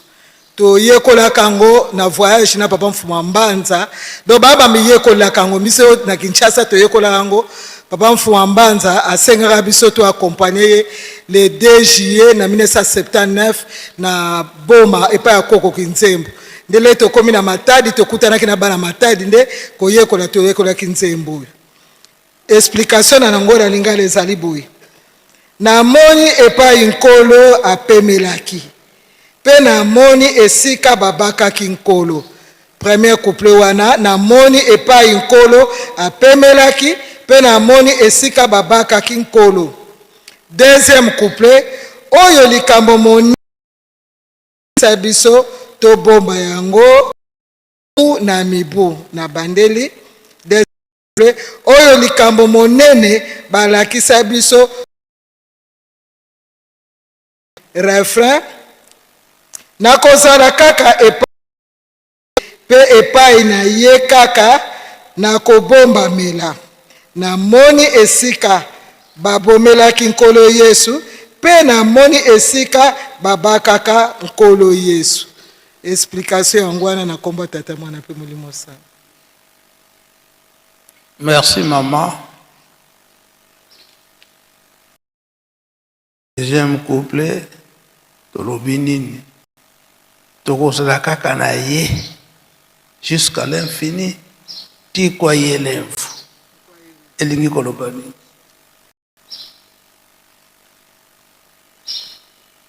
Deuxième couplet soki kotala ndenge ekoma monene de likambo monene o balakisa biso to bomba ngo mibu na mibu.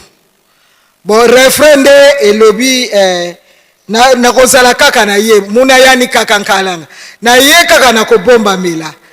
Na moni epai babaka kinkolo Yesu pe na moni esika akufelaki. Do likambo ba pesa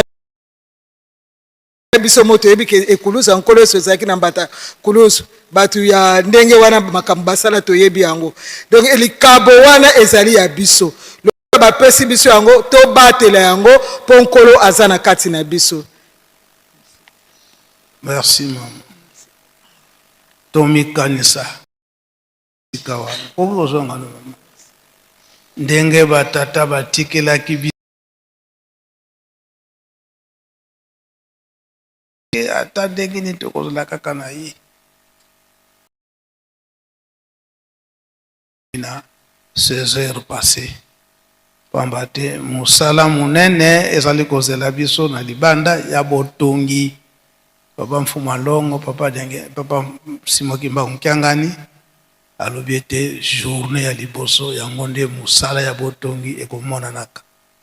Elakisi ete bimbi elekela oyo toye na yango emonana isala misala.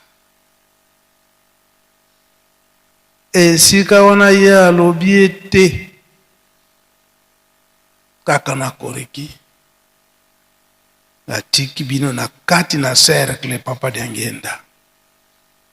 Na tiki bino na kati na cercle ata nyama ya yauli ya wana ndenge nini koyela biso to bimate. Bango balobi ete na kati na cercle ba nyama ya yauli bakokotela biso wana kubungisa biso okanisa. So bima obimelaki ndenge nini na Matei baza kopesa biso yango tango yango yo tokoka kozonga na kati na cercle ndenge bacheli biso bolingo mibeko pe misala. Pona kosilisa na mukolo na lelo litei na biso oyo papa Simon Kimbangu Mkiangani apesi biso tokobenga papa Elebe. Oyo litei chapitre ye moko papa Simon Kimbangu Mkiangani apesi biso na biso bana ya koreki. Na biso bana ya koreki. Ba jeune.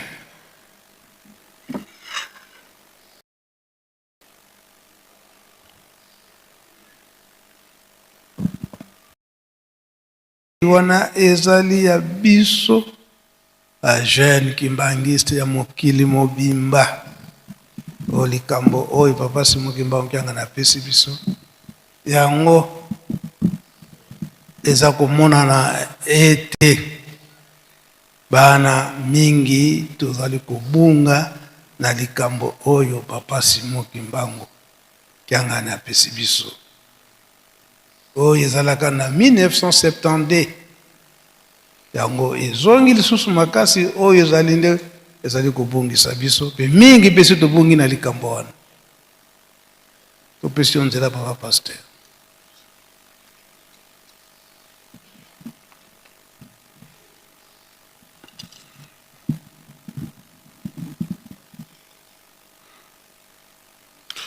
Nkombo na Nzambe Tata Mwana Tata Molimo Santo. Papa apesi biso chapitre oyo. Matthieu chapitre 6 versets 5 à 6. Matthieu chapitre 6 versets 5 à 6. Mateya mpona kosambela. Na kombo na Tata Mwana Tata Molimo Santo. Tango bozali kosambela. Bozala lokola bato na lokuta te. Bango balingaka kotelema na bandako ya lisanga mpe na balabala mpona kosambela. Mpo bato nyonso bamona bango. Nalobi na bino ya solo basi bazwi lifuta na bango. Kasi yo soki olingi kosambela kota na ndako na yo kanga yango sambela tata na yo oyo azali komona te. Bongo tata na yo oyo amonaka makambo ebombama akopesa yo lifuta. Na komona Tata Mwana Tata Molimo Santo. Na mokuse elingi koloba boye. Tango yo zali kosambela ifo yeba Nzambe na yo oyo yo ozali kosambela komona ye nani. Papa alobi tozala na authenticité ya kondima. Yo zali kosambela. Il faut yeba Nzambe na yo oyo zali kosambela. Et puis ozala na relation particulière presque intime na Nzambe na yo na boyokani ya solo solo. Ndenge nkolo alobi na shema oyo ye apesi ya bolingo pe mibeko pe misala shema mususu ezali te. Shema kaka wana. Oyeba Nzambe na yo ondimela ye na motema moko pe na solo na hypocrisie na hypocrisie ke babunu baza komona ko yo sali osambela en réalité ozali kosambela no tozali kosala hypocrisie aboyi hypocrisie yeba ye na solo ndimela ye na solo yango wana nde ozali kopesa ye mayi ozali nango bosenga. Ça c'est un. De deux, kozala moto na lolendo te. Soki Nzambe na yo apesi yo likambo avant obimisango panza yango, vous devez vous référer na ye moto apesaki yo likambo wana ya yebi ebandeli pe suka yene moto akobongisa yango.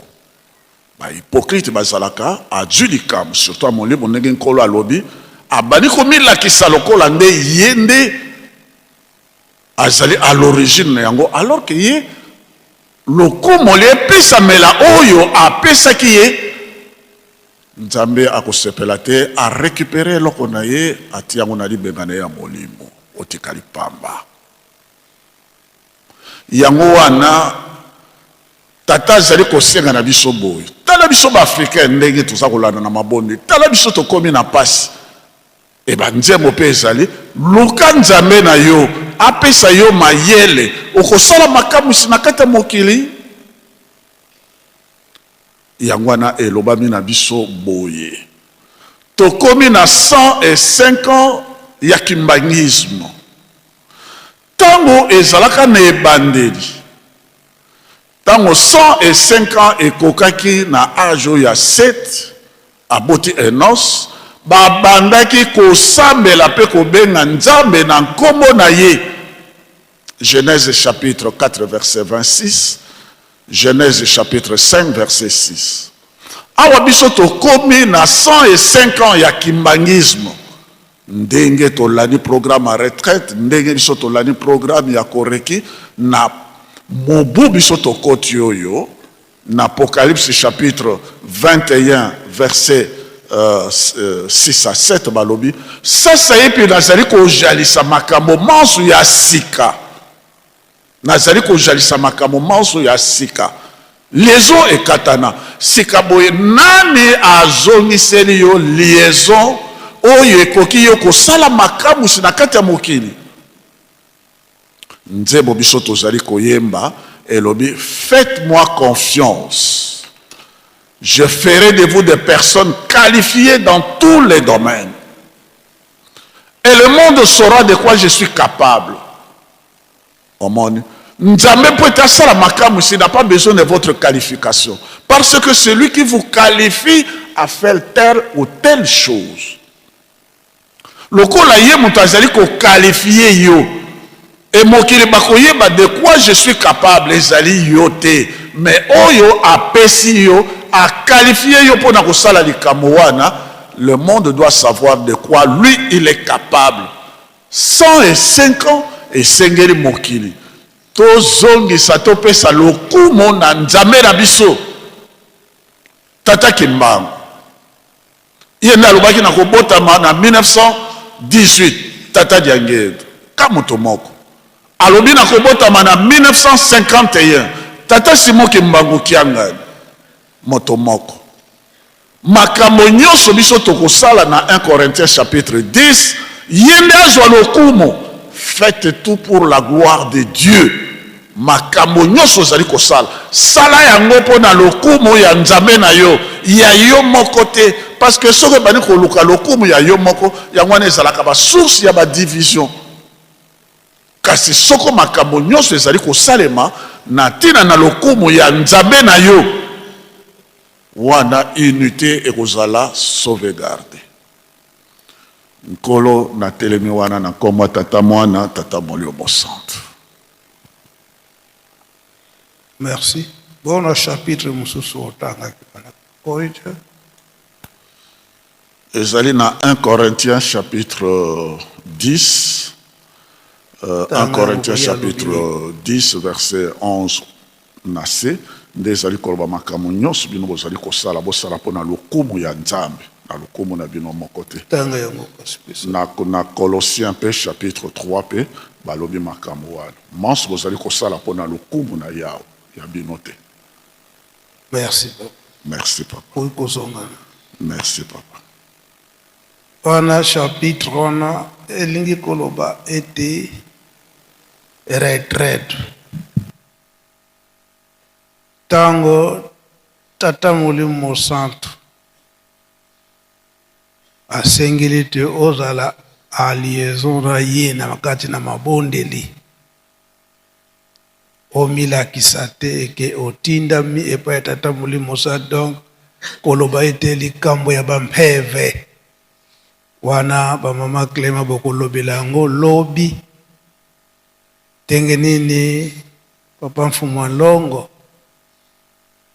papa dangenda kotima akikopambela likambo ya milimo e yango mpe mutekangaka nzela na biso ba jeune mpo na ntango wana kote makambo babongiselaki biso ekoka kokontinue bamba te emonanaki ete tomikokaki na biso tozalaki susu na posa ya bapapa te kotuna likambo nyonso kosala okende kotuna papa komaki ete biso moko tomikokaki na biso esika papa Mfumu Longo ayaki kopesa lisese koloba ete ezalaki na libota moko lisanga ezalaki na mpasi bazali koluka nanda kobikisa bango pe akoka kolongola bango na esika ya mpasi o bango bazalaki moko aki muta kokufa miso aveugle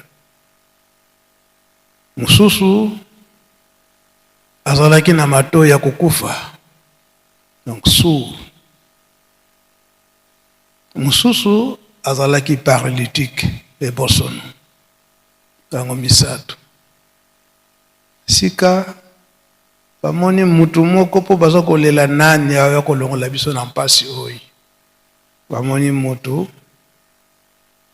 aye kosalisa bango alongola bango esika wana.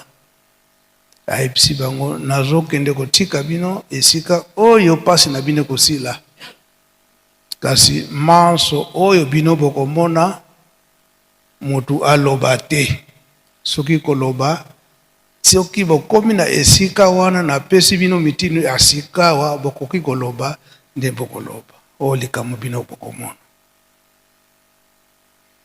Azwi paralytique ebosono atie na mukongo.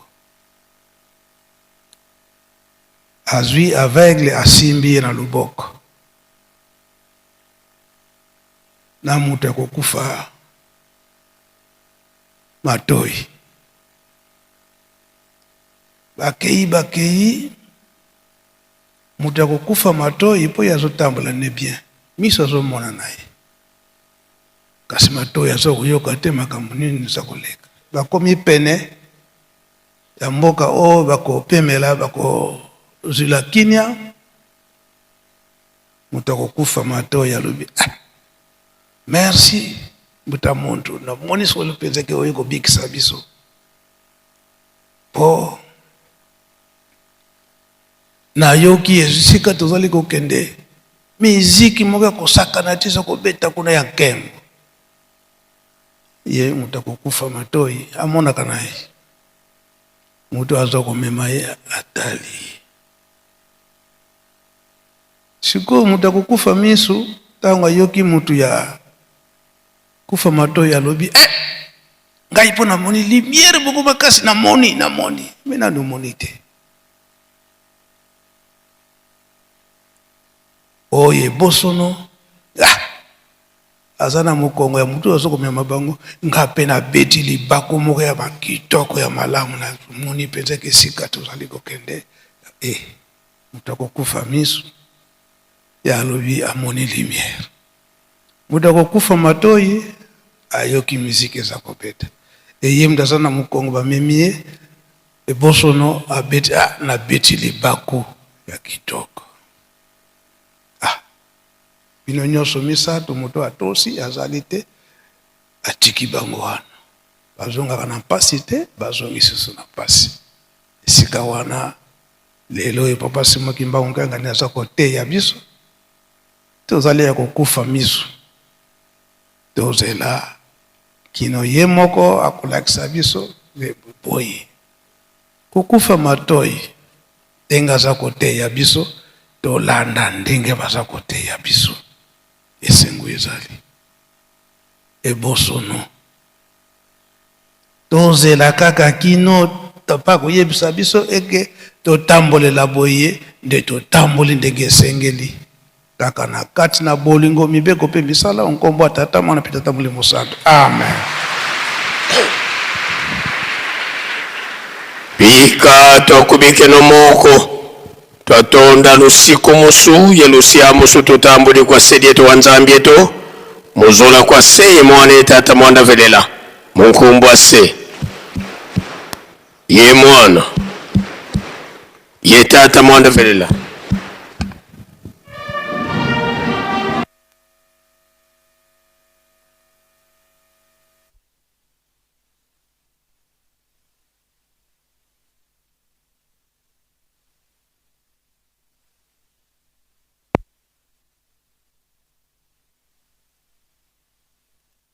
Les efforts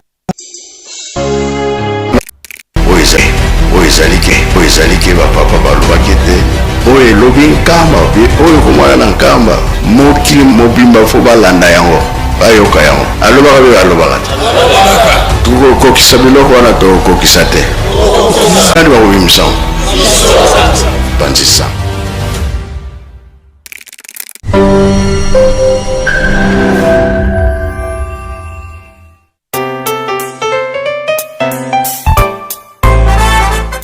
Bonjour Bonjour à tous et bienvenue sur cette chaîne YouTube Presque Nkamba, une nouvelle chaîne créée officiellement pour vous donner l'actualité de Nkamba dans différents programmes comme l'émission Plateau des pèlerins, l'émission Opinion des visiteurs de Nkamba. Bref, toute l'actualité de Nkamba sera disponible tous les jours sur cette chaîne YouTube. Surtout, abonnez-vous massivement car le meilleur reste à venir.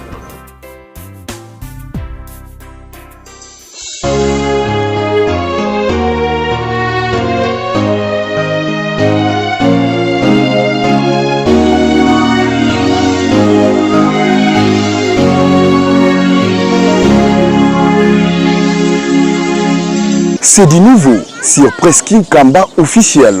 Dès maintenant, vivez les activités du chef spirituel et de ses conseillers directs, les informations de l'église, les émissions et les cultes en direct d'Nkamba Nouvelle Jérusalem.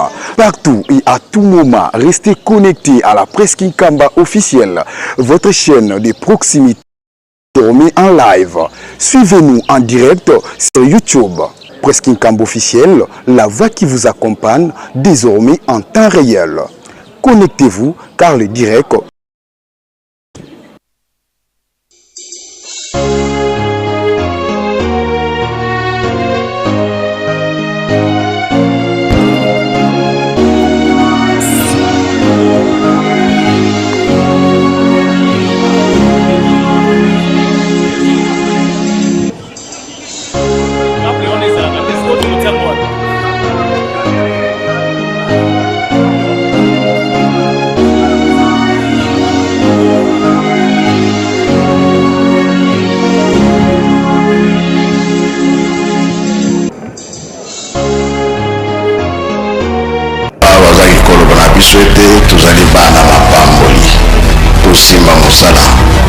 est-ce que musala pamba ezalaka te yango nde bakotangela biso oyo bino bosalaka bino soki bolobi likambo mokili mobimba bayoki yango bino nde bakotya kimia baloba nyonso bapapa bazalaki koloba meme elobema na 21 eza epa na bino biso soki tokolukanaka na maboko ya banani ya bino nga naza pre oyo ezalaki bapapa balobaki te oyo elobi nkamba oyo komwana na nkamba mokili mobimba fo balanda yango bayoka yango alobaka be alobaka te tokokokisa biloko wana tokokokisa te ebandi deja monde fo balanda bayoka nkamba alobi nini po ebima banani bakobimisa banzisa.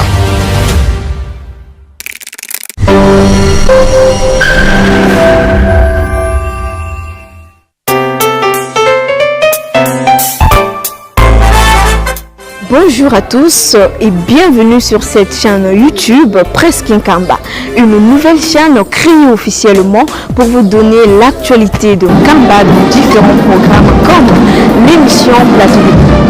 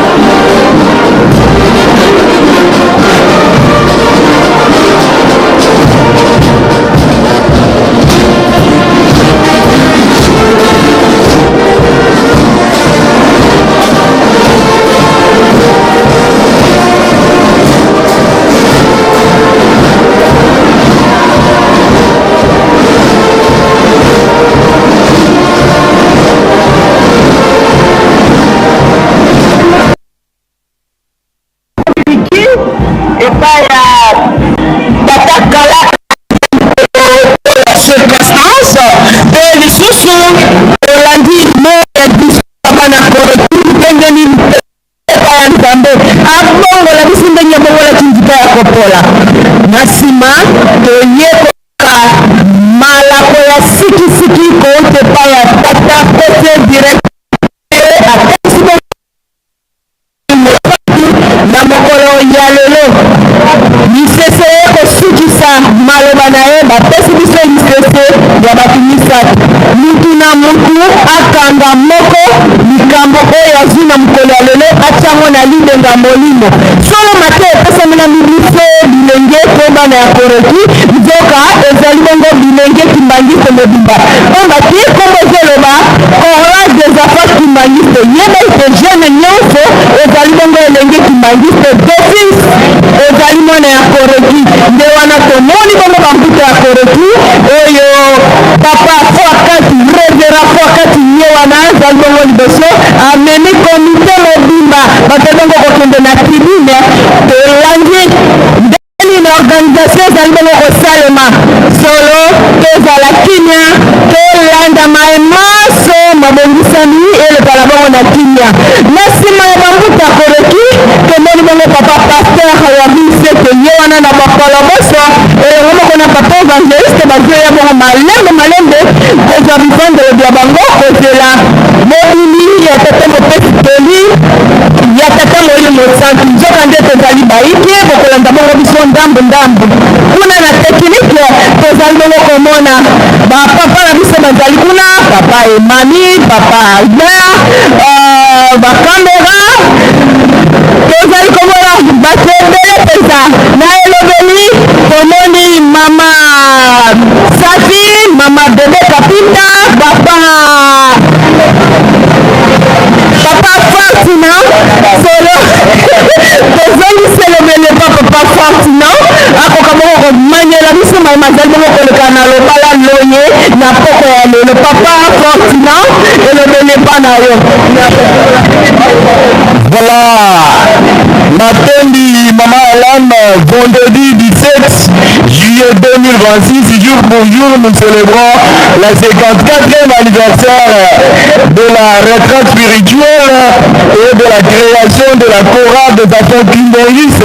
Nous venons tous le suivre dans ce temple d'Enkamba, la prédication du papa révérend Mayena Tarudaoso, Pierre Giscard qui a tiré son sermon dans le livre de Somme 112, 1 à 7, 1 à 3, Deutéronome chapitre 5, verset 1 à 21, 12 préceptes de l'Église, Actes des Apôtres chapitre 20, verset 29 à 30, il a cité pour prendre le 32e verset, il a cité dans Romains chapitre 8, verset 14 à 16, il a cité pour prendre le verset 26 à 28.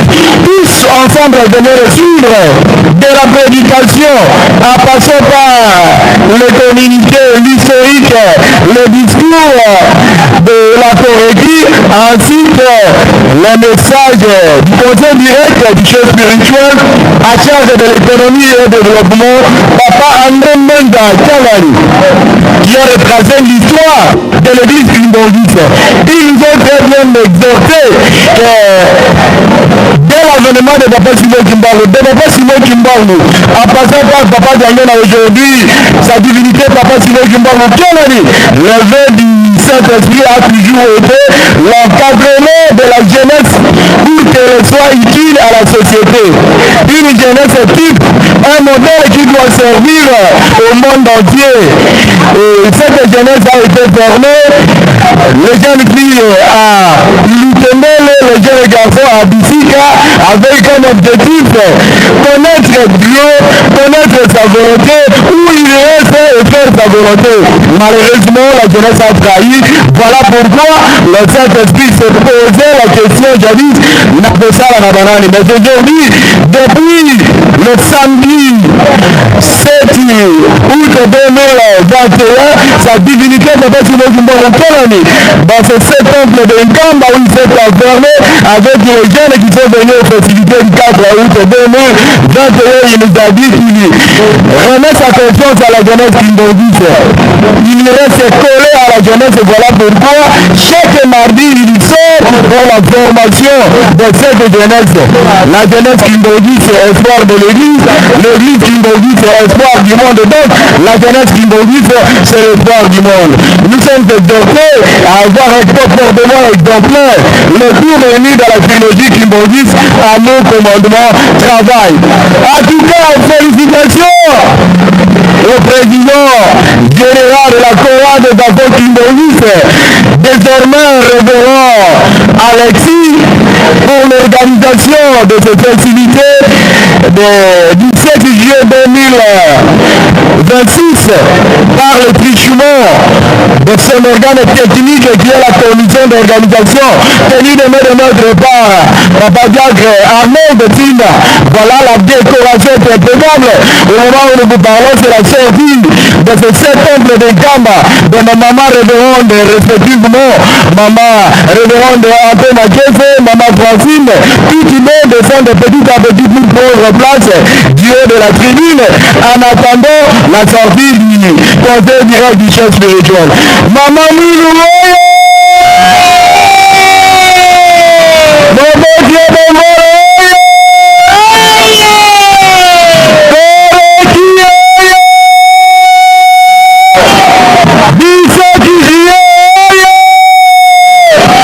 voilà, nous avons tout suivi. La retraite spirituelle, c'était un garage spirituel pour la réparation de nos âmes, afin que nous soyons utiles, être au service de la divinité Papa Simon Kimba Mokelai. Il nous a dit, faisons-lui confiance. Nous sommes capables et nous dirigerons le monde dans tous les domaines. Je ne suis pas seul ici au micro, je vais passer le micro à ma concert. Maman Bébé Gabita qui est à ma droite pour nous dire à ce moment où cette belle ambiance qui se déroule en camp de Jérusalem, où tous les jeunes coréens du monde entier sont montés avec une force pour la célébration de ce 54e anniversaire de la retraite spirituelle et de la création de la chorale des enfants qui m'ont dit. Maman Bébé, cette chorale est entièrement consacrée à la prière. C'est elle qui a la charge de prier pour l'église. À chaque fois que l'église a des problèmes, à son temps, Papa Joseph Daniel il a envoyé la corrective pour la prière et a trouvé solution. Comme aujourd'hui, sa divinité, Papa Simon Kimba Mokelai, a retourné sa conscience. Il a renouvelé sa conscience à la chorale des enfants du Moïse. Maman Bébé, c'est la sortie du conseil du chef spirituel à chaque de l'économie et développement. Papa André Mbenga Keni, lui qui est la gardeur de la ville sainte de Kamba, le constructeur de cette ville, c'est lui qui accueille les pèlerins de Kamba, le Bida et le mort, Maman de Rabita. Oui, Papa Fortina, et à solo batata ba maman, 17 juillet 2026, yango ala kusonyo soto uti la kati ya tempelo. Tosili première partie, to comme la deuxième partie. Et pas yo tozali komona papa conseil direct ya papa mokonzi ya mule. Papa Mbenza André, ye wala likolo ya tapis vert, azokela la tribune pour la kozwa le compete mobamba te bongi na ye. Papa oye!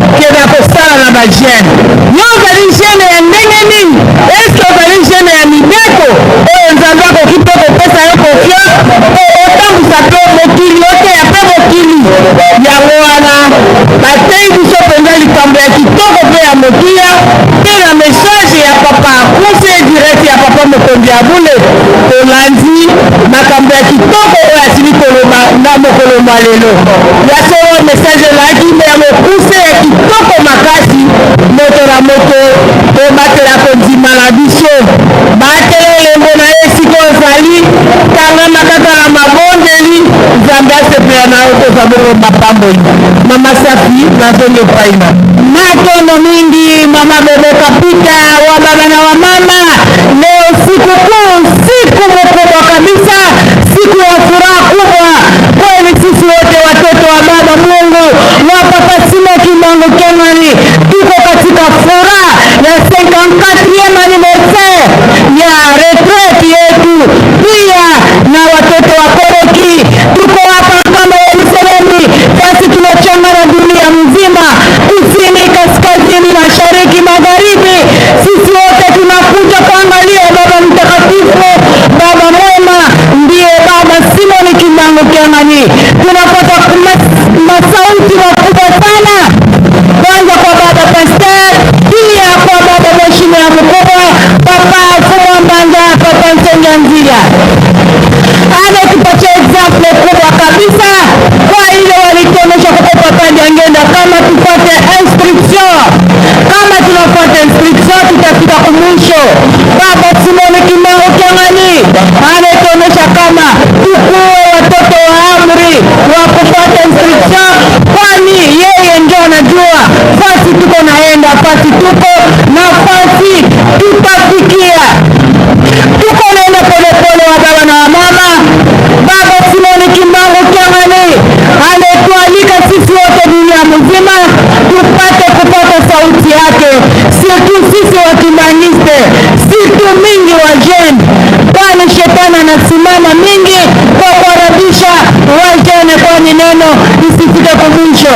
Mtu na mtu ejiteneleze, mtu na mtu awe na shauri katika ndani yake, kwa kuonyesha kama baba Simon Kimbangu Keng'ani eko na tuprevenir, kwani sisi wote tupate kuingia katika mji mpya.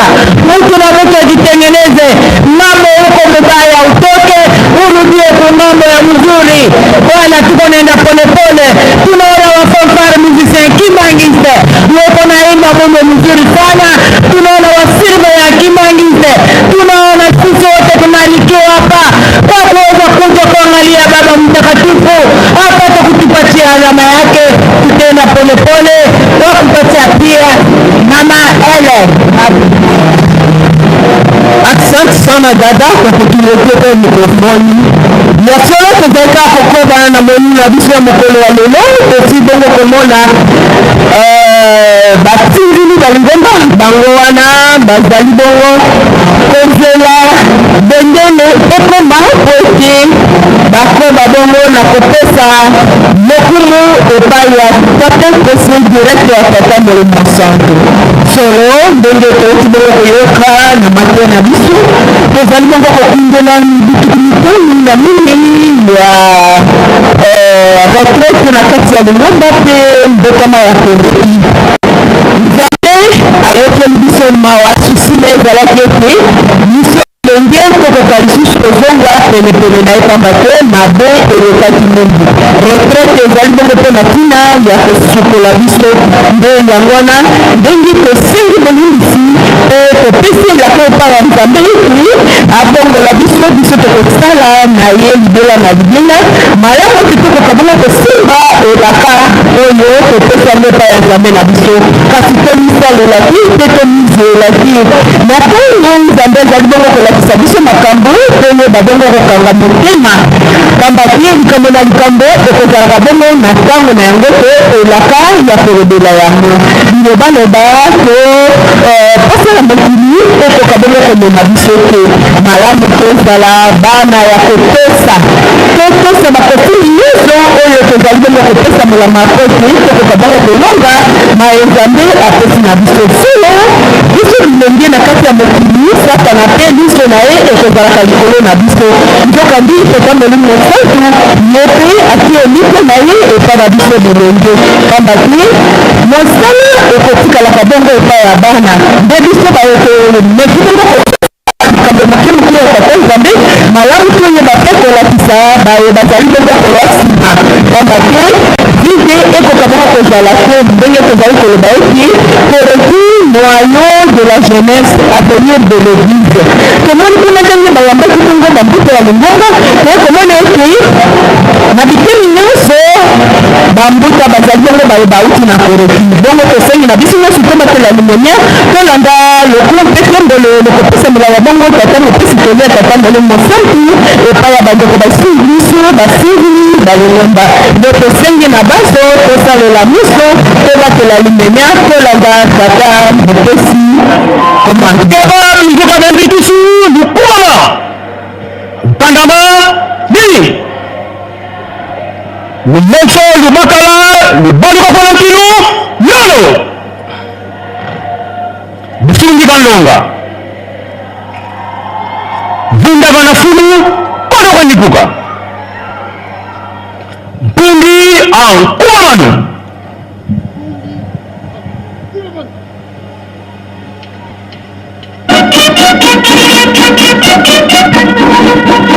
musutuluka mpindu lukandama nini bukunda bukulantinu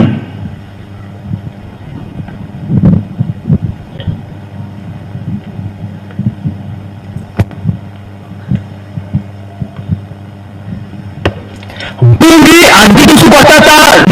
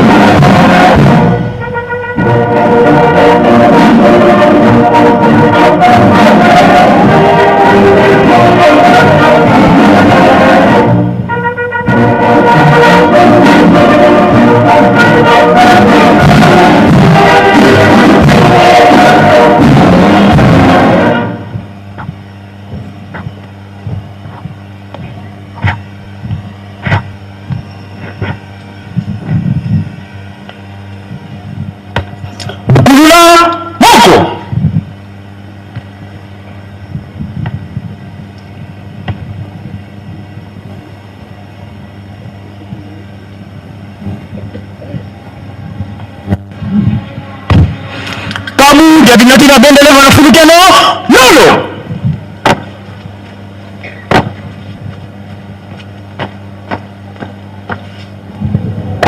buka dan tidusu baru kapu moto lolo bongko lalu anda tu nanti tidusu bung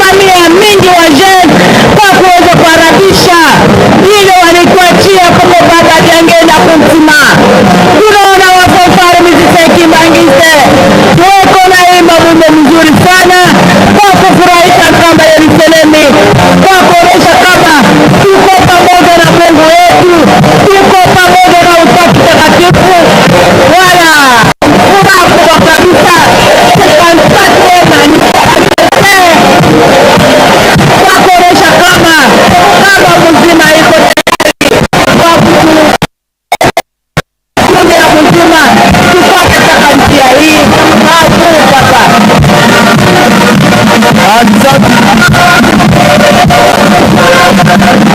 Asante sana.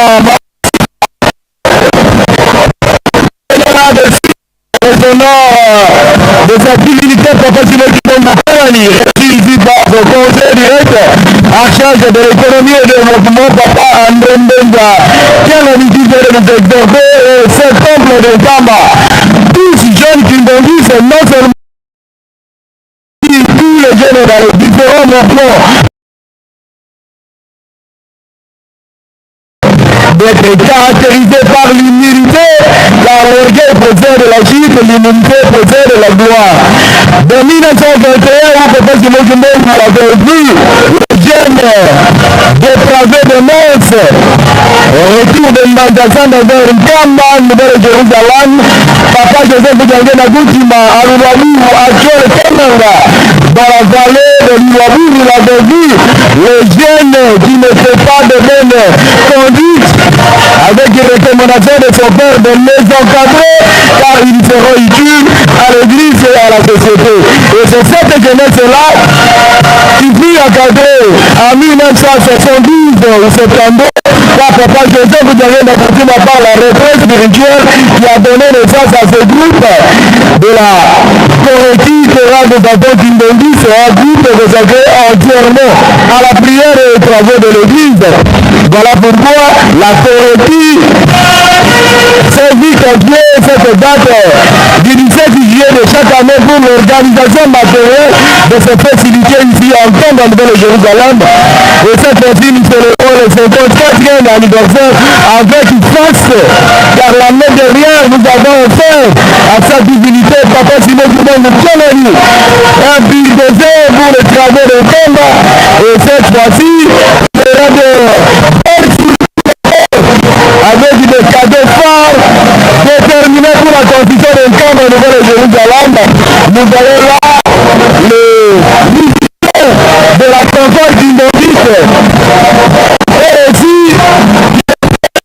une très belle surprise le 6 juin dernier en offrant au patron de la 4e rapport très bonne et une guide d'un pas neuf aujourd'hui.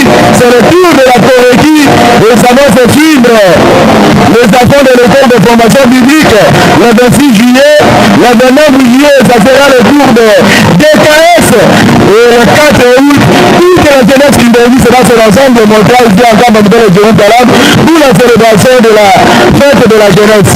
Vous voyez Maman Bébé Capita, les Corékiens et Corékiennes bien habillés en vert et blanc, tous déterminés pour la construction des camps de Nouvelle-Jérusalem.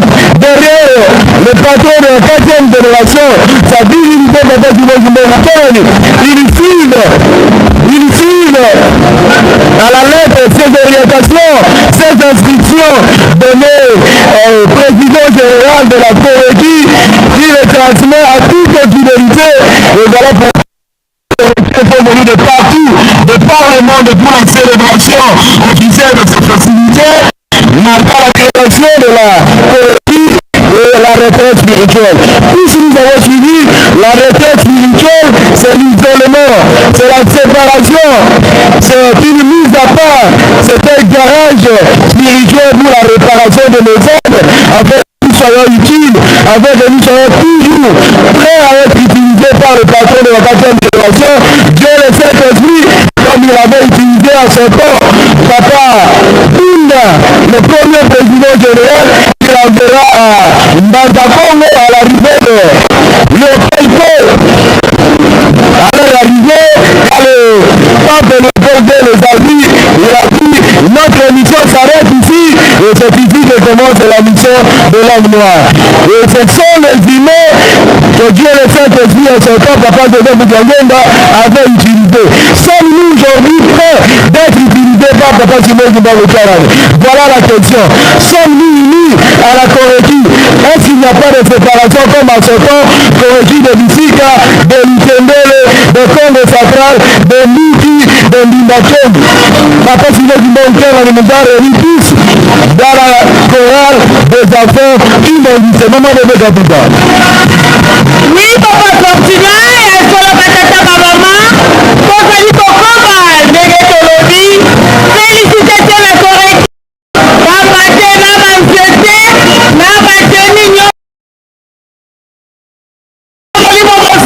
ya silaki kokabola bato na date na bango lelo le 17 juillet ezali bongo korode ya papa Kimbangiste baoyo nyonso bakotaki leterete bakomaka ntango nyonso na ngomba ya bule mpona koya kotonga Yelusalemi ya sika yango lelo tolobaka ntango nyonso esengo ozali na libota oyo bazali na nzambe na bango na risime kaka ya papa Kimbangiste bandeko na biso ya MSSK bango wana bazali kobongama mpona koleka lifini liboso ya papa conseiller direct ya papa mokonzi ya bule ye wana akomemelaka biso message ya kitoko oyo tokoliaka nzambe akotindaka ye aya koloba biso na kati ya tempelo continent ememani bongo na président général ya MSSK papa Zumba ye wana papa Panzi ye wana azali koleka voilà wana nde tozali komona bendele Yelusalemi bendele ezali kopepa se kopepa na Yelusalemi ya sika na baoyo mpenza toyebi bango MSSK mikolo oyo makambo na bango ebandaka nde toyebi yango biso nyonso le 2 avril na Matadi Mayo mikolo nzoto ya papa Simon Kibangu kouta Lubumbashi abongo na Matadi Mayo bongo Yelusalemi oyo tobengi teme du Saint-Esprit nde bakotisaki nzoto awa na Yelusalemi na 18h nde MSSK ebandaka bongo na le 2 avril yango tozalaka na esengo soki tozali nzala nzambe na biso bango bazali kolakisa biso bakabonele ya kitoko tozalaka na esengo oyo toyoki na mokolo mayele ya motuya oyo tokolisa mpenza kondima na biso na bashapitre nyonso oyo batinyeli to epai ya papa levela eleme okotanga yango na bokebi nyonso moto na moto azangaki komema double te ebongo esika oyo tokozonga mpe na bandako okotanga yango kitoko mpe okokomprendre maloba elobi na baverse biblike oyo bapesi biso na kati ya tempelo tozali kaka kokoma na bandeko na biso ya MSSK bapapa surveillant na bamama surveillante bango wana bazali koleka mpona kokumisa bongo mpe kosepela molulu kitoko oyo bapesi biso ya le 17 juillet le 7 juillet 2026 na mbala oyo ya solo tomoni koeki bamati mpenza epele na esengo nyonso koeki oye wala bango mpenza bamati na esengo nyonso mpona koya kotonga Yelusalemi ya sika yango tozalaka na esengo soki balobi tomata ngomba ya bule tomataka yango pelo na bopikiliki mpona tokoma te bainge pose kokoma Yelusalemi me kokoma na mboka ezali ndengami na emei nde nzambe abengi biso toya na Yelusalemi toya mpe kotonga Yelusalemi ya sika mama reverend beluki nazongi epai na asante sana dada kwa kutuletea mikrofoni. Kwa kweli tuko tunaona wasi walinda amani kati ya kanisa ya Baba Roho Mtakatifu wale wako wanapita mbele ya baba mshauri wa Baba Roho Mtakatifu kwa kuonyesha basi furaha bora amekula tu sifa shukrani. Ile ni chakula ya Bwana Mungu, inaonyesha upendo wa kweli na heshima, ndio hekima ya kweli yenye wanalomba ndani yetu sisi waaminifu. Kweli tuko masikini kumbuka miaka 54 ndio regatta ilianza katika kanisa, na ilikuwa basi mwanzo ya kikundi ya koreti yenye inaletea kazi ya maombi. Tukiangalia kabisa koreti hayo ni matunda ya retraite spirituelle. Inaonyesha kama wewe mwaminifu mwimbaji katika kikundi ya koreti bila maombi haustahili kuitiwa ile jina. Ndio kuomba ni kuongea na Mungu. Sasa ili kuomba inatuletea kuelewa basi makosinyo yenye Bwana anataka kutuonyesha ya kama wakati tuwe watoto wa heshima wenye kuabudu na kumwaminia Mungu kwa ukweli. Mungu anatulomba tutembelee ndani ya amri, mapendo na kazi. Tuye kutembelea ndani ya ile vitu tatu, vyombo tatu wenye wanatuletea ndio ya uzima juu tuwe basi kuepukisha au kuepuka dhambi, kwani dhambi ni magonjwa yenye kunatukabura sisi na Bwana Mungu hapende dhambi, ndio ile alituletea retraite juu ya kutuchukua. Tunaona basi bendele yenye kuonyesha utukufu ya Mungu hapa duniani. Walinda amani 6 wa wale wamebeba bendele yenye kuonyesha utukufu ya Mungu duniani. Inaonyesha kama tumefika muda kwa destiny ya kuleta heshima kwa baba mshauri wa baba wa mtakatifu kwa magharibi ya leo, siku ya 5 masiku 17 mwezi wa 7 mwaka tunayo. Kwa basi maandamano mbalimbali wanakushauria yenye inapita ya muhimu iko wasema kwa yote yenye wanakushauria kwa siku ya leo, mwaminifu moja moja aliye basi kushika na kutumikia. Pale tunaona baba Rene mwenye alileta mkomajima ya siku ya leo, yeye anataka kuleta saluti kwa kuonesha kama maandamano ya Defile d'Honneur imefika mwisho. Ndio ile matangazo inasema ya kama watoto wote wa retraite au wa mama na wa baba wa retraite spirituelle mpite nyuma ya tribune ya presse kwa kutoka kutoa maua yenye kunarudisha alliance na Mungu. Tele biboye ba mama ba papa nyonse ya retraite tele kama sima ya tribune ya presse ete kobongama lolenge nini kokoya kopesela fleur. Communiqué le biboye ba mama pe ba papa nyonse ya retraite tele kasima ya tribune ya presse peti kobongama te kopesa bongo fleur ya alliance na biso to renouveler alliance na tata Nzambe. Mama bebe elobele pa na yo matozi mingi mama reverende Lele Boliki tozali na bebe ya mobali abungi awa ayebi kaka kombo na ye alobi kombo na ye Isaac. Mama na ye aya kozwa ye awa na tribune ya presse. Mama na ye kombo na ye Nancy, bebe oya mobali alobi kombo na ye Isaac. Mama Nancy yaka kozwa ye awa na tribune ya presse. Tozali koluka lisusu bebe ya 2 ans ya mwana ya mwasi oyo yebi bebe moko ya 2 ans koleka pelepele na ye aya kozwa ye awa. Tozali na trempier oyo alikuwa isi trempier na ye aya korekipere awa. Tozali na saki eza na telefone na kati oya kozwa saki na bino awa na tribune ya presse. Bebe ya mwasi ya 2 ans soki bomoni boya kotikela biso. Bebe ya mobali yoyo tozali na ye mama Nancy yaka kozwa bebe Isaac. Voilà, merci maman bébé Capita.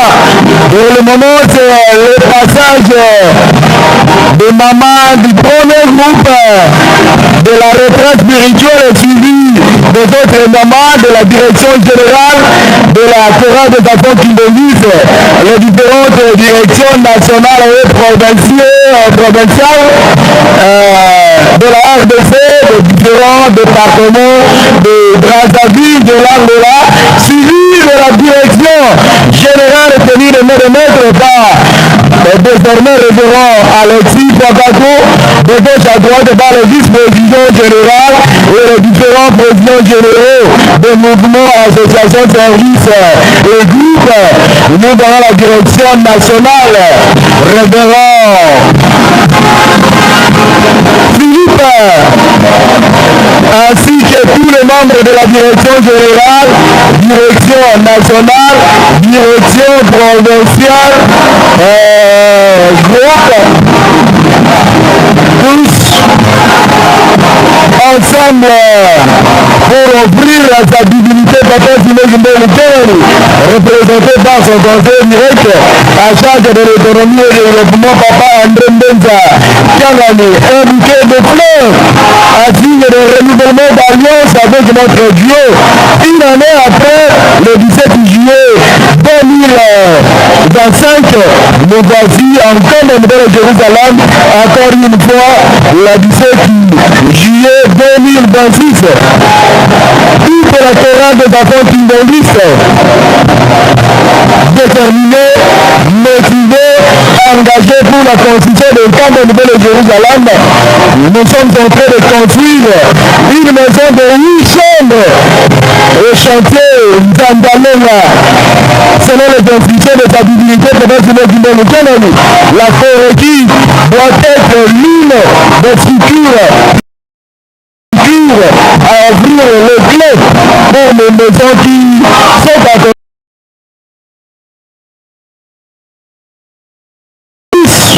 Toutes bien habillées aux couleurs traditionnelles kimbanguistes, vert et blanc, suivant les consignes de la direction générale, selon la volonté du patron de la 4e génération,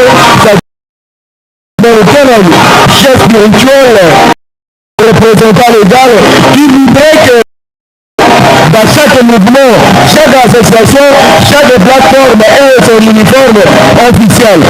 Bana Koreki, de la Kuna, et derrière la direction de Kébini pour la repère sa fleur.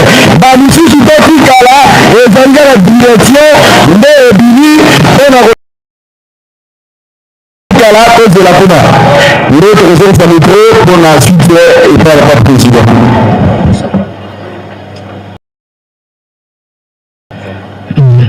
Mukumbase yomwana yomwanda velela nzambi eto papa Simon Kiambani nzambi eto papa Mfumamba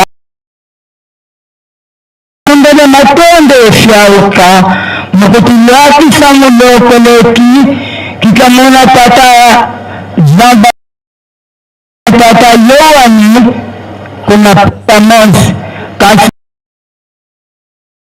mbandi yanja papa dedekoloka tufuniko tufanisa tulembeleza yendenga munasalosalo kyakupya mwanda papa Mfuma Mbanza bana bakukizi bibandeshene tuveni sinsu kya fololo disongodeleze zola kwene kweba kwa mene kwa bete bana bako nikisansa kweto mwako nze mwako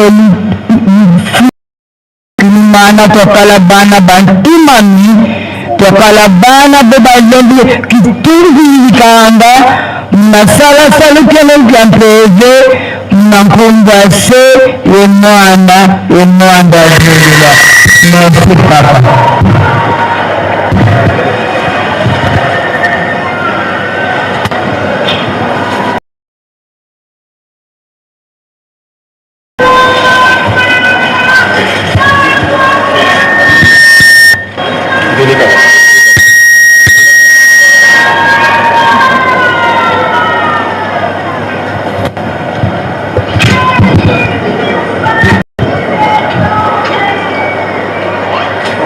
Kombo ya tata ya mwana pitata Molimo Santo awa tazali koreki roba na retraite tufyaukili mvuma vilikutuwana kwa tata mwanda velela papa Simon Kimbangu Kiambani bisongelevo tuvutuliliaka nzola vakotso kwavu tufutivutilana waka nzola itata mwanda velela kadi tufutilombanga munantanguza wonsono pasipo mana mabakutusila malungana tovaliko zonse alliance ya bafrere oseloye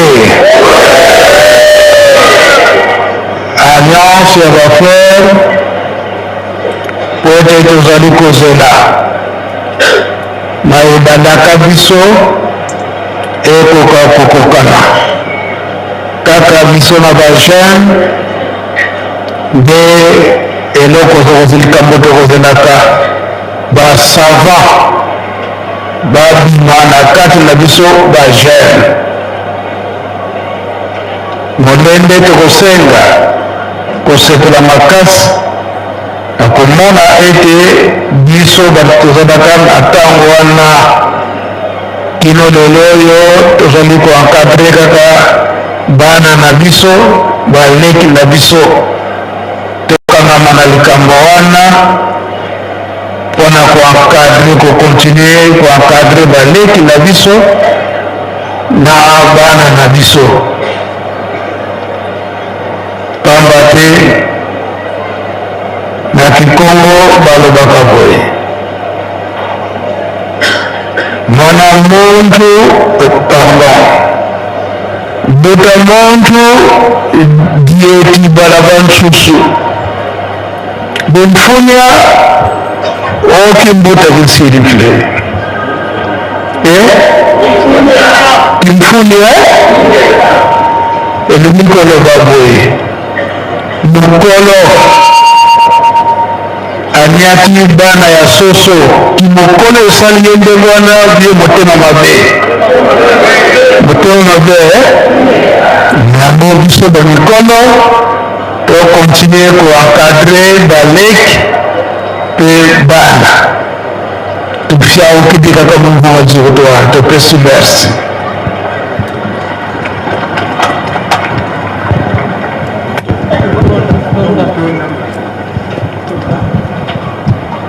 Merci Papa Mfumambanza, tuveni mafungo de matendo yefyauka mwewewa kwa mpwenya kumtuveni mulumbukike akinene kya nsimbulu mnankumbwase yemwana yemwanga mbenela mkumbwase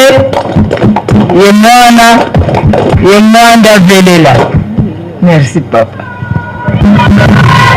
Voilà, nous venons là de suivre le message de la retraite spirituelle et de la chorale des enfants qui bondissent pour le renouvellement d'alliance avec notre Dieu dans la remise de ces bouquets de fleurs au conseil direct du ciel spirituel à charge de l'économie de développement Papa Amrinde Dakaran qui le représente. Et lui, nous prenons que les savants serviront parmi les jeunes, mais persévérons dans la même commandement et travail, faisons la volonté de sa divinité, Papa Simon Kimbangu Kanani, dans la construction de Kamba, mais dans le Jérusalem. Maman de la Pika.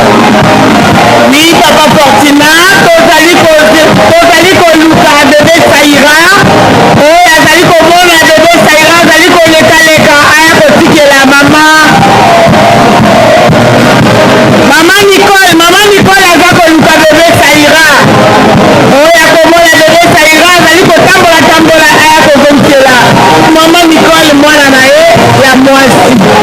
Badonneur du sang ndenge bapesaki communiqué kisiko mutuna na monani te tokela na nsima ya tribune ya bambuta tokokutana na mutu aza bongo.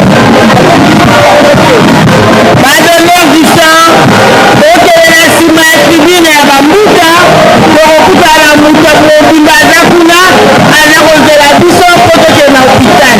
Badonneur du sang. Mama Joseph, mwana Joseph azoleka mama na ye mama nono azali kozela azali koluka mwana na ye Joseph oya kotikela biso Joseph azala na mama nono ala na tribune ya presse koretiyele lebiso kiziyele koreti tozali bana botosi elandeki maloba ya papa Simon Kimbangu Kanani mtame na biso oyo atindeli biso epa ya papa conseiller direct lelo topesa bimbelekela nyonso bambele nyonso toyaki nango ya tinsani lelo nde tokopesa bimbelekela nyonso topesa yango mokolo malelo kobomba mbongo papa te babidola kende koverse yango na mesa ya bidola reboisement bolo nzete kende kopesa kuna organisation même condition et voilà la message de la instruction du patron de la 4e génération, sa divinité Papa Simon Kimbangu Tshomoni. Aujourd'hui, nous avons amené comme foi de caisse tout le règlement le jargon Kimbanguiste. Ne gardez pas ça, maman provinciale de la Koreki Tchopo. Donnez tout l'argent que vous avez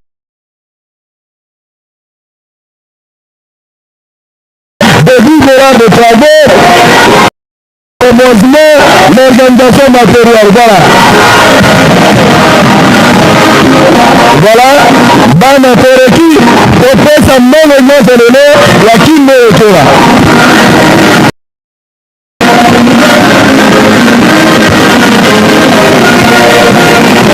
eleki na opération 3000 Liki contre opposition 3000 francs. 3000 francs.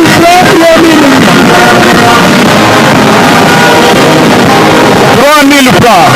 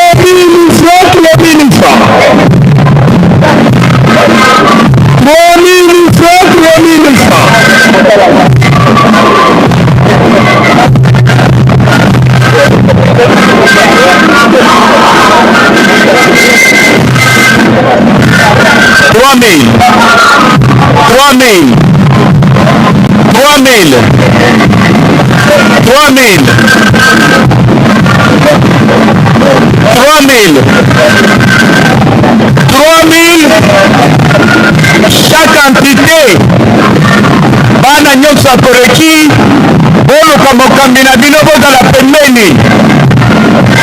Mokambi ya chaque entité ya Koreki zala na bana na yo nzinga sinsani tokosala ezali ntinsani papa ye moko apesi programme. Mokonzi nyonso ya korale zala na bana na yo nzinga topalangana te bana Koreki, topalangana te bana ya Koreki, topalangana te bato na bato bazala na mokambi na bango nzinga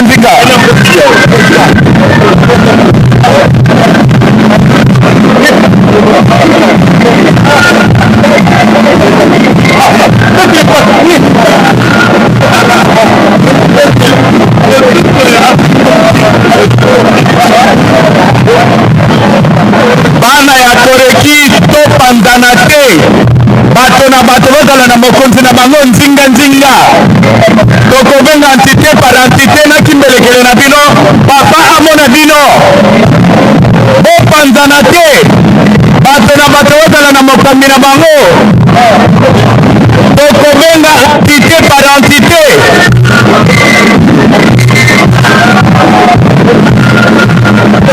entité par entité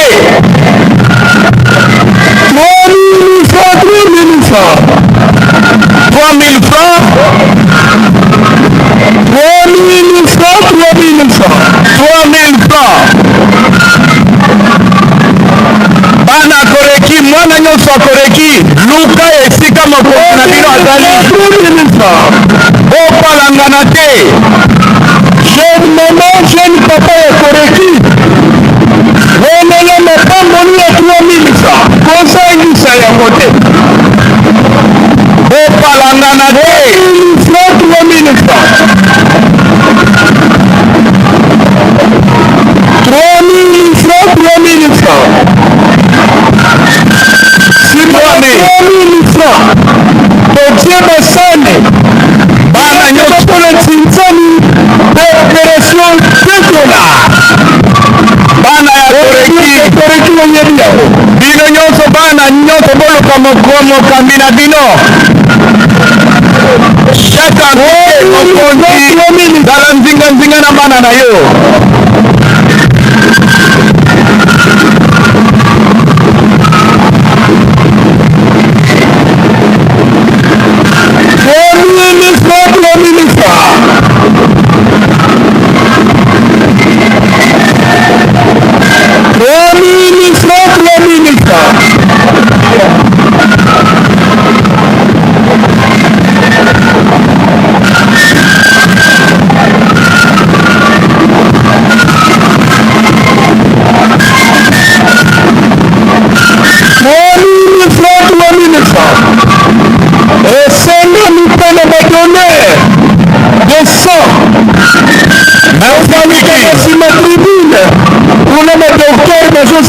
Merci Friki. Va donner le sang comme à l'Ukanasima tribune. Pour le docteur, va saluer pour la mission.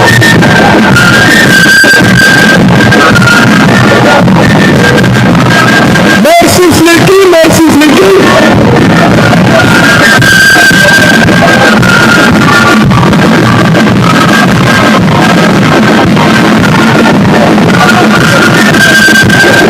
bato na bato bazala ndinga topanzana te bana koreki topanzana te koreki topanzana te ntango tozokota na ntinsani bimelekela mbala moko pembeni tokotia sani ya $2 biso nyonso toyebi yango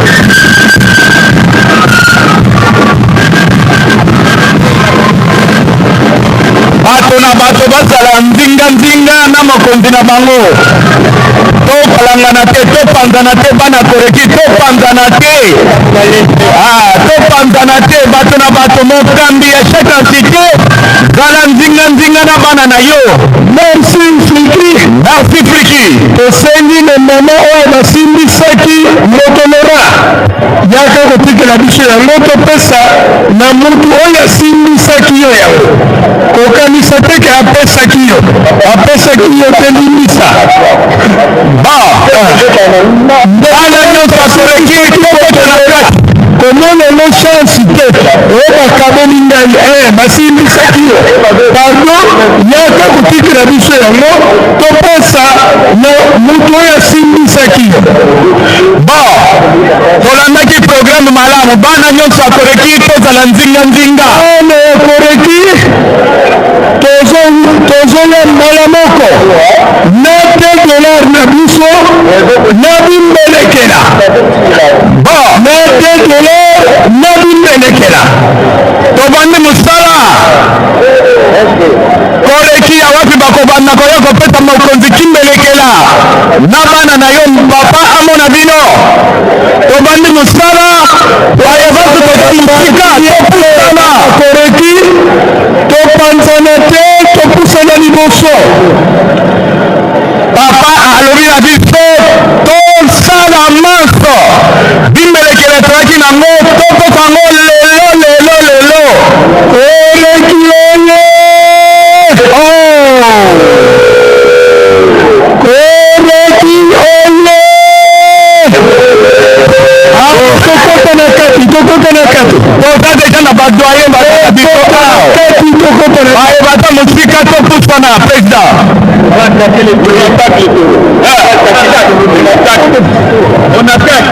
Koreki oye! Tosengi na batata ya koreki tokota na kati. Obandi na batata. Batata bato batosaka. Batata nyonso amwa.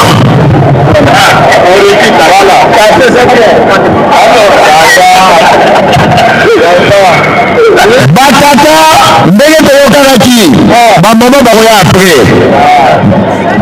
Tosengi na oyo nyonso koreki batata oneketi papa oyo nyonso babengi papa na koreki koto na keti tosala ebadi batata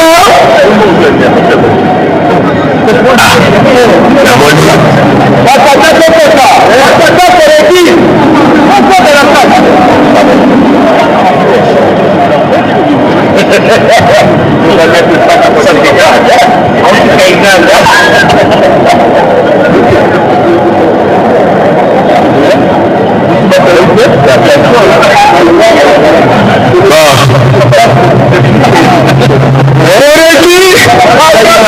président général batata nyonso koreki tokota na ale amama tolanda papa na koreki kota na kati oyo nyonso babengi papa na koreki kota na kati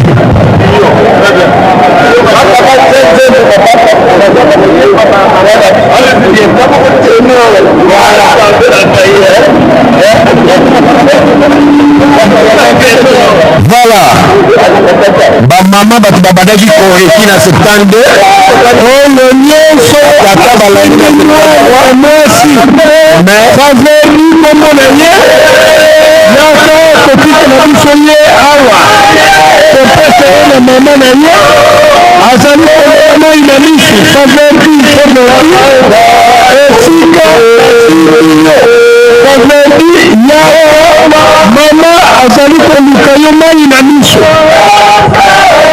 mwana ya mwasi babengi na kombo ya faveri aza na telefone android yaka na mwana wana awa liboso responsable nyonso oya na bimelekela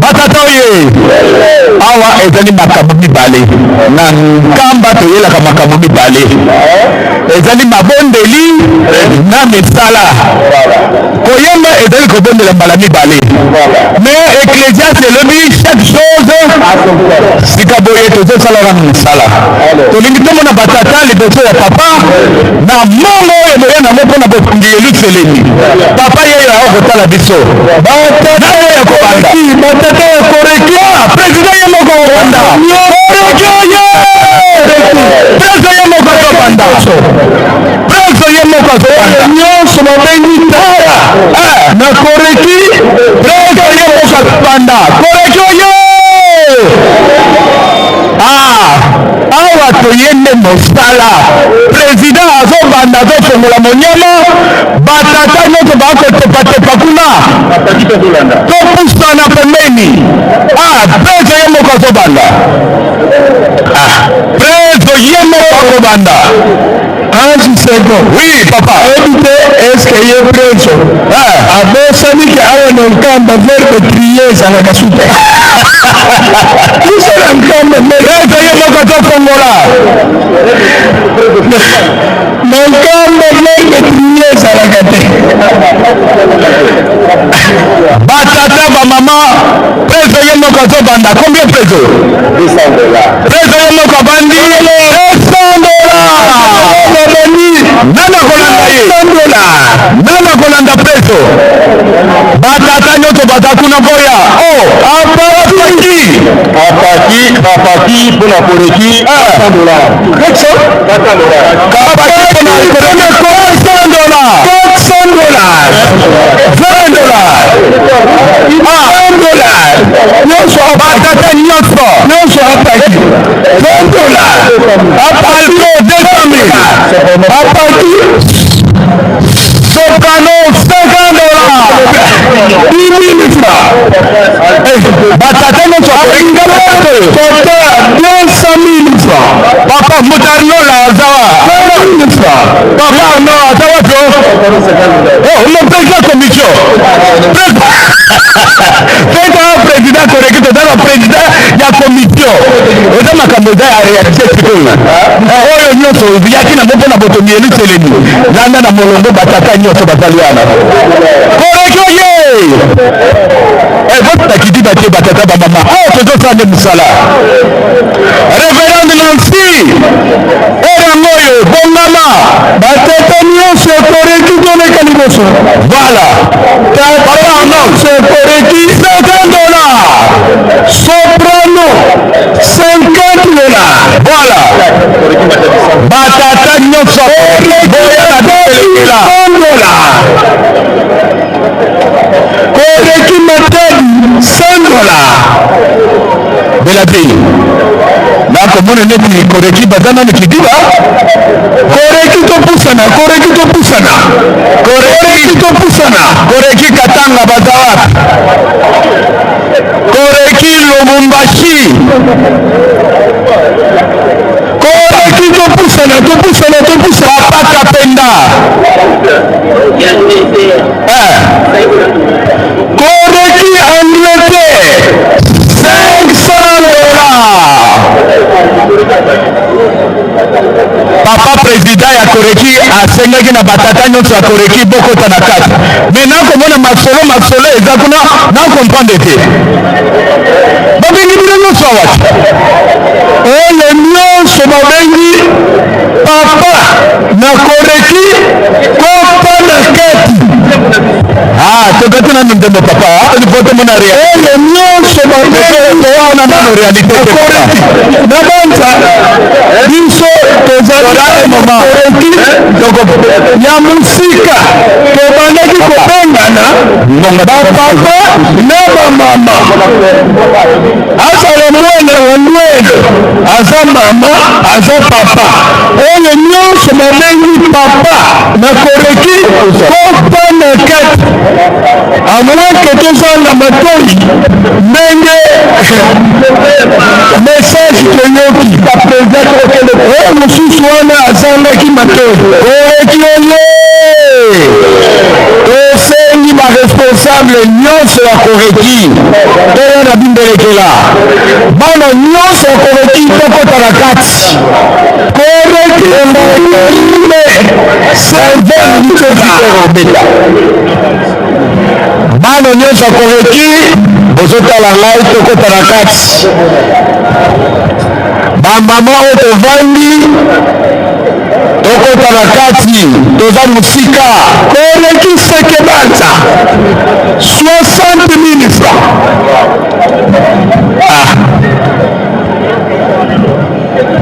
Papa Kaba en tout cas bandeko ya Koreki tobandi maber Koreki seke banza 20 000 francs. Bana nyonso ya Koreki tokosa na kati 20 000 francs. Bandeko ya Koreki ondire tobandi maber ondire tobandi maber National, 100 000 francs congolais. National, 100 000 francs. Alto, 100 000 francs congolais.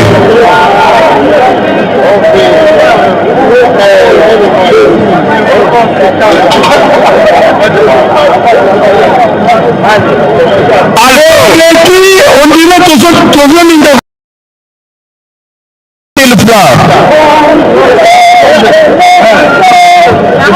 batata ba mama totikana na masolo paroisse Sangamamba très bien 140 000 francs très bien Sangamamba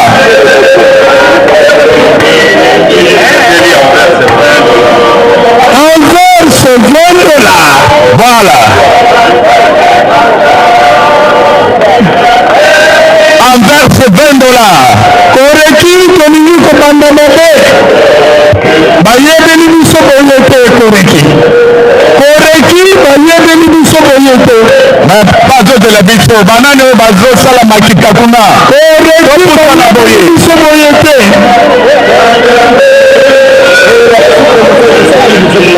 Sous commission ya discipline.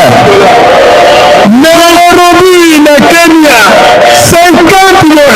Très bien. Sous commission de discipline, sous commission de discipline, sous commission de discipline, mon conseiller de discipline, sous commission de discipline, de bon nommé à l'immotion.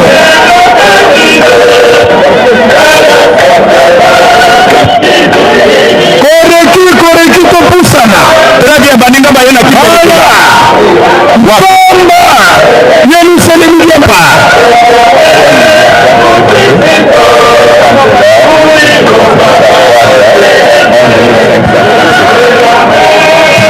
Koreki Gamba. 3 millions de francs congolais, plus $200, plus 7 700 millions de discipline, plus 11 500 voilà, combien?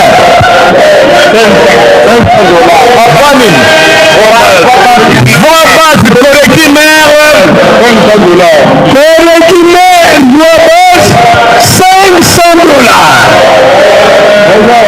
Koreki mère, voix basse, $500. Mère de mère, Suisse, Bruxelles, ok, et pas y'a ma maman Mimi Masala. Combien maman? $2,000. Bruxelles, $2,000. Bruxelles, $2,000. Bruxelles, $2,000. Révérend Momo Kikika a payé $500 pour la voix basse.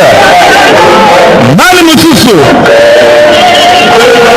Bamela kama itango eza mutu na liboso. Batata ba mama. Bimelekela papa azozela yango.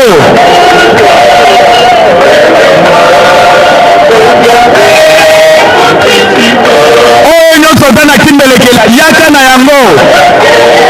Papa yeyo azozela kimbelekela. Tikana na masolo.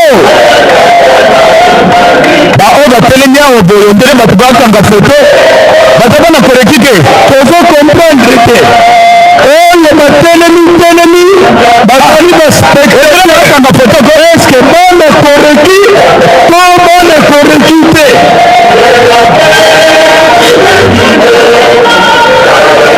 batata bamama ngongo ezopokisa na papa azozela bimbelekela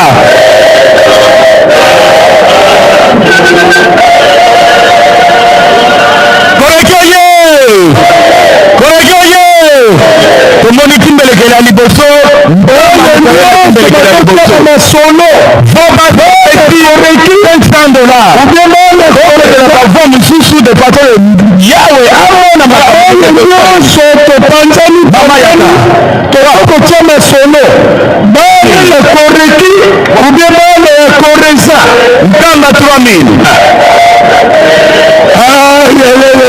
bimelekela papa azozela yango awa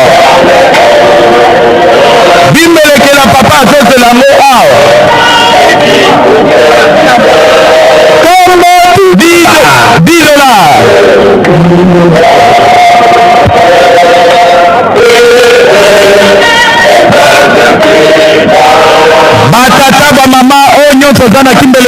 papa azozela bino awa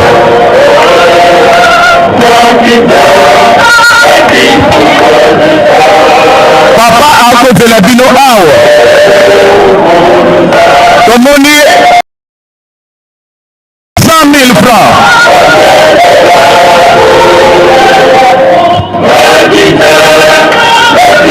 batata bamama boya na bimbelekela papa akozela yango awa papa Leopold awa mimisi mai uye ndenge nini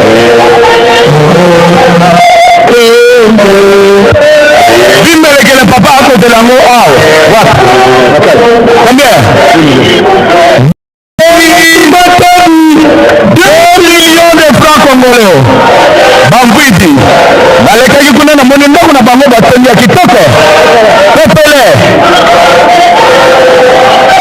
papa Gabi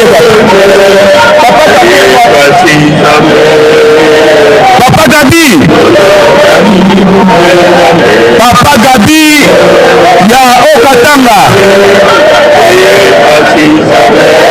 tokozela bimbelekele awa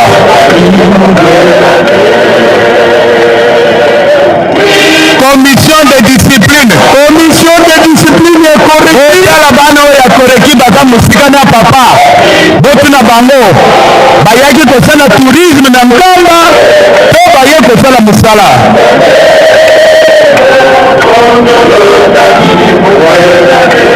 koreki Luanda 50 dollars koreki Luanda 50 dollars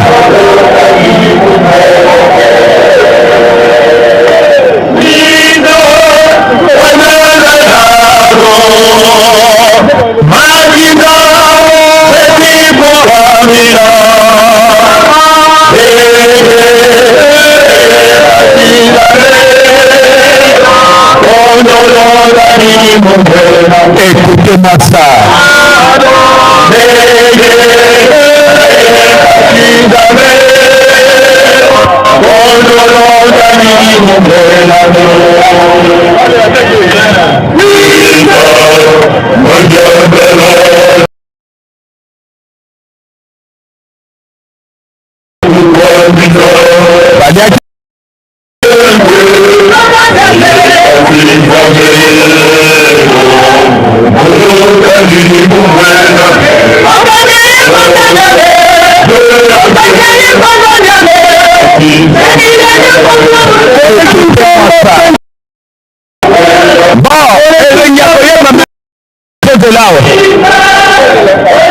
Mongo tokozela awa bimbeleke tokozela bimbeleke provention nyonso toleka liboso azali na bosengelo provention nyonso toleka liboso oyo nyonso babengi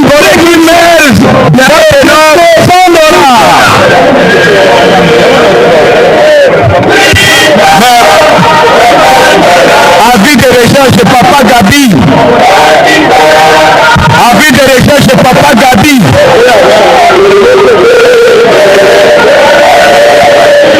avis de recherche papa Gabi provinciaux bobendami liboso tosengi baprovinciaux nyonso baleka liboso koreki Luanda 50 dollars ezali kosala malamu te papa vandi bino mpe bovandi na bino eza malamu te toyokanaki bongo te toyokanaki liboso boya liboso sikoyo bana nyonso akoleki bootelengana kuna papa atozela biso awa kuna nini boyeleki papa provinciaux boyaki na bakimbelekela boleka liboso boya tozozela bino tous les communaux tous les sectionnaires boya liboso tozozela bino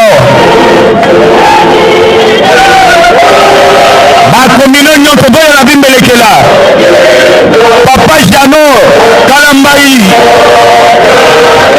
yaka na kimbelekela bana kinkole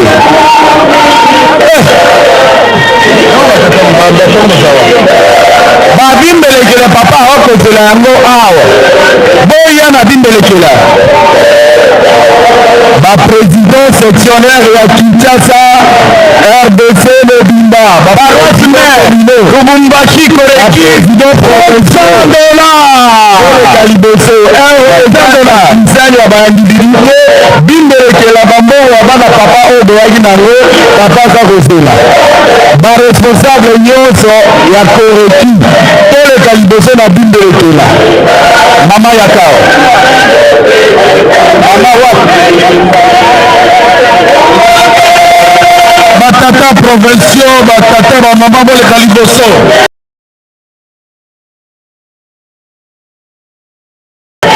ezali kosala malamu te papa vandi bino kobovate Emile Kwanza Kabinda Manda Congo très bien kata Emile Kwanza boyo na bimbeleke yebi te mokonzi na bino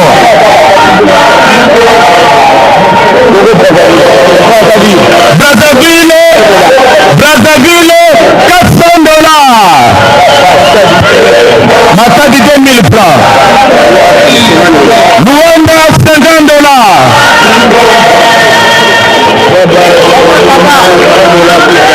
Vobas 30 dollars plus 25 000 francs congolais. Koral oye toyaki mabondeli na misala. Voilà. Oyo ezali ngonga ya misala. Voilà. Responsable nyonso. Leka liboso na bana na yo. Voilà. Opesi kimbelekela bana pe bapesi oyo baye nango. Voilà. Ale. Nani akobanda? Responsable nini oyo azamisi mai maese akobanda? Toboyi ba responsable amisi mai mai kata na nzembo. Président ye moko alakisaki deja nzela. Responsable nini akoya kobanda? $300 Koreki Imilu na Lubumbashi. Voilà, $300. Responsable nini azali organisé ayo na kimbelekela ayo pena mana na ye bapesa oyo bana baza nango bokonzi amona ye. Responsable nini omoni na retraite to mijelaki Koreki maire bachef de voix Koreki maire tobanda si babandaki déjà babandaki tomonaki voix basse tomoni alto basse tomoni tenor mama moko baresponsable bakotaaazawa kilobelebe combien $200. Baresponsable, provinciaux, baresponsable nyonso topusana libosoya te bokozela butu Lubumbashi mokambo epai ya rebelango mama Matsango mama Hermeli $300 mokambo bana ya reverend Bill Kasongo babami deja na $300 bamokambo baresponsable nyonso oyo bozelaka kaka bopesaka bino mbote tata responsable telema topesa mbote me oyo yango ya kolakisa eza komine ya kikula komine ya kikulu na likasi combien $300 komine ya kikula $300 baresponsable nyonso oyo bazelaka kaka telema tata responsable bopesa mbote me oyo yango ya kolakisa ki responsable alto sala mulongo voilà papa l'école na okoma chef avoir Kasumbalesa $200 papa l'école benaka ka bandeko oyo kozanga na bango na voi na yo boleke epai ya papa amonaka bino alto Koreki maire tomoni papa l'école tomoni ya mbenza tomoni papa stratège mama mekala somborado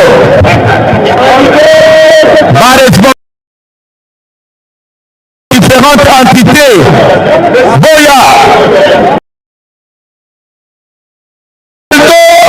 alto $20 alto $10 alto mama $10 alto $10 mama $20 Ça, c'est un monument. Historiquement parlant, Moutamoto de Zalakanaye.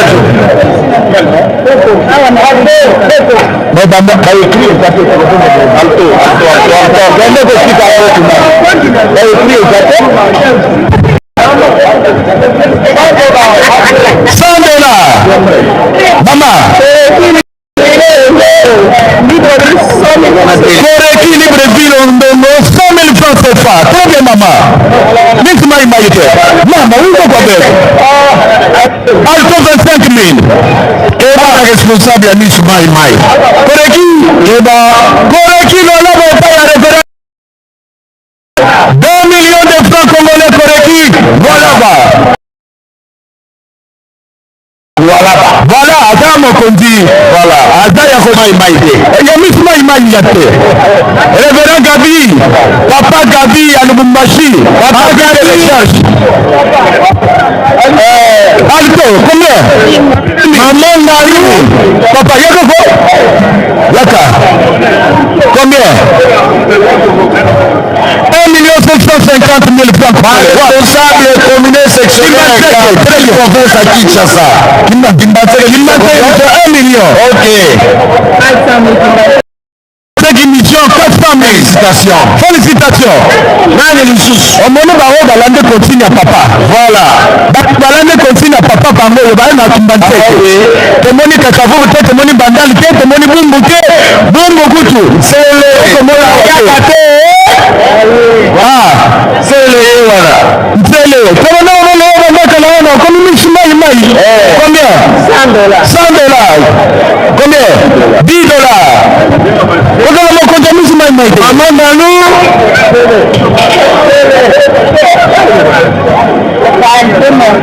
Alto, Korekiner, 20 000.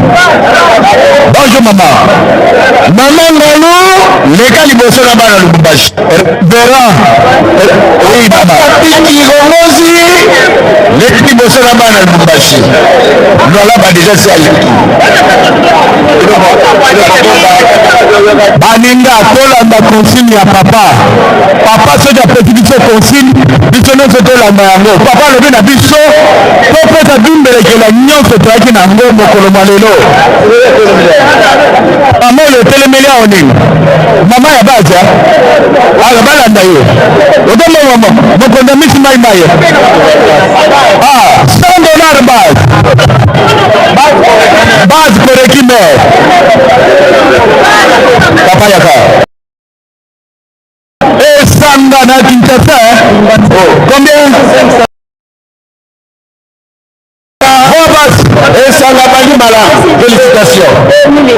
Ma maman, elle peut, on va peut-être 10 000. Belle de la bonne année que de recours la comptabilité n'a pas. Ah, dit que c'est un peu la ah, dit que c'est un peu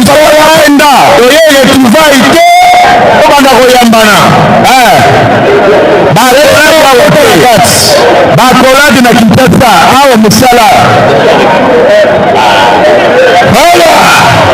batata bamama consigne ezali moko nata bino bokosalama soprano 300 000 Korekiner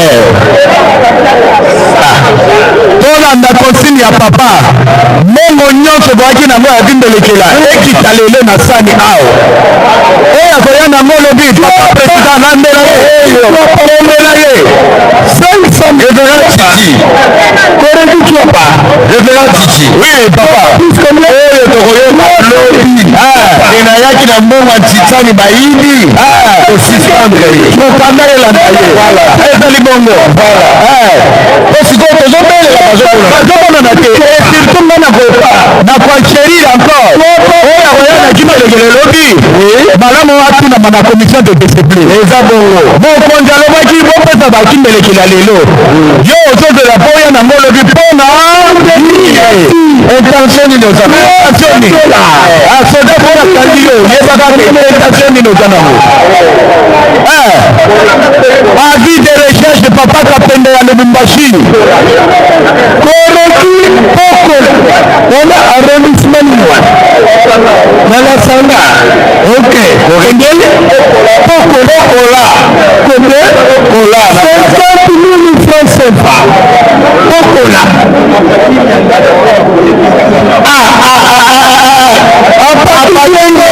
apona koreki nyanga papa Yvon omoni bazosela biombo okola te botia oui batenor 40 dollars batenor 40 dollars batenor 10 dollars batenor 5 dollars mola yamini ya soprano azomonana te aza wapi yamini aza na mesa bon yango na po yo oluki yamini nga mpe na luki ya okristi aza wapi yamini reverende nansi ya okristi aza wapi afi de recherche batata wa mama kolanda kolela baresponsable ya ville de Kinshasa oza na kimbelekela yaka na yango mokonzi alobi na biso babimbelekele nyonso eya ezala kimbelekele ya voix basse ya voix tenor alto soprano kimbelekele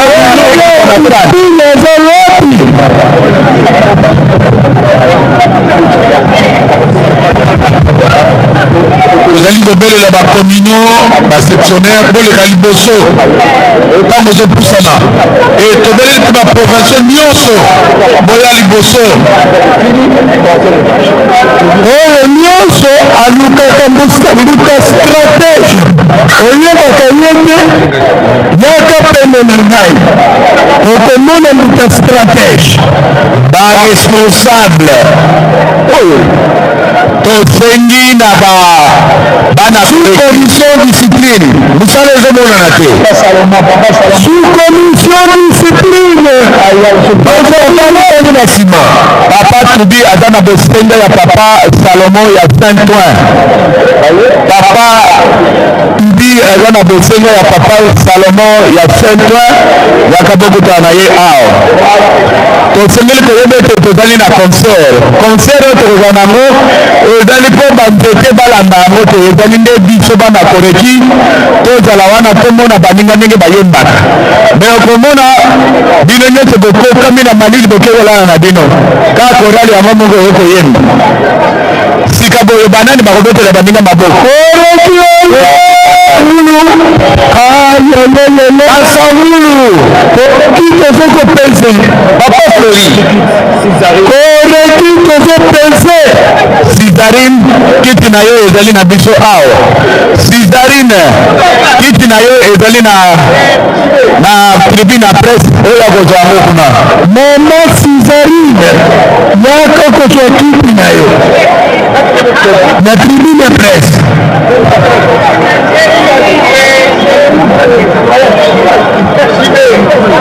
Maman présidente ya Montreuil. Maman présidente ya Montreuil, je ne sais pas le nom, c'est qui? Ok, le nom c'est qui? Maman présidente ya Montreuil, bah on donne notre responsabilité. Disciplinaire, nous sommes la dimension de la tête. Disciplinaire. Félicitations. Boumou. Très bien. Boumou yo. Bachantoye. 1 million plus $10. Dis maman. 5 000 francs. 5 000 francs. Maman Emeline, Makasopano Bazar. 5 000 francs. Ma responsable, non, c'est pour l'Iboso. 5 000 francs. Choco, on a dit que c'est qu'on s'en a fait. Aucun vérité. Choco, on ma chef de foi, ya bankite nyonso sous commission discipline nyonso adini soki olobi nde 50 bana tenor 5 minutes va tenor koreki mer bovandi na bino na ta nzete kuna biso tozozika mingongo mpo na kobenga bino 5 minutes omoni bongo sava combien te azona gisene 500 000 francs 50 minutes Bana bombo. Zeda. Bungu mesilisi. Mama famille, papa président, papa pasteur ya Louis Jardin na bosenga na yo crédit la presse. 500 000 francs. Oui, maman. Koreki Kabila. Malora, combien? $20. Koreki Center. Papa Salomon, kaza na bosenga na binomo ya nzinga ao. Pembeni ya table kuna. Papa Salomon, ya Center. Aza na bosenga na bana nyonso. Wapi papa? Koreki Bandal. Très bien. 500 000 francs. Koreki Ngili, combien? $500. Koreki Ngili. $520. Ngili. $5 Ngili. $20 Ngili. 10 000 Ngili. 10 000. 10 $10. $10. Très bien, bana Ngili.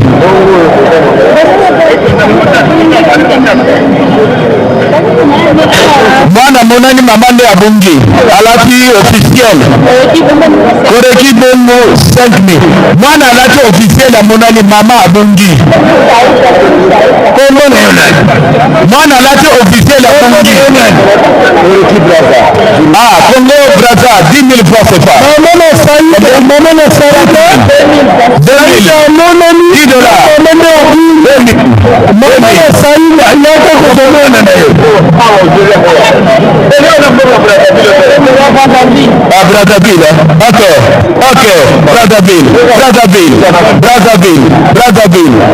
Brazzaville. Jeune fille, Brazzaville. C'est qui me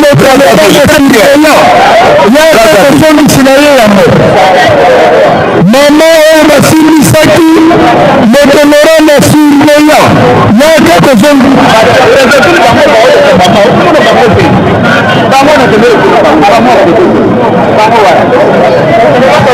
avis de recherche Papa Gabi.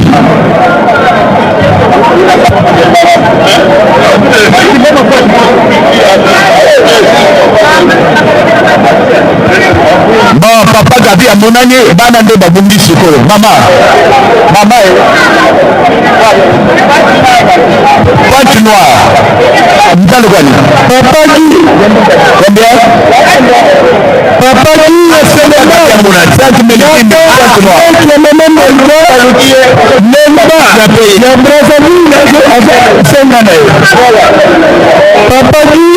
le Yamini yakana organize kwa na yoba soprano. Namona badaki nomba trop. Maman famille ya Rouge. Yakabakuta na papa provincial ya Rouge.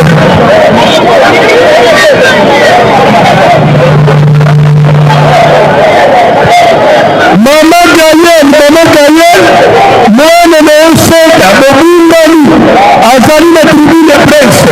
Mwana monani mamande, mwana Gaël, mwana na useka, azali kaye, atelemi na tribune de presse. Bana nyonso ya Lubumbashi, Papa Gabi ya monani yao. Kotole kanemo, lilo siko ozawa. Bana nyonso ya Lubumbashi, Papa Gabi ya monani. Siko vilo ozawa, moko wapi. Watoto watatanga, moko wapi. Tunaona paka beko batatu hapa. Moko hapa. Komino nyonso na ba sectionnaire na bana oya awa. Papa kumwambana zali awa, oya tosala misala. Aussi na kombo tata mwana pe molimo centre. Amen. Na kombo ya tata mwana pe molimo centre. Tobengi ba komino pe ba sectionnaire nyonso na bana. Toya liboso ya papa Kumwambanza. Toya kosala mosala oyo toyelaki na nkamba ya Museleni. Merci maman. Merci beaucoup maman.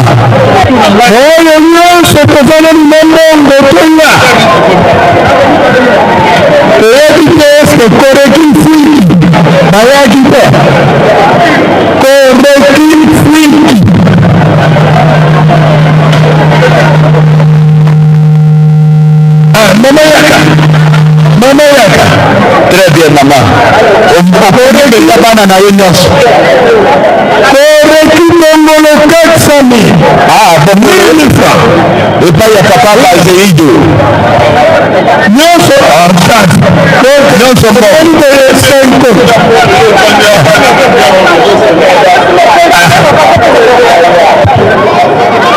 bonene yamini yaka organize nanu vote stop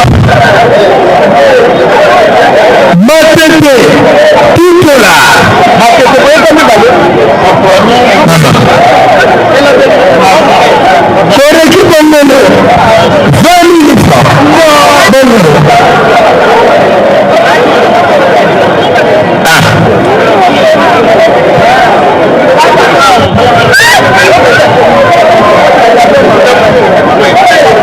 baresponsable ya koreki bazali to bazali te bango nyonso bazali tula bazali te nini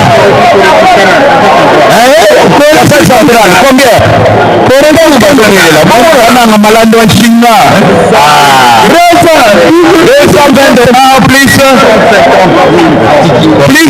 35 000 150 000 francs plus 220 dollars barre de mer 150 000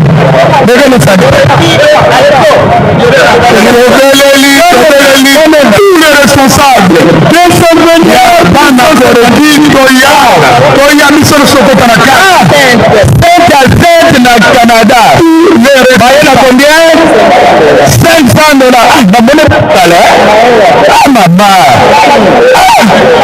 yami tous les responsables bana koreki parole na bifoke parole na bifoke Canada 5 à 7 bayena 500 dollars kende sikowote na sani après que les responsables d'entité nyonso bana koreki bobengaokobialela ya lotomo ya président général président oyo ya biso nyonso awa na kati esika mosala ezali kosalema katambolo 100 dollars oh mama tetegiko bonne fête bosi boyokaki lisese ya aveugle ya paralytique na mokufi matoi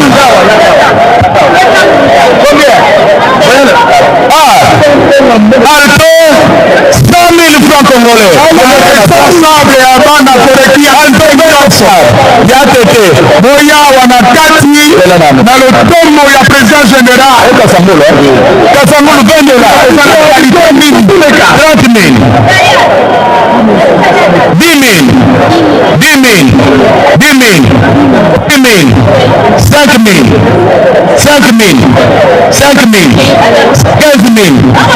tous les responsables 3 000 bana koreki te nyonso oyawa esika mosala kosalama 20 000 très bien kasangolo baye na 100 dollars ya sika nayebi te kuna mpo banke ezalaka obienda tokomprendre te kasangolo 100 dollars ya sika oui nazoyeba te okokafoni 100 dollars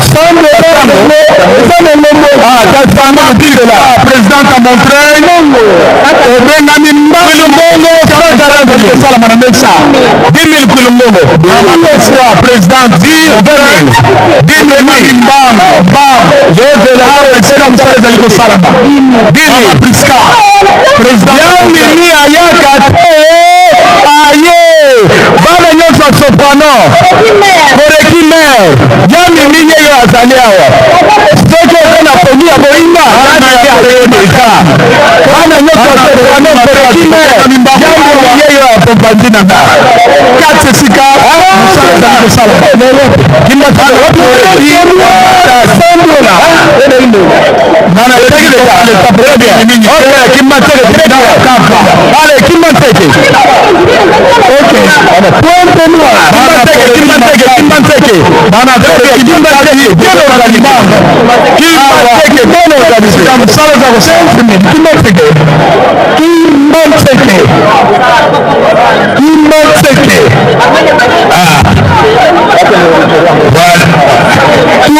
responsables dans la Koreki. Il y a un titanios. Bobengani Awa. Il y a le Tomo, il y a le président général. Tokota Tosala Moussala. Premier jour, il y a Ngol. Nobi Rosankola Bakado. Donc, Yelo Tosala Moussala et Monana. Tous les responsables de Tokota Nakat. Tous les responsables. Ok. Maman présidente, il a montré. Priska. Bobengani Mandu. Et sinon, combien? 50 000. Asina m'appelle à 100 000. 20 000. 20 000. 10 000. 10 000. Papa Guy à Selembao. Merci de m'appeler. Papa Guy à Selembao. Il y a qu'un assassine à proche. Monda.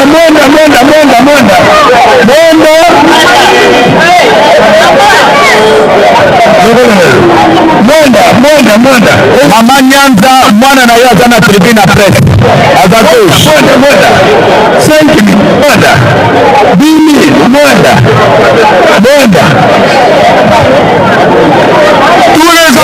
Tous les responsables dans la Koreki. Non, sont dans le tomo. Il y a le président général. Tokota na kati, Tokota na kati. C'est comme ça les responsables. S'il vous plaît. Monda. Premier jour à Mosala ya Moyo. Tous les responsables bana nyonso ya Sopo Koreki maire. Antitani moyeyo ya ye. Koreki maire combien? Bana nyonso ya Sopo ya mimi yeyo ya ye. Mama, 17 000 francs plus 3 000 francs.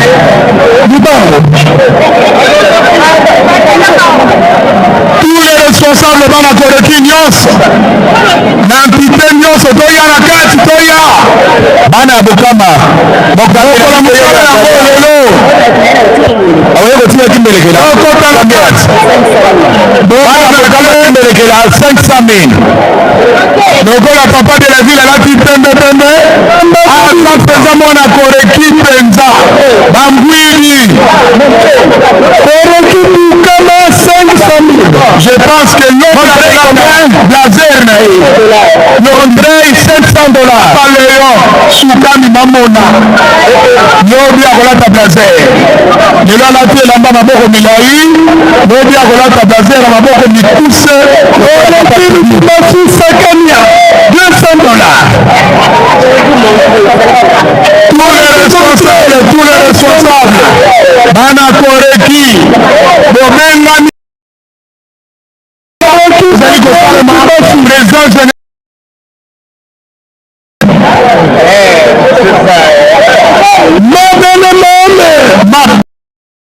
Mtoto ya mono kibeni. Mtoto ya mono. Mabele mabe. Kukutuna. Koreki Lyon 400 $.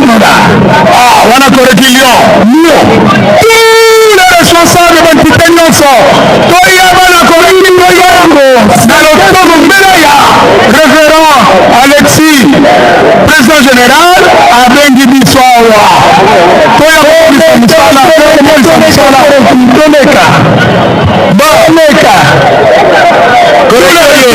Tous les responsables. Naba na Lyon.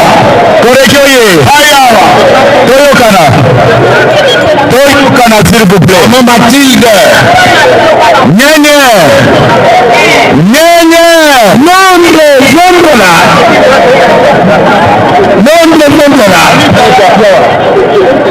Ndeko ya pelisaka minda ya temple. Pelisa ba projecteur. Koreki noir. Yanini. Koreki pas 30 000 francs. Soprano. Premier tour Bakagami. Yanini malgré aye. Jacques Mabo. Kamwa. Soprano. Koreki maire. Bakagami Sat. Yanini. Nabaomi Male. Surtout le prochain Soprano. Koreki maire. Maman Mouilou Mundele. naba oyo mibale donc sauf mobimba mama Sylvie ebo mama Mélodie mama Mélanie azava allez quoi mama Mélanie avis de recherche combien maman na mama Mese mama Mélanie koreki chopo kisangani boyo kopesa mbongo mama ini azali awa na ntua mama mondele na mama monene na maoyo mibale balandi ye tokamwa soprano koreki mer bamama mitane bamama mitane sop koreki mer eboma mosusu oui papa mamini amonani avis de recherche yo moko tala kaka soki omonika aspect yebake mamini ye wana mameke aza wapi omona nzela ye mamini na nzela akutana mamelani aza wapi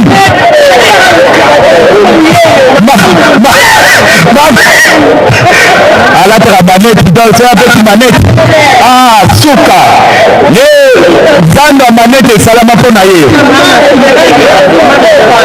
Révérende Nancy Luko korekiliondo pembeni mwana soprano ya tongo abungi ya vie de recherche Révérende Nancy Lukoka mama Révérende Nancy namoni mama Mélanie namoni ya minini papa mama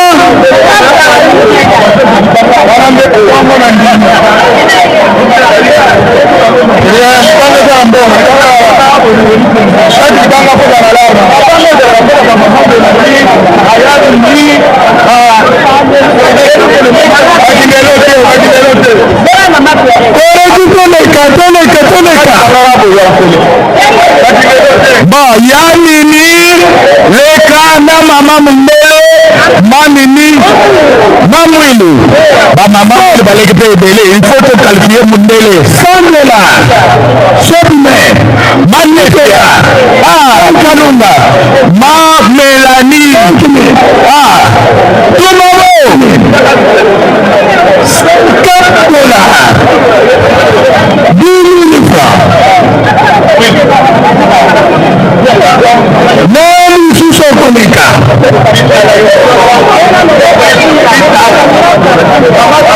nani suso komika will 40 000 koreki will for koreki kuminono 40 000 kalipwe okatanga nububashi mama kinzembo paroisse mama kinzembo combien 200 dollars koreki Paris Saint-Ouen namona nano bana Macron paroisse mama kinzembo nububashi ozaebele kozadi bokoko taladi ok combien 100 dollars Saint-Ouen 100 dollars Saint-Ouen Macron bango 100 dollars Macron 100 dollars Macron 100 dollars Macron 100 dollars Macron 100 dollars Macron 100 dollars Macron 100 dollars Macron 100 dollars Macron 100 dollars Macron encore 100 dollars oh mais regarde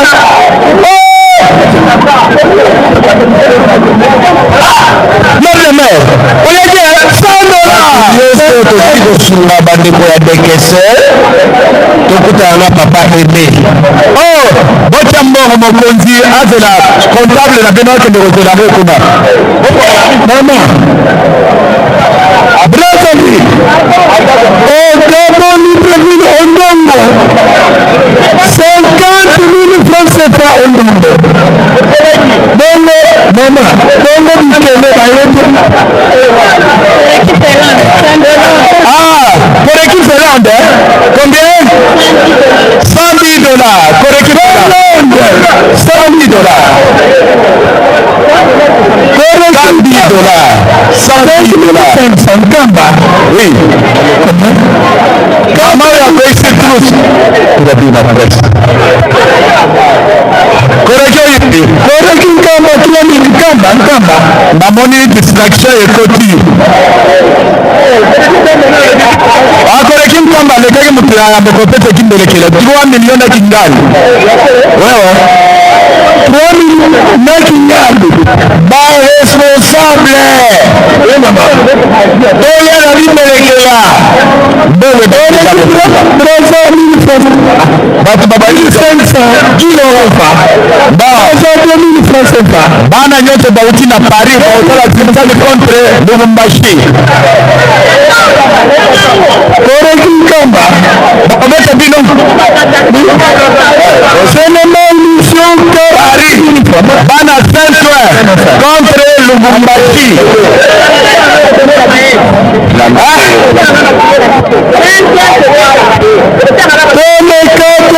Tomeka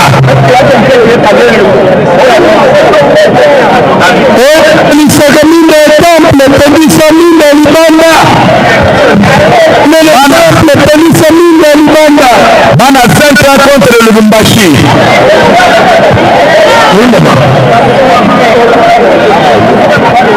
bana ya centre contre Lubumbashi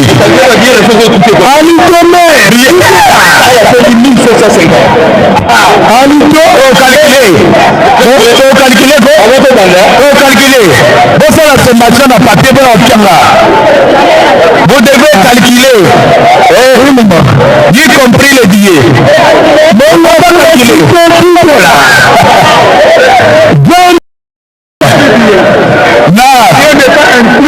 le billet n'est pas inclus. Ça c'est la galerie.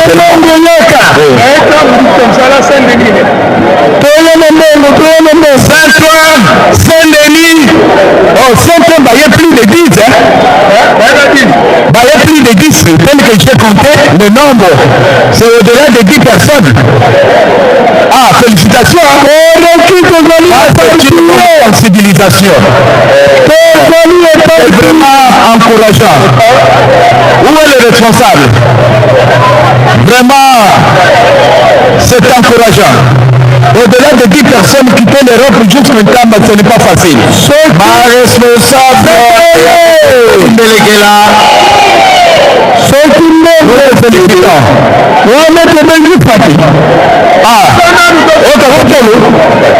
Matadi, combien?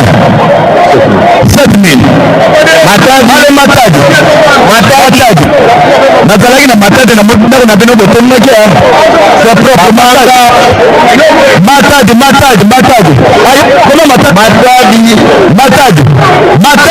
ba koleka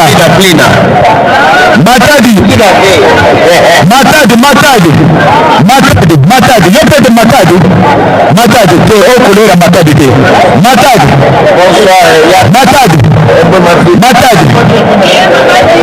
matadi tozobeleka matadi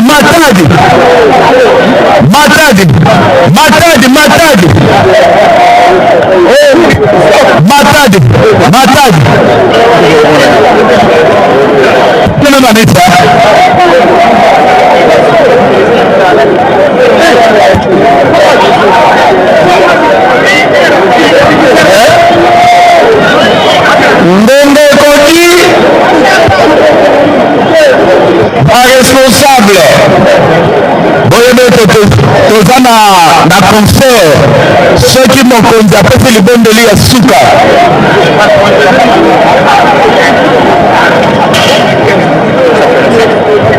papa hôtelier baresponsable bapesi biso 15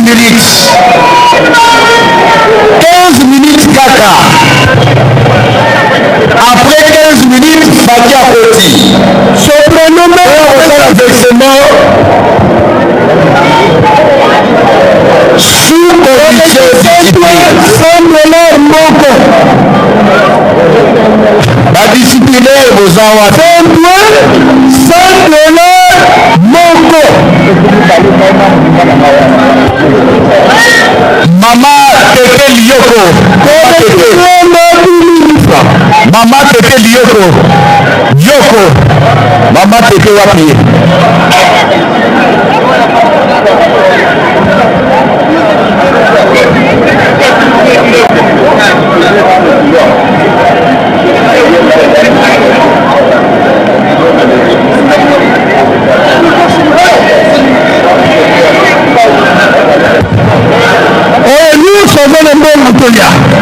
Maman Diangana Longo Rose. Maman Rose Diangana. 10 000 francs CFA. Sac plus les alliés. 10 000 francs CFA. Nous appelons tous noirs dans le téléphone. Et nous avons un petit téléphone. Il y a qu'à la micro la presse. Maman Diangana Longo Rose. Tous les alliés. Là, on a tous là.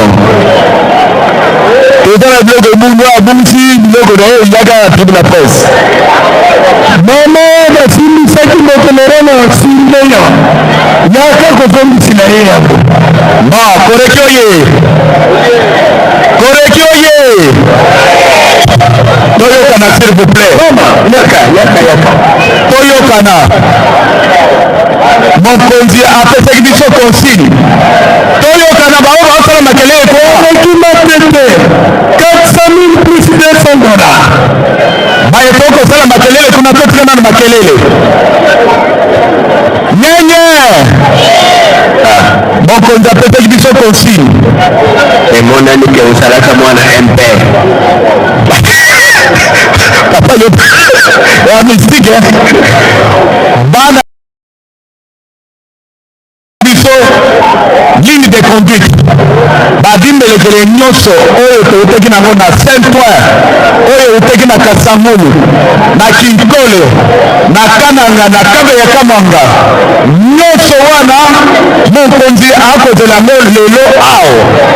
Na yango oyo nyonso tikali na moko akimbelekela yaka kopesa mokonzi oyo azali kozela biso ao. Koyona akimbelekela lobi te. Ça sera un manque de respect. Oyebi ke eza mokonzi ezali responsable bengo na yo moko akimekela yako kotika lobi nde tokolandela oyo tolobaka mankudira pour que mokonzi amona réalité ya mosala oyo toye kosala na Yerusalemi. Donc tata mama ozali responsable yako kotika kimbelekele pa mokonzi bamona yo namani toyokani yako na kimbelekela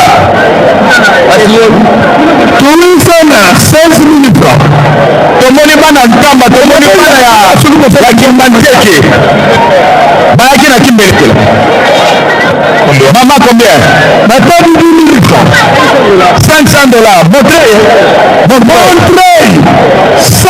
$.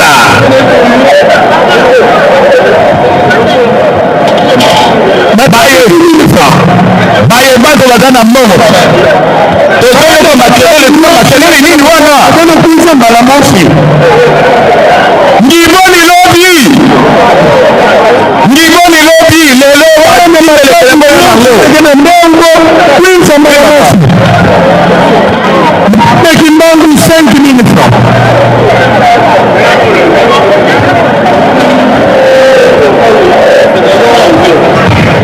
la famille, dans 50 $, plus 130 000 francs.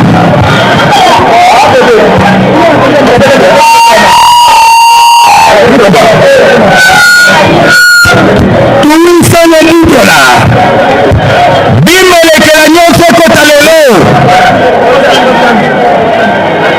Bimbo lekela nyonso ekota lelo. 300 000 $. Bimbelekela. Maman combien? $10. 10 $. 10 000. 2 000. 5 000. Koreki ya wapi? Nkamba. Très bien. Nkamba balakisaki ndakisa kitoko. Baye na 3 millions na kindani. Sikabo oyo tikalaki mankodila bazoya kopesa. Tola ndakisa na bango. Ya mimi. Oui. Oh, papa tout. Oh, de la vie avec ici. Oh, mon membre. Oh, musulman mec. Mon membre.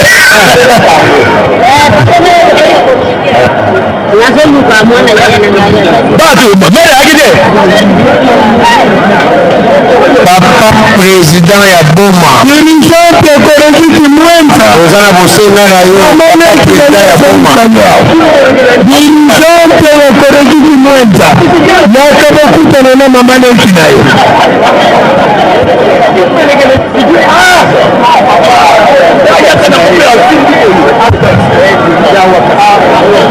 nani wana yona kimbala kina individuel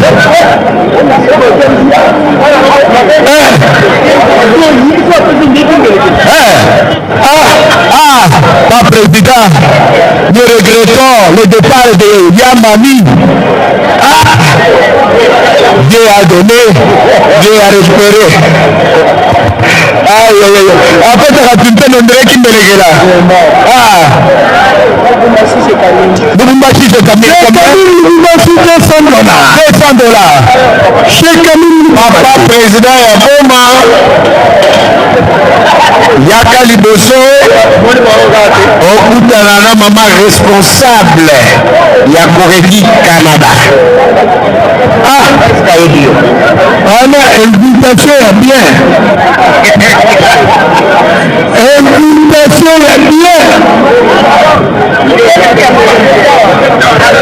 Papa responsable ya Boma, Yaka okutana na mama responsable ya Koreki Canada. Okatanga $200.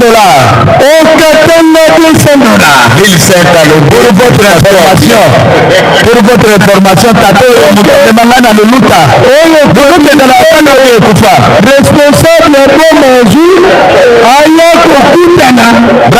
Responsable de Canada. Voilà. Comment que le rapport ne dit entre Canada na Boma. Collaboration que nous avons. Collaboration entre deux entités. Mais non, responsable, beaucoup de Canada. Bana como André Mbangi, Yaka na ya Koreki Canada, ame mana Boma. Responsable ya Boma, Yaka beaucoup de responsable ya Canada. Na banza, déjà ba conditionner visa. Na sepeli komona, oui mama. Nyangaka Koreki Nyangara $60 plus 70 000 francs. Regardez, bonne fête na papa Bao Tianga.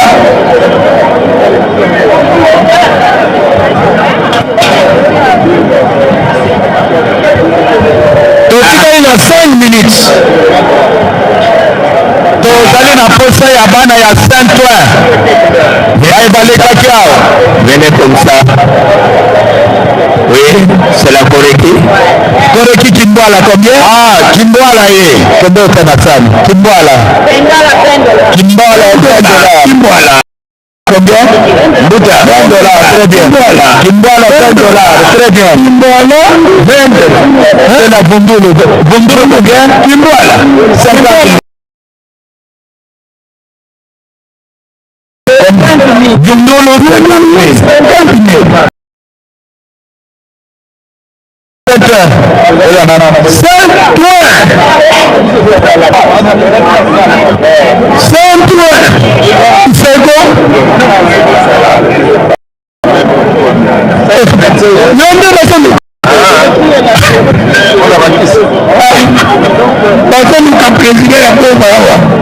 La présidente du Canada. Papa aimé. $200 plus. Bon, $200 plus 450 000 francs. 550 000. Bana Boma Pade.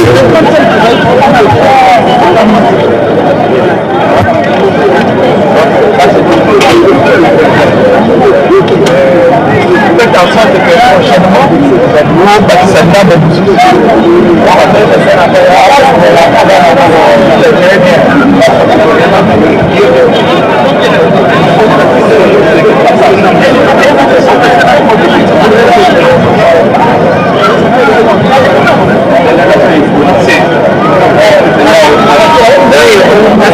Brazzaville veut repris 5 000 francs CFA.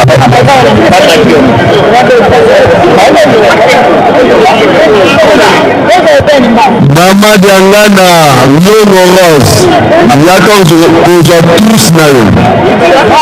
Toza pe na ba téléphone, na pluriel. Pour votre information, nazali côté na conseil na koreki 5 points. Écopté, naza copté. Bana nyonso ya lemba, bana nyonso ya koreki ya lemba cité to yawa. Encore 5 minutes. Encore 5 minutes. Encore 5 minutes. Encore 5 minutes.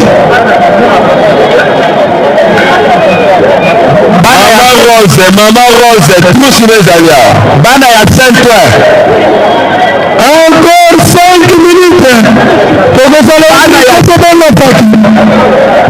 5 points. Bana ya 5 points. Toyekelaka bango nde kaka na sango tomonaka ka paster bango baye na Yerusalemi bokende kopesa yawe mbote nkolo aza wana bana ya 5 points bosenga mpe boya ebele boya ntango papa koya nature ekopa bino nyonso boya ebele bana ya 5 points toyekelaka bango ka na samba toyekelaka bango ka na sango base retrouve lelo na nkamba baya baye kopesa yawe nkolo papa fuma mbanda bamonaka ye kaka na tv tolingi tobenga feki nkamba ye bana koreki bamonaka papa ka na tv bamona na internet na papa Makena atamona koreki ko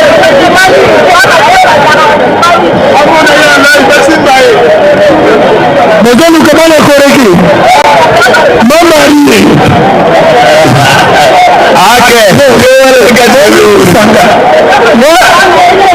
nakomprendre te bozokende komikela bana koreki wapi mamari ye wana bana centre bamonaka papa ka na tv bakomi na Yerusalemi balobi en tout cas tosimba ata loboko ya papa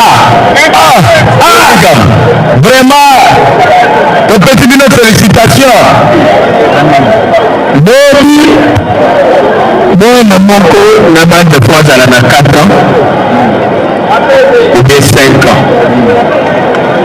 atungisi mama na ye mama oboyi nakende komona elobi ya papa Simo lokelanga 10 000 nakende kotala papa Simo nakende kotala papa vraiment tosepeli na bana 5 ans lemba cité lemba cité 3000 francs lemba attaqué lemba cité attaqué mais où ma fille oui lemba cité attaqué je suis le monsieur qui doit attaquer nani lemba cité doit attaquer nani aucun 1000 francs très bien c'est le attaqué qui s'est 5 000 depuis le mot attaqué qui s'est 3 000 pour la minute attaqué qui bonza lemba cité doit attaquer doyo attaqué qui a la mwembo bwana na mbongo lemba cité la bwana na mbongo kuna lemba cité azomuka koreki ki na mwembo alwa koreki na mwembo lemba cité aika pula koreki na mwembo na mabatu ni lemba cité na mabatu ni koreki ki na mwembo alinga sinye na ye koreki ki na mwembo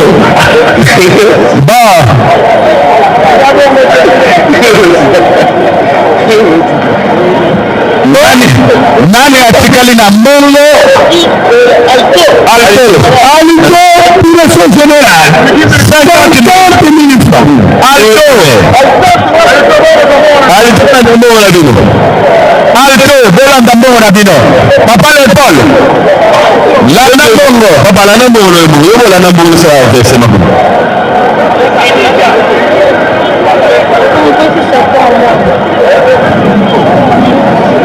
oyo nyonso lokobi ekoti ya mwana moke yaka kotika na biso yango mama tete ndaya bao yeule unakiona bao koreki pesa mlikombe bao yeule devenu 5,000 francs CFA banyata ba mama 1,000 francs CFA bolanda mbongo na biso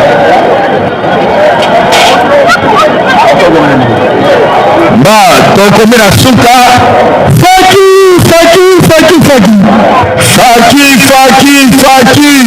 tobosana telobi marche joyeuse tout carnaval ba kiko faki combien koreki Luanda 50 euros koreki Luanda 50 euros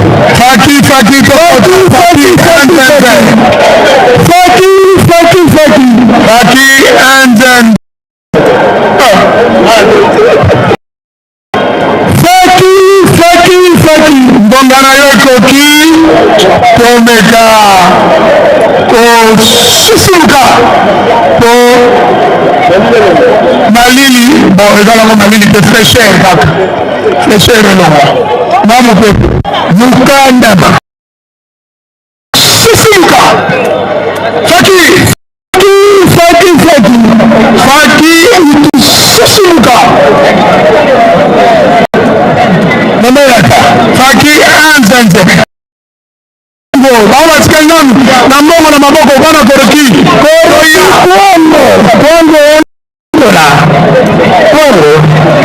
nalobi oyo nyonso batikali na mbongo na maboko toya tosengela moto nyonso alokoti chaise kiti eza mpe na saki na kati wana na kati ya kiti wana yali akotikela biso mokolo na ozolela kokende nango te koreki mbutu 50,000 francs faki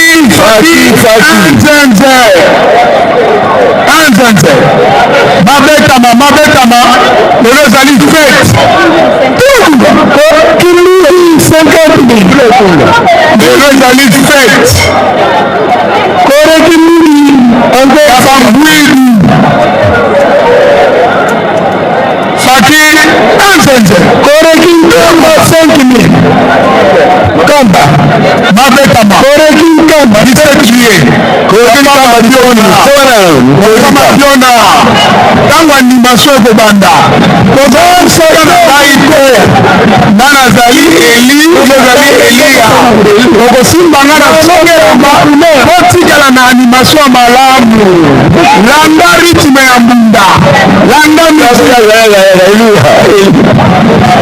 lelo eza lelo ekipe etimwa 5 minutes ilfo animation ya koreki mpenza eyokana oyo mingi malamu anima sécurité esali oyo ezali ke tata molimo mosantu na nzoto na ya mibale akati faki na ye koyembisa koreki na maboko po animation ekoti na lola bangelu badefile mapapu ekwei bana nyonso ozotikali na mbongo boya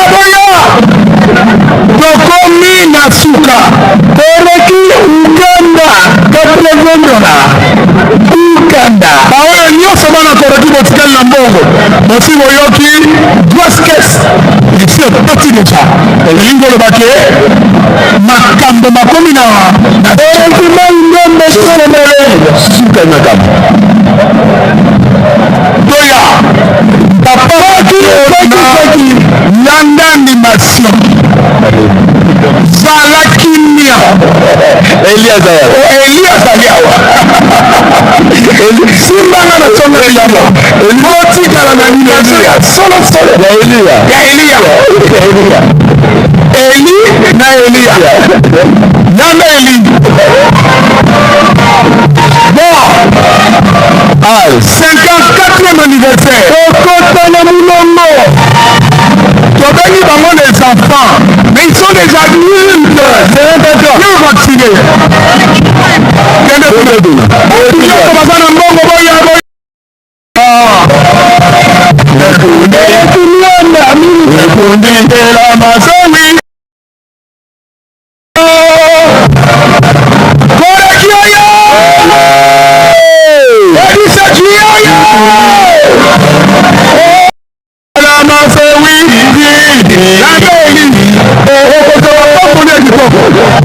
samba te bakore kiterama sawizi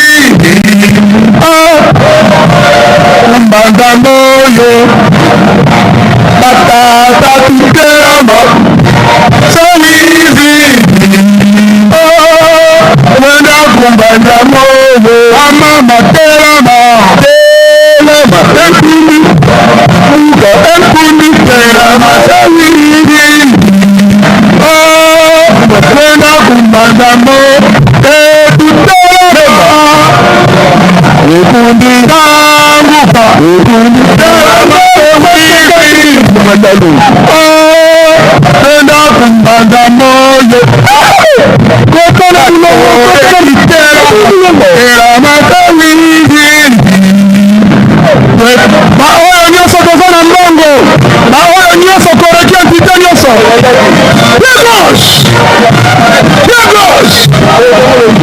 twenda kombandamo ekoreki terama ekonde emuka terama semizi nanda eli okoswa mapambo ya solo okoreki terama ekundi anguka ekundi kumasalo wizi ekitana mulongo koremitelo kumbanda oyo landa eli nde okokomelia papa tubi yimuta kokamba basurvela kutu basala bango bainvite babandi defile koreki ndenge tozokoka kosala ntinkani te meme defile papa revera eloko nalingi naloba na yo koreki aza diesel omoni echauffement wana ntango koreki akokota awa bapapu baangele kokwea na mabele wana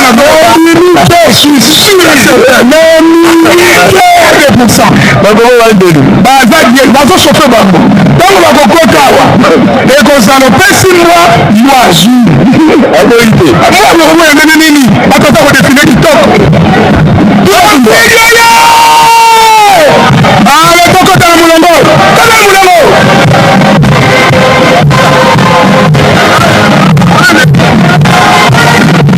okokoma mulongo maso mesia abota okasango aya esengo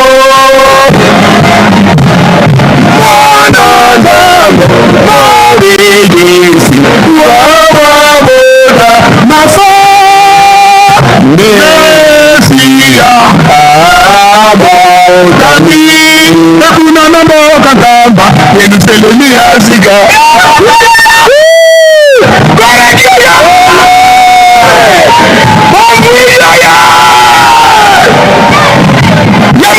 yamatemo pasasali emanowele tokumisanowele toyekana telefone iyakokami tokumisanowele toyemanowele tokumisanowele nasiyabodani toyemanawala tokumisanawala toyemanawale nasiyabodani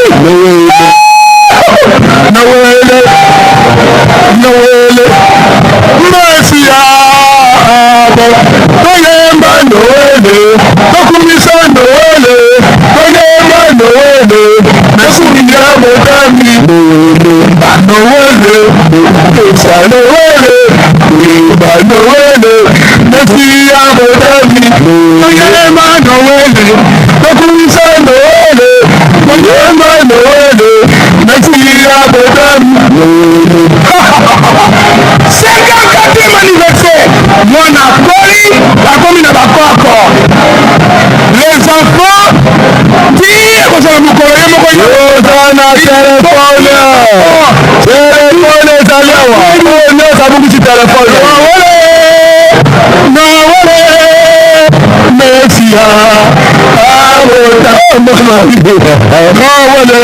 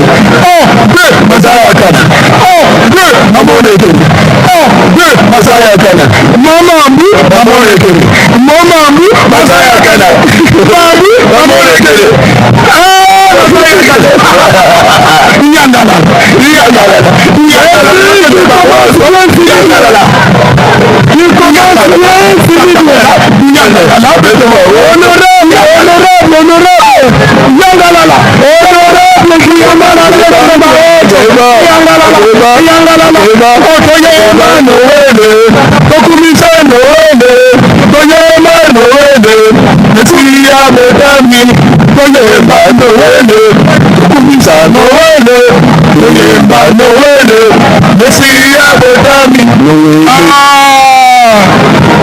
Soit qu'il faut qu'il y ait la guinée, mais la télévision elle nous charge. Non, oui, Hosanna téléphone est là. 1, 2, 1, 2, 1, 2, 1, 2, 1, 2, 1, 2, 1, 2,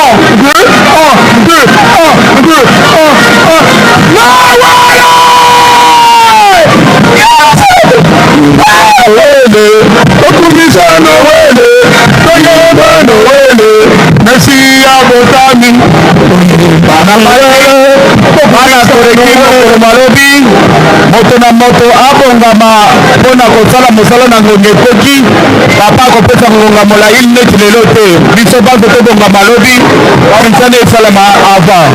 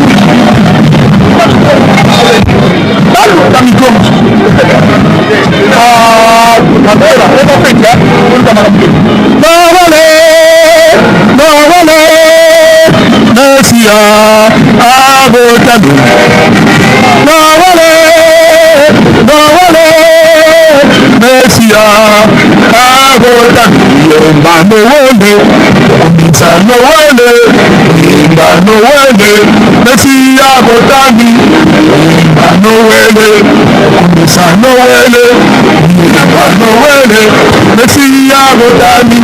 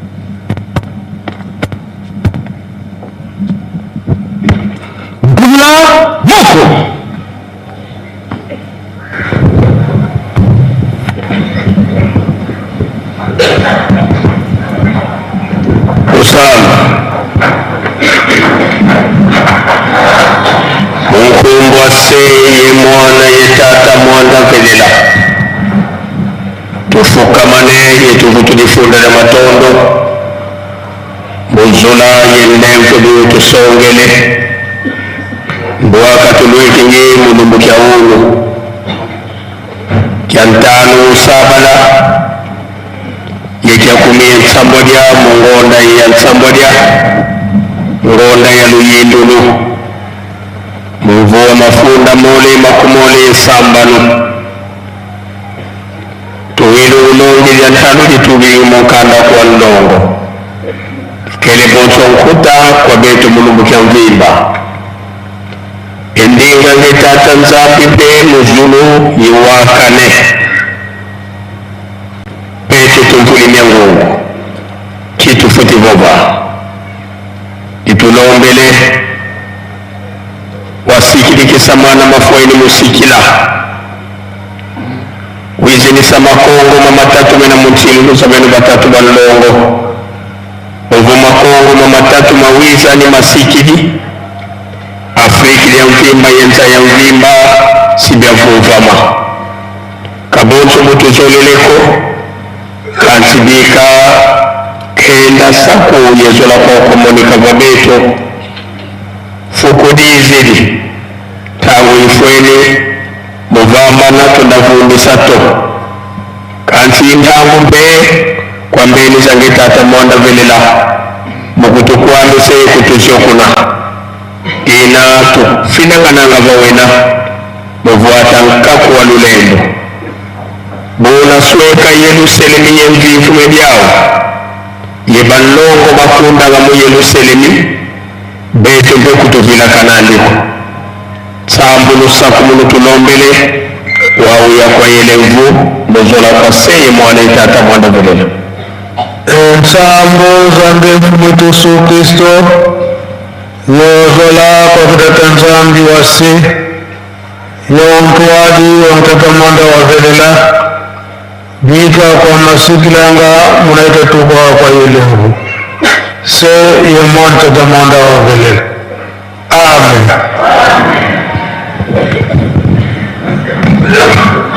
Mukunda Bulaki.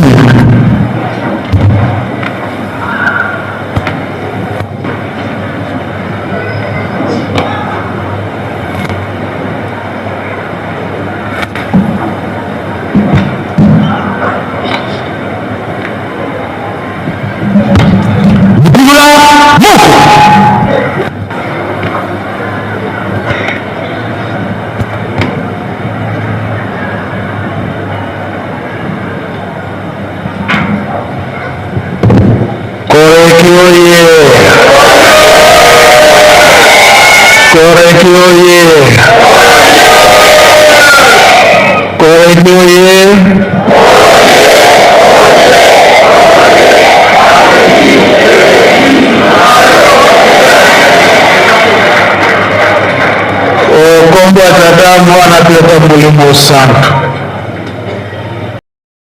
Kanise peut-être que ngonga ekakilke yango mosala emonani te eza boye bobokonto lobi koreki oye osale komona te komonana te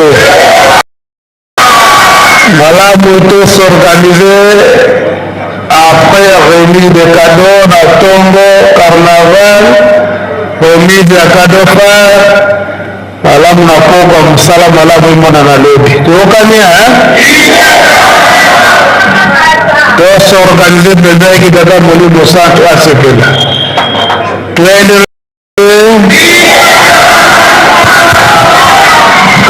kabedelekaa funkeni bolo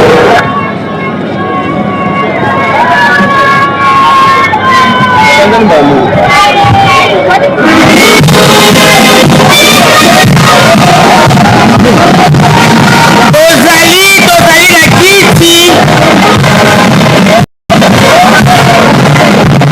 rosette yaka kozwa palme na yo awa rosette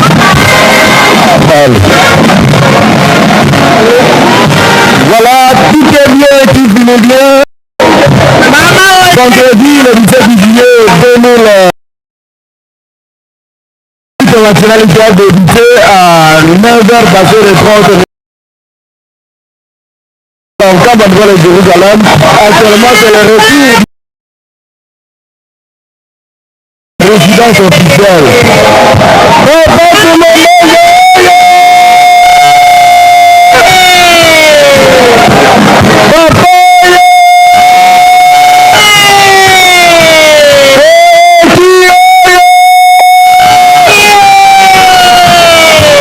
Voilà, maman bébé.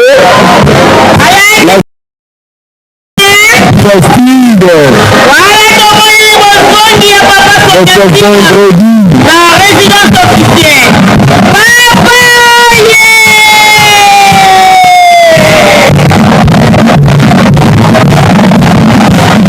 ce qui est le petit téléphone, le petit électro, et puis dans le bureau à ville sainte.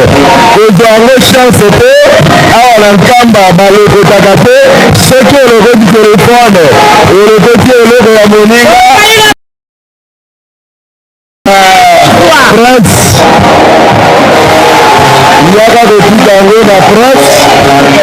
Bible eza awa, baseki ba Bible oya eza na bametre.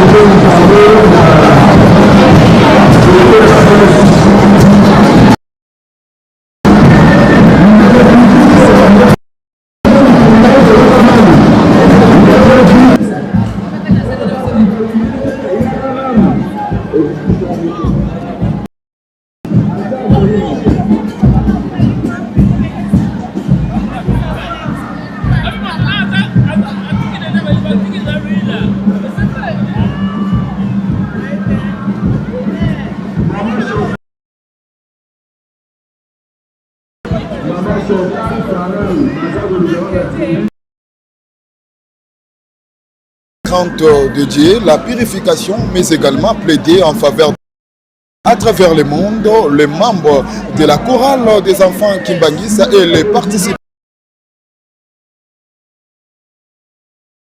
Papa Onzembenza Kiangani, conseiller et représentant l'unité, l'humilité, de sa divinité, Papa Simon Kimbangu Kiangani. Ce sont là quelques moments forts de cette première journée. Collecte des fonds. Madame, Messieurs, restez toujours sur les ondes de la Presse Kinkamba officielle pour les restes des activités de ces festivités du 17 juillet 2026 marquant la célébration du 54e anniversaire du début de la retraite spirituelle et de la création de la chorale des enfants kimbangistes.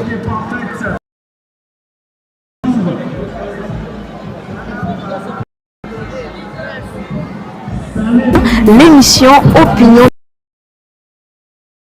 Toute l'actualité de Kamba sera disponible tous les jours sur cette chaîne.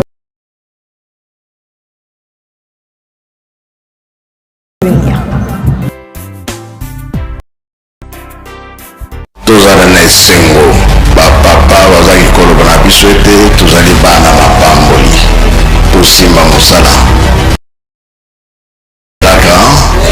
esalaka te yango nde bakotangela bino soki bolobi likambo mokili mobimba bayoki yango bino nde bakotango tolukelanga na maboka banani oyo ezaliki bapapa balobaki te elobi nkamba pe oyo komwana na nkamba mokili mobimba fo bana tokokisa te ebandi monde fo balanda bayoka nkamba alobi nini bandisa